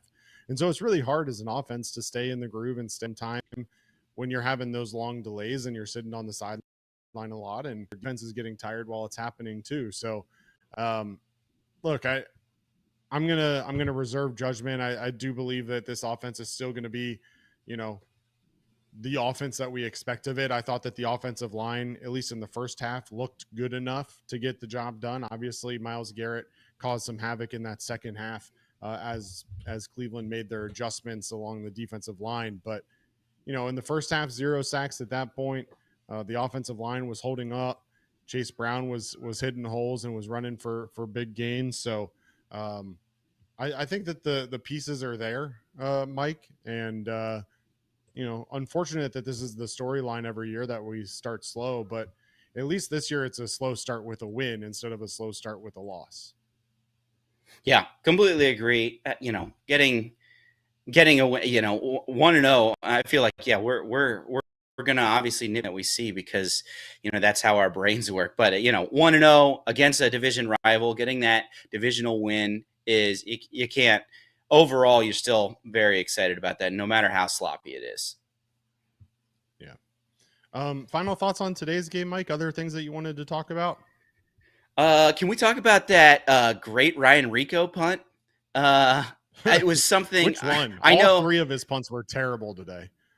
Well, okay, except for his final one, but yeah, he was unable to pin them inside the inside the 20 for both of those punts. And then when he's backed up, it's like, okay, this dude not as good at pinning, but we know he's got this monster leg. He barely gets it over midfield, and then they start almost in field goal range. It was I don't know what was going on. We didn't have a punter come in, and to be honest, I didn't have too much of a problem with him last year, but Summer May the 1 yard line when it mattered most felt like totally redeeming yourself. But it was tough to see. I don't know if you want to get into a prolonged punter conversation, but winning there on the margins has not been the Bengals' strong suit since, I guess, maybe the Super Bowl run. And it was pretty frustrating to see. Hey, why aren't we able to flip the field at least if our offense is going to struggle the way that it has? Yeah, I thought his first several punts were disappointing. That last one, yes, ended up at the 1 yard line. Definitely nice for that one. But the one before that, where the Bengals went 3 plays, 4 yards in just 32 seconds as they try to milk the clock there before the 2-minute warning, he comes out and, the Bengals are punting at that point from their own 30-yard line. And it's a 49-yard punt to the Cleveland 21. And it didn't have enough hang time. They still get a 12-yard return. I'm certainly disappointing and not what I expected out of Ryan Rico. He showed a lot of promise last year. A lot of punts that were down inside the 10, a lot of booming kicks, that set the completely flipped the field.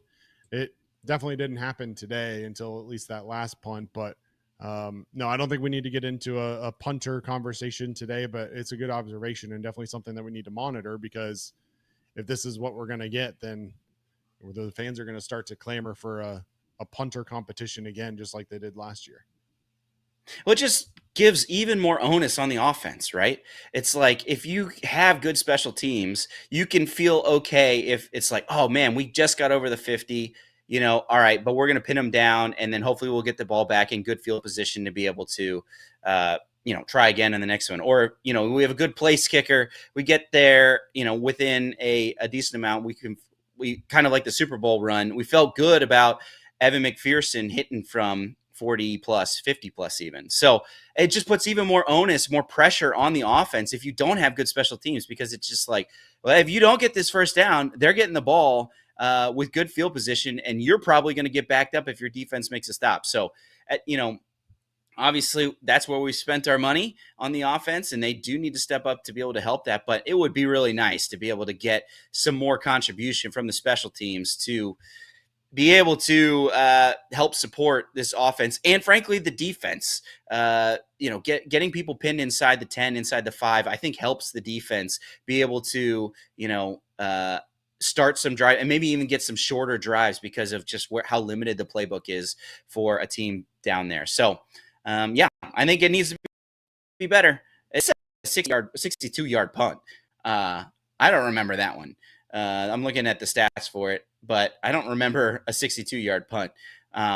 Maybe there was, that was in the first half, but it did seem like when it counted near the end, it was not good enough until at least the final punt. Yeah, I don't think it was good enough until then either. I don't necessarily remember a 62-yard punt, but Yeah, could be, that's what the stats that I'm looking at are showing. I mean, to be fair, that might be the truth, but they punted with 13 minutes and 18 seconds to go in the fourth quarter. It was 4th and 9 at the Cincinnati 40. Rico punted it 60 yards into the end zone, and it wasn't close. So that could have been part of it, as it was one of those punts that went straight into the end zone. It was in the third quarter, 5 minutes, 7 seconds left. Rico punts 62 yards to the Cleveland 10-yard line. But a 15-yard return brought it out to the 25. So whatever. Oh, I thought that those punts, like they would include the net there. Like, hey, you go into the end zone, you lose 20 yards on that punt because of where that net's out. Right. Yeah, I thought that would include that. Maybe I'm just looking at. I need better stats to be looking at. Yeah. His average was 52.7 with the longest 62, but I don't have his net punting numbers in front of me yet. But yeah, to your point, I don't think the net was necessarily great. Net of 45.8. So yeah, not good enough. Well, let's take a quick look around the NFL as the early window is wrapping up for most, and the window is starting. Obviously, a ending in Atlanta. Saw many people in the chat mentioning that one. Mecca Buka gets a touchdown with a minute left to give the Buccaneers the 23-20 lead. The Falcons able to drive down, but Younghoe Koo's kick is wide right. Buccaneers win 23-20. Baker Mayfield on this one was 17 of 32 for just 167 yards. Buka, 4 catches for 67 yards and 2 touchdowns. On the other side, Michael Penix Jr., promising second-year quarterback, 27 of 42, 298 yards and a touchdown. Elsewhere around the league, I should go to the finals. The Dolphins, just an absolutely brutal opener for the Miami Dolphins this year. Tua, 43, 114 yards, a touchdown, 2 interceptions, plus a lost fumble for Tua, 3 turnovers. Daniel Jones on the other side, 22 of 29, 272 yards and a touchdown. Jonathan Taylor rushed for 71. Daniel Jones also punched it in twice on rushing touchdowns. Michael Pittman, 6 catches, 80 yards. Tyler Warren, the rookie tight end, 7 catches, 76 yards for the Colts in this one. The Raiders, they go to New England and they defeat the Patriots 20-13. Ashton Genty, 19 carries, only 2 per pop, 38 did get in the end zone. Trevion Henderson, 5 carries for 27 yards. Ramondre Stevenson, 7 for 15. Keyshawn Boutte led the way, 6 catches, 103 yards. Trevion Henderson also caught 6 out of the backfield for 24 yards. For the Raiders in the winning effort, Geno Smith, 24 of 34, 362 yards and a touchdown. Brock Bowers, not surprisingly, led the way, 103 yards. Jacoby Myers, 97 yards. Trey Tucker with the touchdown for the Raiders. The Cardinals defeat the Saints 20-13. Spencer Rattler, 214 yards in that one. The Steelers, they come away with the victory over the New York Jets, 34-32. Aaron Rodgers gets his revenge after the Jets cut him this offseason. Man, what a game there it was in the Meadowlands. Unbelievable game, unbelievable ending. Pittsburgh gets a field goal with 1:03 left, a 60-yarder from Chris Boswell to win that one for the Steelers. Aaron Rodgers, 244 yards and 4 touchdowns in that one. Not a whole lot on the ground for the Steelers. 20 carries, 53 yards for the Steelers as they win 34-32. And then the Commanders, they defeat the Giants, not necessarily surprisingly there. 21-6 is your final in DC. Jaden Daniels, 233 yards passing, along with 68 yards on the ground. Bill Krosky-Merritt, 10 carries, 82 yards, and a touchdown. He was as billed. Deebo Samuel led the way, 77 yards receiving. Malik Neighbors added 5 for 71 for the Giants. And Mike, next week, the Bengals return to Paycor Stadium, and they take on the Jacksonville Jaguars. 1 p.m. is the kickoff time. They're in Paycor. This graphic looks terrible, but we'll take it. Paycor Stadium, 1 p.m. kickoff against the Jaguars. Open in orange, Mike. Jaguars were delayed today, so haven't wrapped that one up yet. I believe it's still in the third quarter. They lead 20-3. Now 8 minutes left in the fourth. Trevor Lawrence, 173 yards passing with a touchdown. Travis Etienne Jr., 12 carries, 106 yards, including a 71-yarder that he broke off. And Brenton Strange lead the way with 59 yards catching. What are you looking ahead to for the matchup between Joe Burrow and Trevor Lawrence next week? Well, have we heard anything about how Travis Hunter was used? Was he used mostly on offense, mostly on defense, or was he playing like full both ways like he did at Colorado? Because to me, that's pretty interesting. I don't know in terms of like how much he's played. I will say that they said before the game that he was going to be basically an every down wide receiver. He had 6 catches for 33 yards so far. I don't see him one total tackle defensively, so I don't know exactly how they're using him, but mostly on offense, it seems. Yeah, I mean that'll be interesting. Obviously, they're playing the Panthers, but they're handling their team that isn't projected to be very good, probably a little bit better than the Bengals are handling their team that wasn't projected to be very good. So obviously, no gimme here. But being at home, the electricity in stadium obviously was open with orange. I'm excited for it. I'm excited to see this offense try to get out of first gear, as you said. I think that there will be some opportunities to be able to do that, especially because I don't think that the Jaguars are going to be putting together 10-minute drives like the Browns did today. So excited also hopefully be able to and build upon what we saw defensively.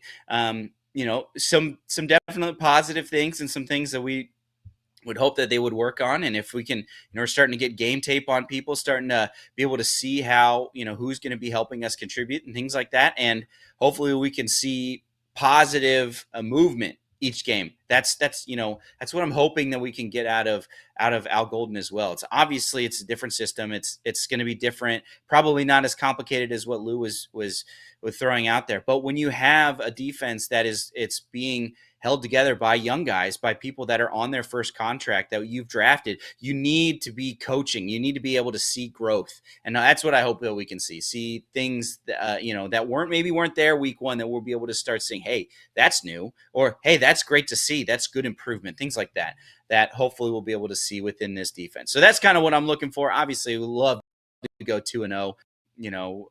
We've struggled, opening the season with teams that aren't projected to be that good. Jaguars, obviously not projected to be, I don't think they were in too many people's playoff predictions, but 2 wins are 2 wins, because then you got to go to Denver. And anytime you have to play up there in the altitude against a team that's, been pretty good recently, and obviously you beat them last year, but I'd love to start the year off 2-0 and kind of give ourselves some leeway, knowing that our offense is hopefully going to be able to grow into what we can expect as we get humming throughout the season. Yeah, the Jaguars so far on the day, not that the Panthers defense is necessarily anything to write home about, but on the ground, 24 carries, 164 yards, good for 6.8 yards per pop. I talked about how I was impressed with the Bengals defense today and their ability to tackle. It's going to be equally important next week. I know everybody's going to talk about the Joe Burrow versus Trevor Lawrence matchup, but ultimately for me, it is this Jacksonville running game and how they can contain that. Travis Etienne is a dog. Basil Tootin didn't get a whole lot of opportunities today, but he's expected to be a contributor. And then obviously Tank Bigsby is exactly that. He's a tank. So a big matchup for this defense again next week. An opportunity to show that maybe this week, at least in the secondary, was a little bit of a fluke, but that the tackling is in fact that much improved compared to last year. So any final thoughts about today or next week against the Jaguars, Mike? No, I don't think so. We got a couple super chats if you want to go ahead and pull those up. We appreciate the people that are contributing that way to this team, to this stream. Man, the biggest stream too, huge. The number of viewers, we're at 29,000 already, which is wild. That's crazy. We're also, up over 230 likes. So if you're in here, as you turn us out at the end, make sure you leave a like. That helps us too. And just like letting this show get in front of more people. So just couldn't be more thankful to you all in the chat, you all that came in and tuned in to watch, because that's really cool to see. 29,000 views is nothing to scoff at. Yep. Blackmore with a 21-month membership chat said, let's effing go. Reid and the Cincy Bengals. Appreciate your support, Blackmore. As always, A Midwest gave us a little banana for $1.49. Appreciate that. And I think it's for Reid, Westwood, It was for Reid, yeah. Yeah. For since he hadn't eaten anything. And then Cooper Westwood, $5 super chat. I bet one of my coworkers $25 on this game, and like it's dirty money. Like I don't deserve this money. So here's $5 of it. I mean, that's valid. I mean, the Browns kind of handed this game to the Bengals. So we appreciate you handing that $5 over our way too. And appreciate you tuning in along the way. So look, Chatterbox Bengals will be live every single Sunday or whatever day the Bengals play to take you through the matchup. We'll be live 30 minutes before kickoff every single week. Reid will take you through the live action with play-by-play and live reaction. And then whether it's Mike, myself, Stone Shields, or others, will be there for halftime, postgame, and pregame. So we hope you'll join us every single week. Like Mike said, the viewership this week for week one is awesome, and we truly do appreciate it as we near 30,000 total views. It's been awesome. Really do appreciate it. But look, make sure you tune back in tonight, 9 p.m. Eastern. Nick Kirby and Trey Howler will be breaking down a Reds victory over the New York Mets. They win earlier today. 3-2, your final. Hunter Green shoved 7 innings, 1 hit baseball. So make sure you tune in and support Nick and Trace later tonight as well. So for Mike Hart and for Reid Maus, this has been Chatterbox Bengals. I'm Craig Sandlin. We will see you next time. Hoo-day! Hoo-day!